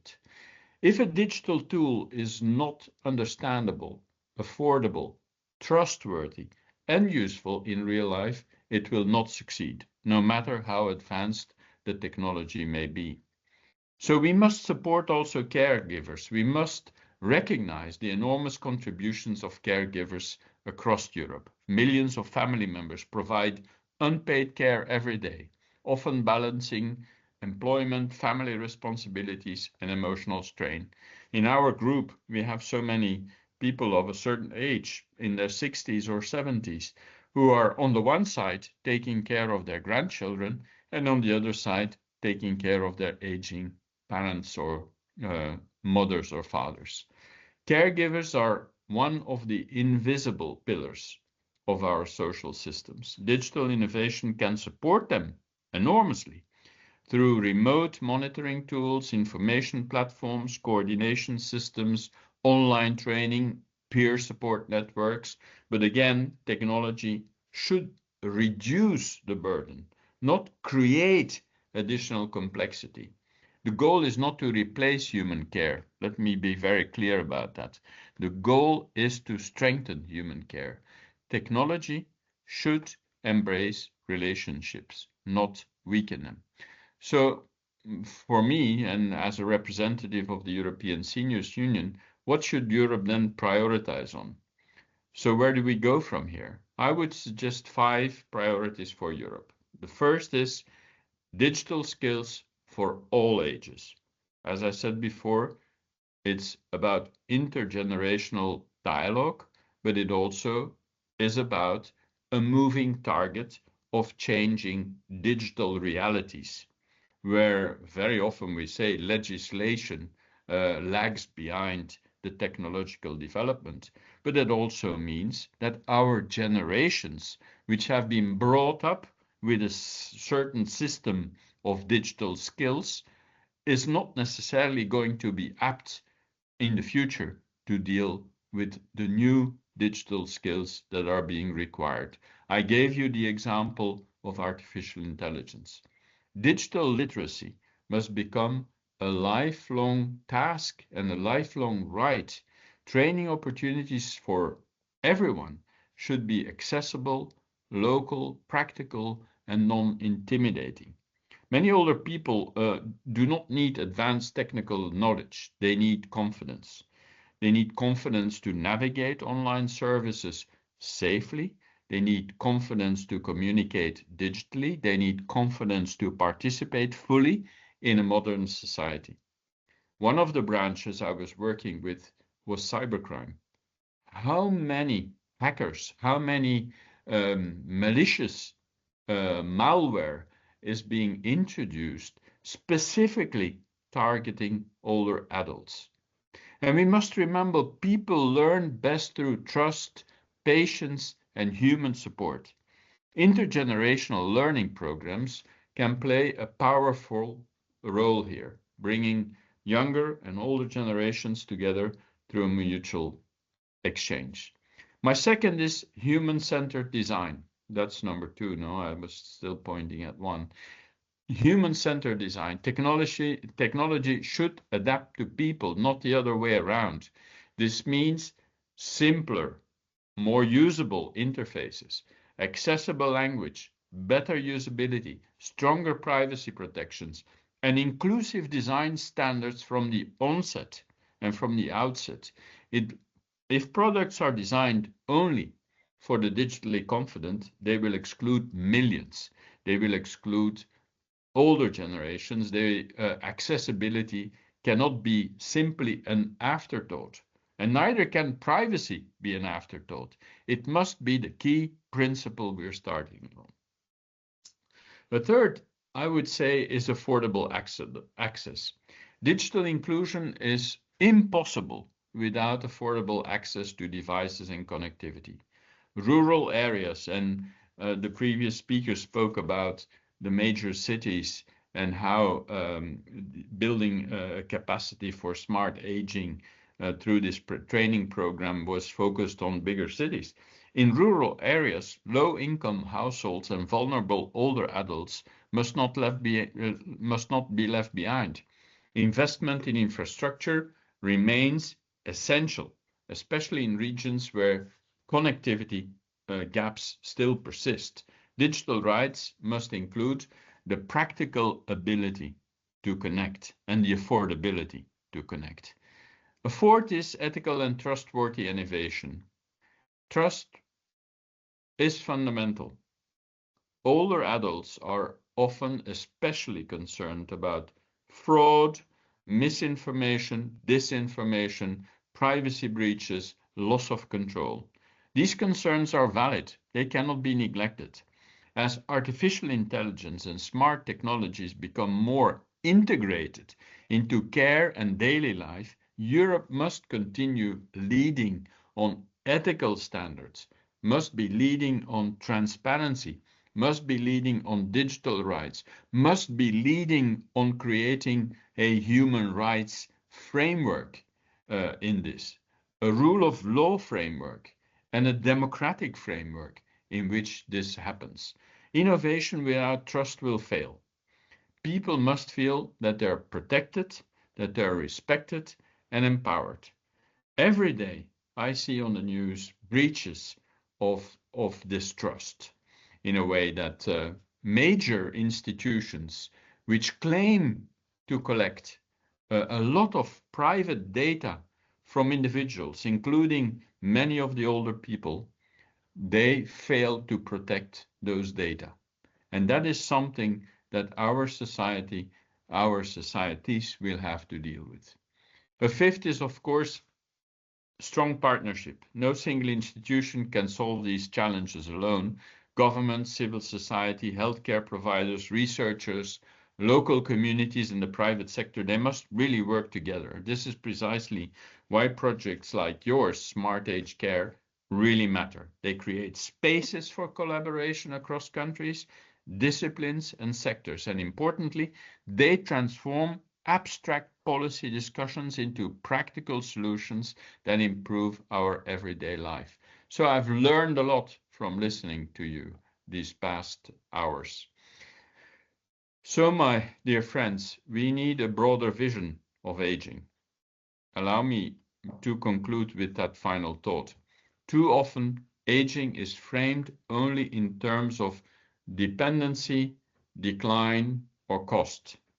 I've highlighted that aging is becoming an increasingly large category in our societies.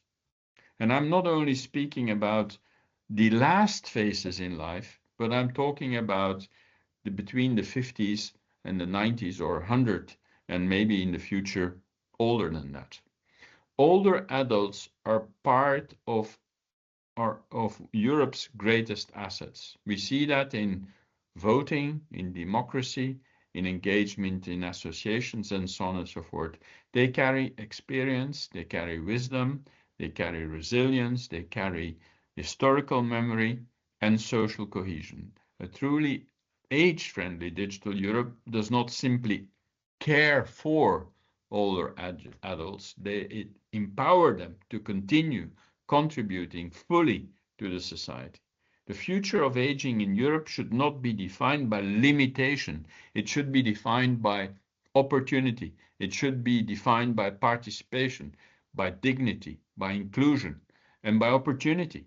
If we succeed, digital transformation can become not a force of exclusion, but a bridge between generations, between urban and rural communities, between technology, humanity, between longer lives and better lives. And that is the challenge that we have before us. And that is also the opportunity we have before us. So thank you very much for listening to me.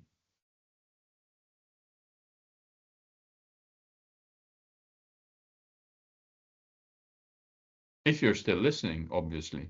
Yes. Yes. I would open the floor for maybe 1 to question if the audience has. If not, I think there is not so much to add. I think it was a perfect summary and the end of our event. Thank you very much for your availability, Patrick, to join our event. And I will perhaps pass the floor to our coordinator, Bruno, to close officially. Yes. I just put the QR codes, yes, or Okay, but Patrick is here, yes? Patrick is still here. Yeah. Still here. So, yes, maybe starting to appreciate, well, Mr. Patrick to be here and your, I'm talking to here and for your, for your insights and sharing thoughts and experience, of course. You tackle in, I don't know, to be honest, if you follow up all of our session. I don't know, but it appears because you tackle in subjects that in our discussion throughout the day we talk And one of the subjects is the human-centered design perspective. Myself, I'm from University of Porto and from the design area, and namely human-computer interaction. And I think, and now I'm assuming assuming the suit of lobbyist. I really think the European Union need to invest more in design, and really because technology could not be invested without design, and design looking to people, looking to the needs and expectations of people, and was something that we in the morning talk together, and that this toolkit I think that address. So, and I invite you also to, considering this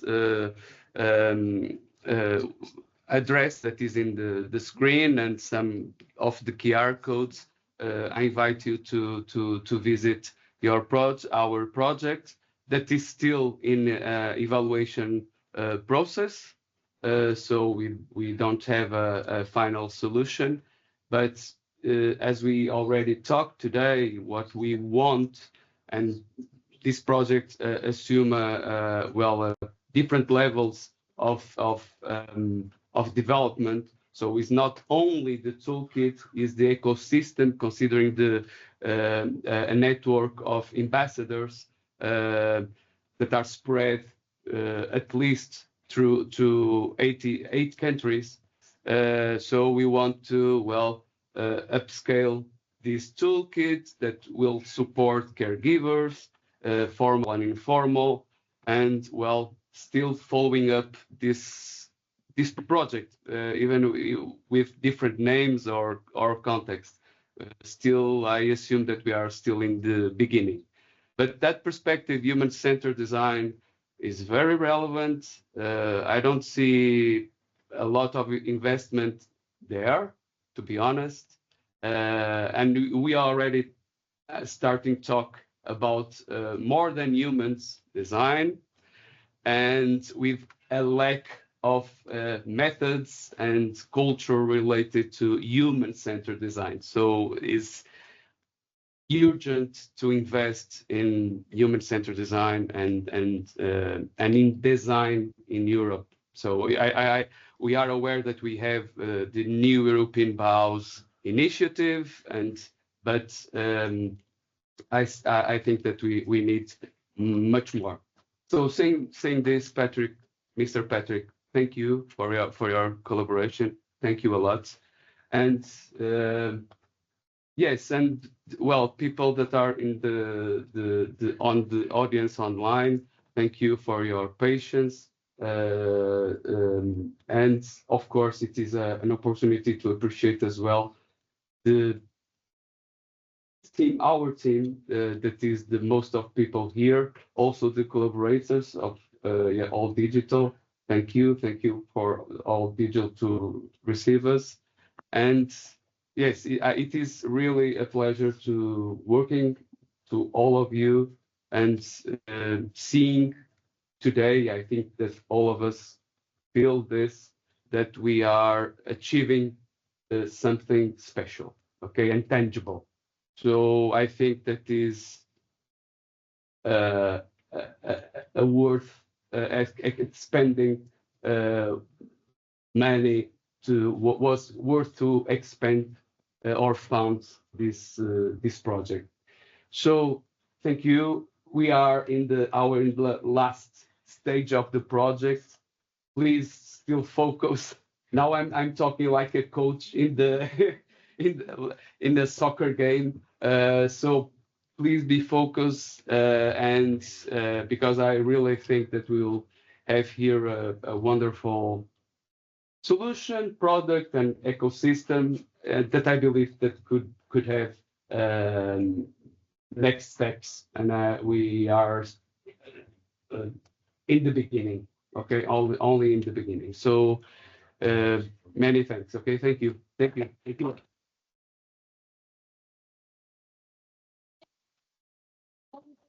Resources will be available on our social media channels because we are great in dissemination, the partners responsible for this work package. So thank you very much for joining us, and I hope that you enjoyed the event. It was our pleasure to be the host. Sorry, I think Glenn wanted to say something. No, Glenn was clapping. We just added in the toolkit, you know, the emoji part. Thank you, everyone. Yeah. So we see each other at 7 o'clock. This is for the consortium. Okay. So let's close the event. Okay. Thank you, everyone.